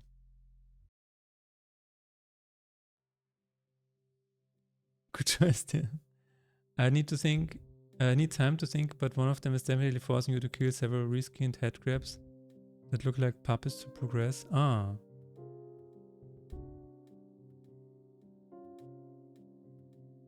Yeah.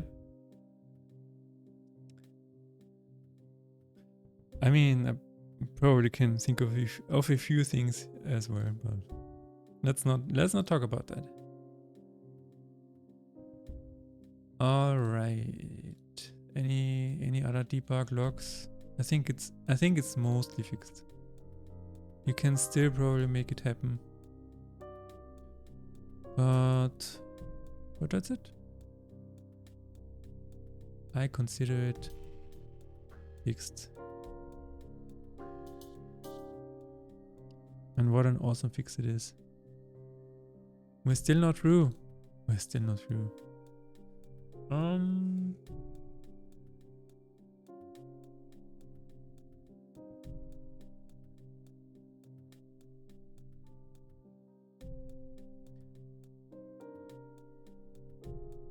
that's not okay. I haven't checked up on the B page for salt flats since I posted the last patch. What do you mean? You have made a patch and then you didn't check it. You mean for comments or whatever? You better go do it. I am checking my stats in comments every damn day.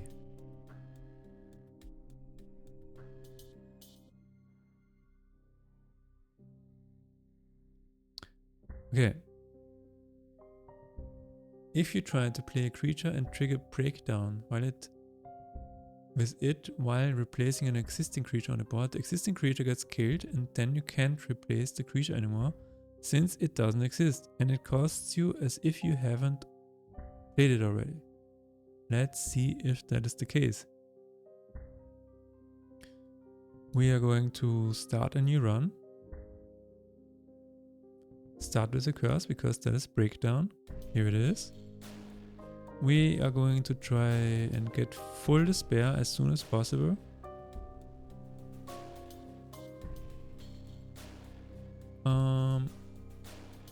Also, does any one of you have an iPhone? Any iPhone users in chat?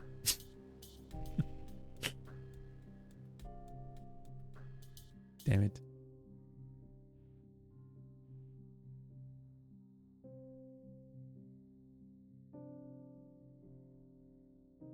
What even is an iPhone? The reason I'm asking is because a friend of mine is releasing his game on iOS and he needs testers for his game, and it's a card game. It's really cool. And he would give you the game for free.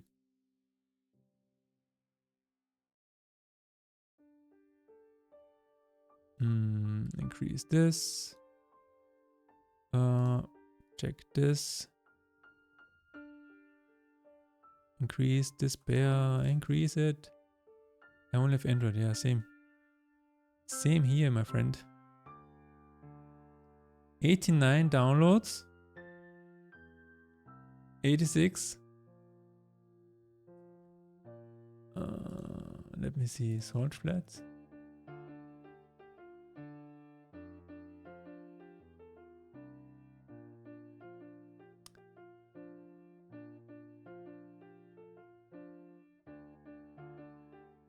It's kinda. What the hell is that?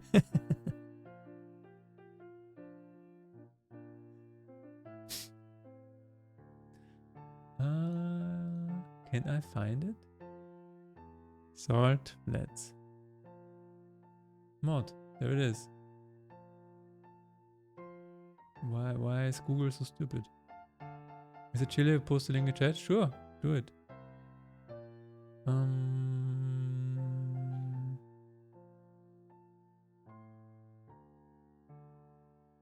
So it has how many downloads? Why is it only average? Where do you see the downloads though? Ah, probably on the file thread. Okay, 18 people downloaded the patch. 30 downloads on the main version.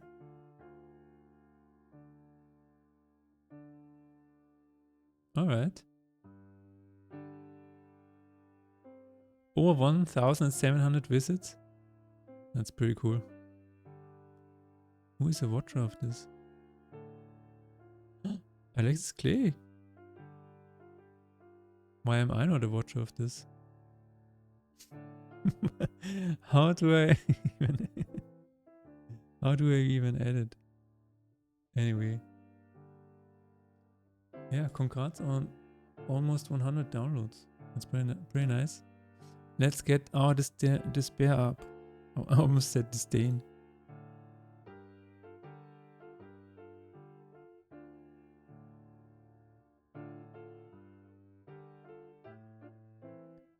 Oh, I really need to change that.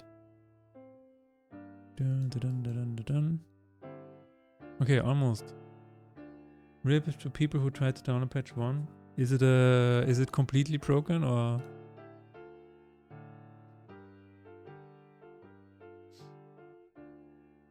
Okay, so let's save.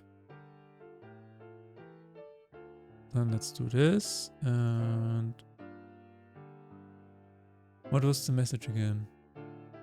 If you try to play a creature and trigger breakdown while replacing an existing creature on a board, the existing creature gets killed and then you cannot replace the creature anymore since it doesn't exist. Okay. So I do this.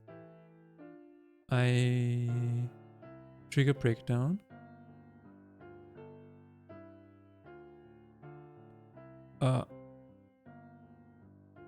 That was indeed very strange. What the hell happened there? There is an error. Ah, interesting. Wow. That is a very interesting bug. Switch creature on lane.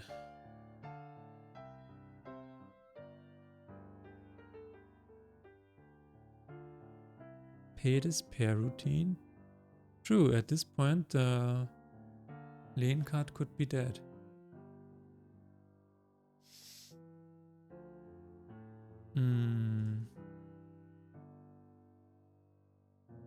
If lane card is not null, that's crazy. And we will do that here and here.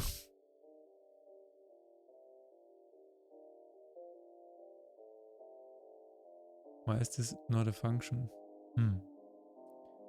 Anywhere else?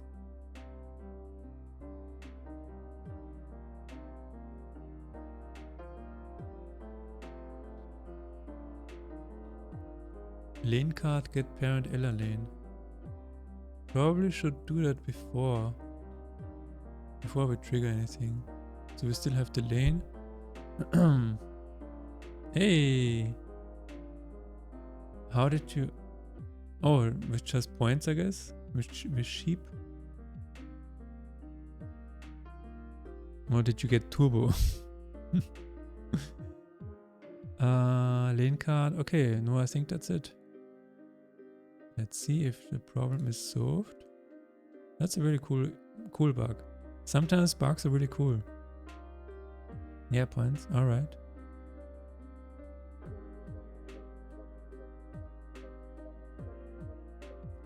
Yeah, the ad thing on Twitch is pretty insane. The problem is that even if I don't run ads myself, Twitch will run ad anyway. And if I don't run ads, then there will be pre-rolls. Like even if you just come into the stream, then you get an ad immediately. And to disable that, you have to run ads during the stream, right? It's pretty crazy.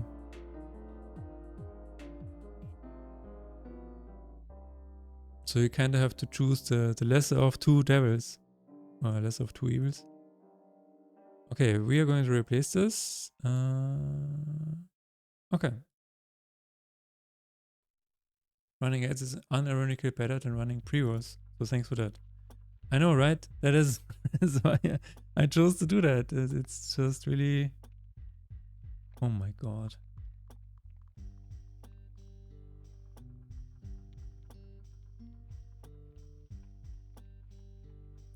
Oh my god. Transform is... Okay, reset target local position. I don't like that at all.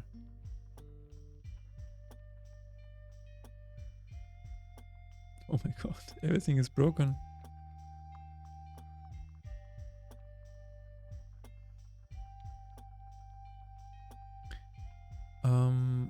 But why?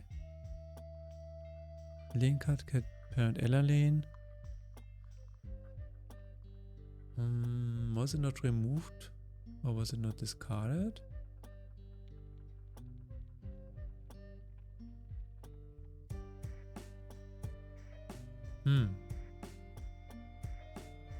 That is a really precarious situation.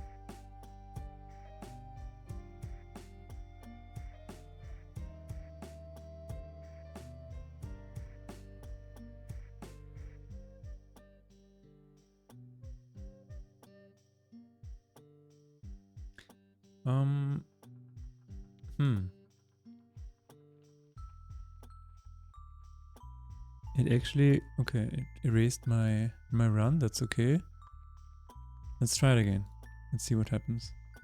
Spare reach, rip. If you press enter now, what happens? Okay. I mean...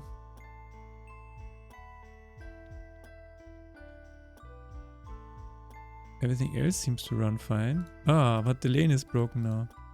What the hell? Okay, so the problem is... I get it.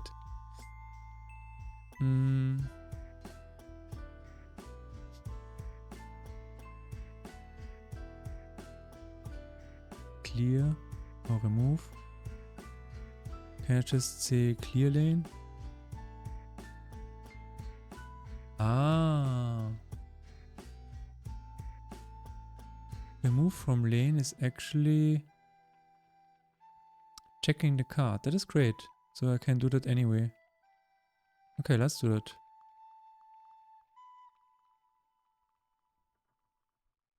Okay.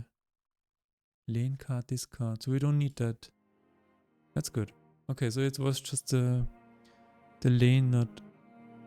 Ah. That is an ancient bug, I think. I've had this happen to me. And I was always wondering what is happening. That must be it. Holy moly.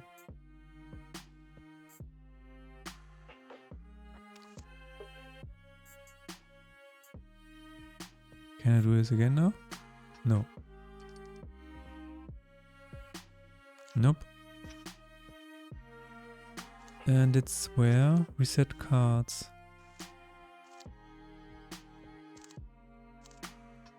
Reset cards in discard pile list. Okay.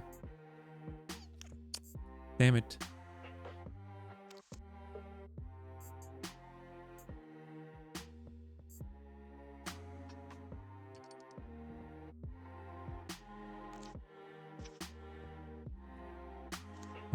Where was the change?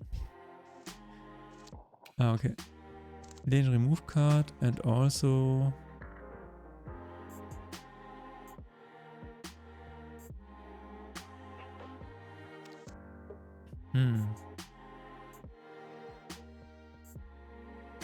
But if the card gets destroyed,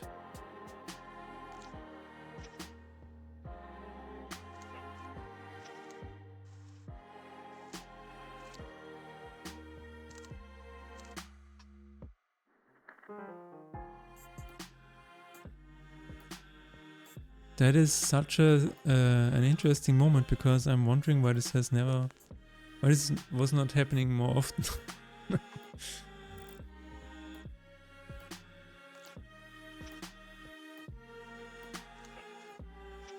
What is the error again? In the discard pile. Start movement. Just saw the additional notes section for Faith and Despair. Additional notes?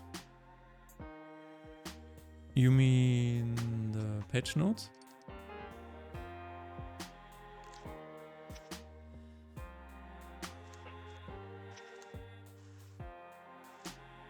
If the transform is no longer here, has been destroyed, who would do such a thing? Why would you destroy a perfectly good card? Why would you do that?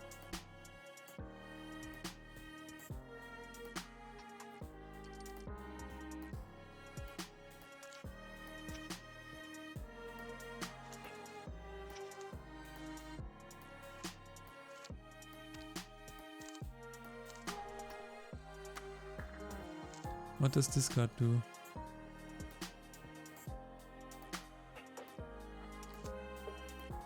After discarded.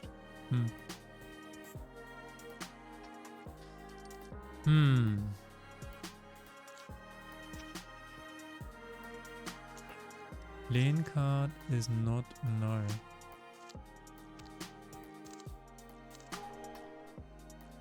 Name. Let's try that. That's an interesting bug. You can check the Discord for a screenshot. You probably forgot. You probably forgot.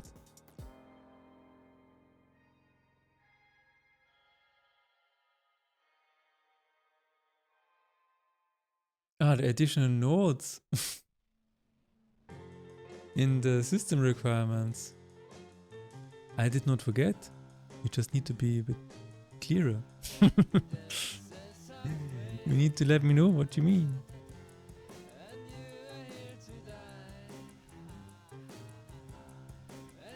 Of course I have to add an evil smiley.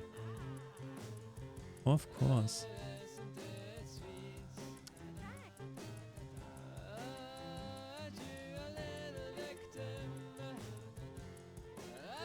Lane card is not null. Creature. What?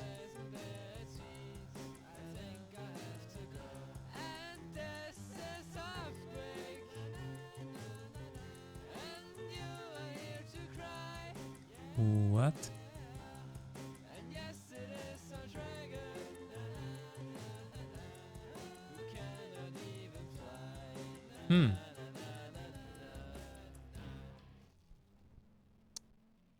I'm confused. Okay, let's revert. Let's revert everything. Not that. Oh shit.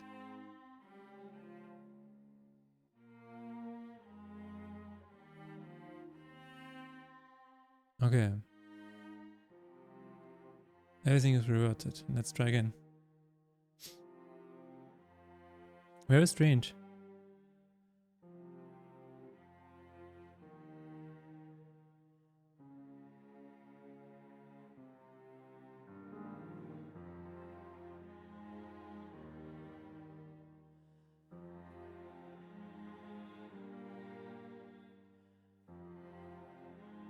No, let's continue and then reload. So if I play this here, then we get an error. And the error is here. Remove from lane.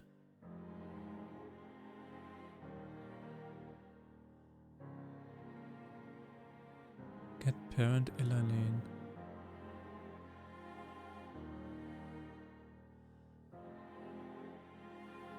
So the ella lane is not reset.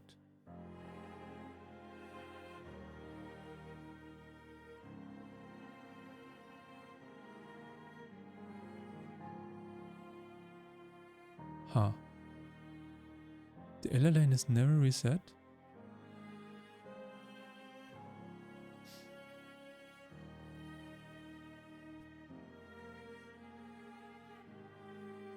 Remove from lane. Okay.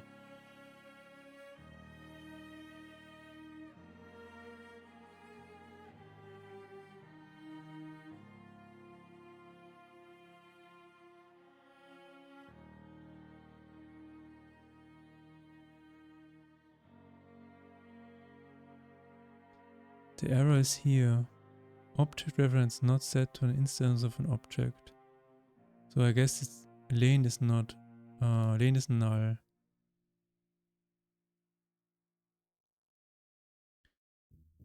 That makes sense.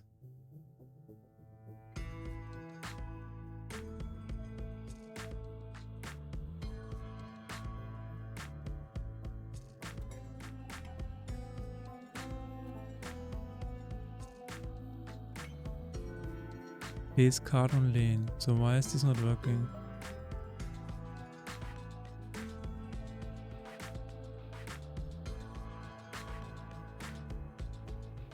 Let's get the correct lane. But then we need not remove this one.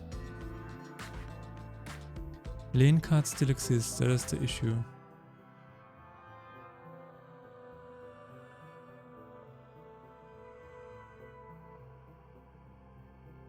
Get parent ella lane.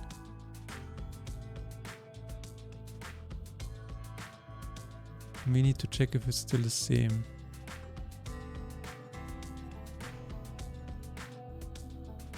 Because the lane card is never dead, it's never destroyed. Incoming ad break in 1 minute.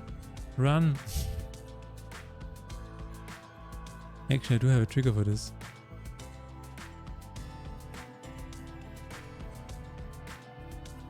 Enable.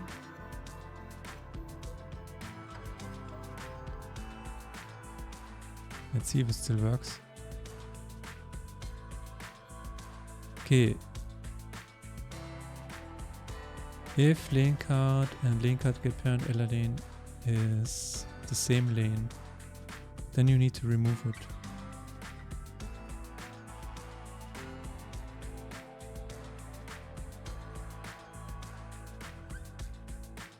And this is when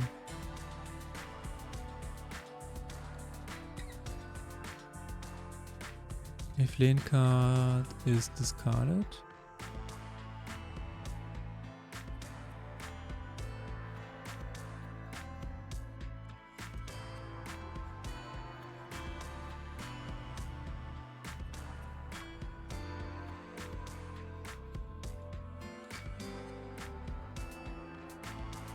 get parent ella lane is, well, let's say let lane card, actually it's the same.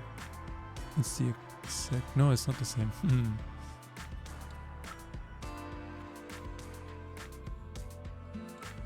However, this is what we have to do. This is exactly what we have to do. Oh.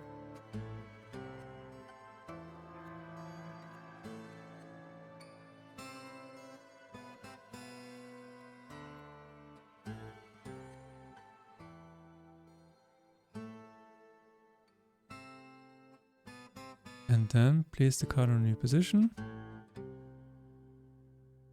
Yeah, there it is.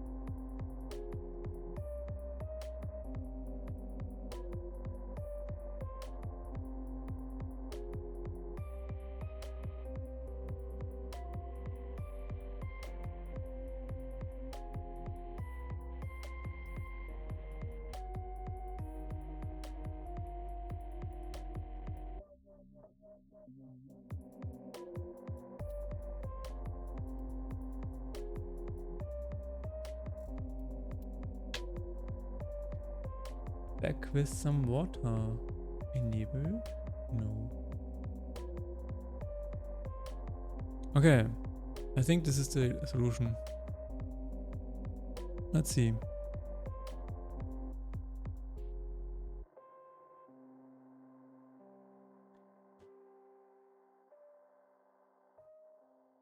Yeah. Let's try.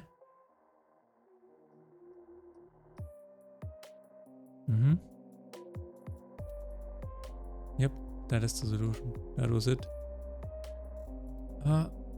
What was that? What was that?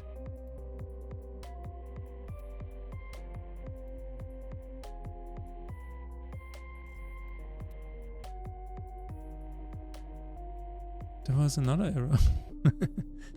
What was that? I swear I saw another error.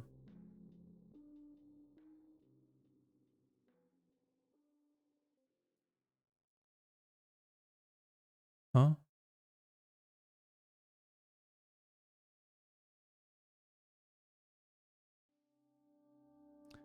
No, I think that's it. Okay. Let's try one more time.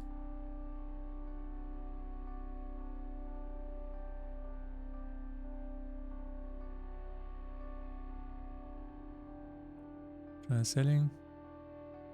Try all kinds of stuff.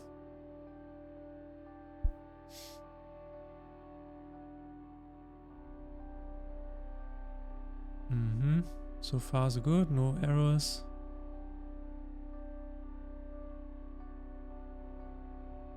Also I lost gold. Dire times.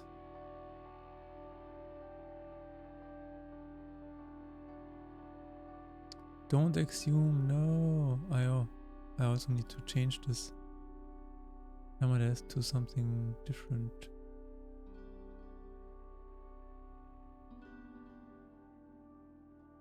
Okay, let's try again. One last time.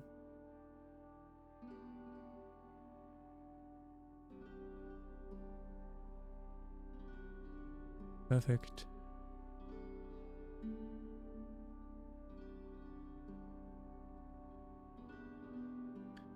Okay.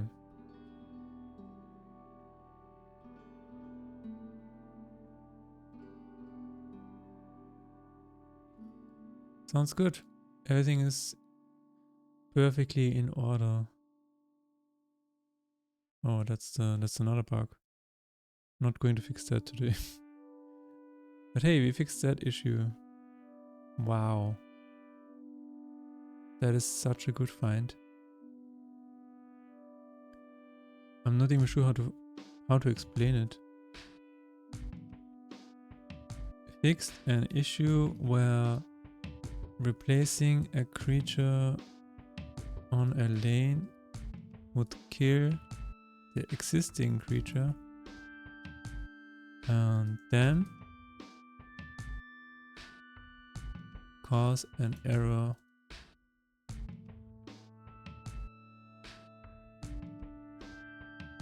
Then the new creature would not be placed on the lane. Thanks, QWERTY. That's crazy. But it explains because I had this issue before and I was like, why is this lane not targetable? And this must have been it. But I'm wondering why I didn't get an error in the console.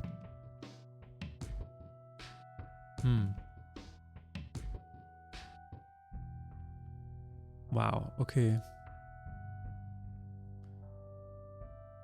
Alright. I think that's it for today. We've been bug hunting for almost 5 hours now, I think. Yeah, 4 hours and 45 minutes. I think I'm actually done. Done with my nerves. I'm getting really tired.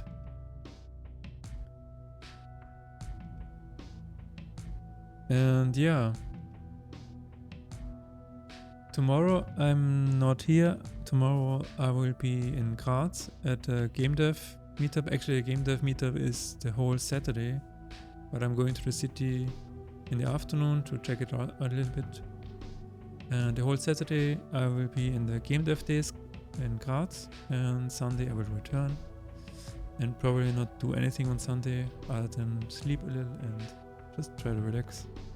But the next stream will be probably on Monday. We shall see. Actually, let's check my calendar. Why not? Yes. Monday the 7th of October. I will probably be streaming every day. Can it be true? No, Monday until Thursday. Again, on Friday there's another game dev conference the whole weekend from October 11th to October 13th. So the next 2 weekends, the upcoming weekend and the next weekend, are full game dev talks and meetings and networking and stuff like that. And I'm really looking forward to that. But yeah, Monday until Thursday I will probably be streaming. The time will vary a bit, but that's okay. Let's just hope we get a lot of shit done. We haven't even fixed all of the bugs, and I really want to fix all of them before introducing anything new. And yeah, hopefully something cool is happening pretty soon. I've been waiting for a long time. Hopefully it's happening. If not, then we will keep trying to make things happen. Because that is what I do. Alright. Thanks everyone who is still here, Rory. And I will see you in the next stream. Where's my mouse? Goodbye.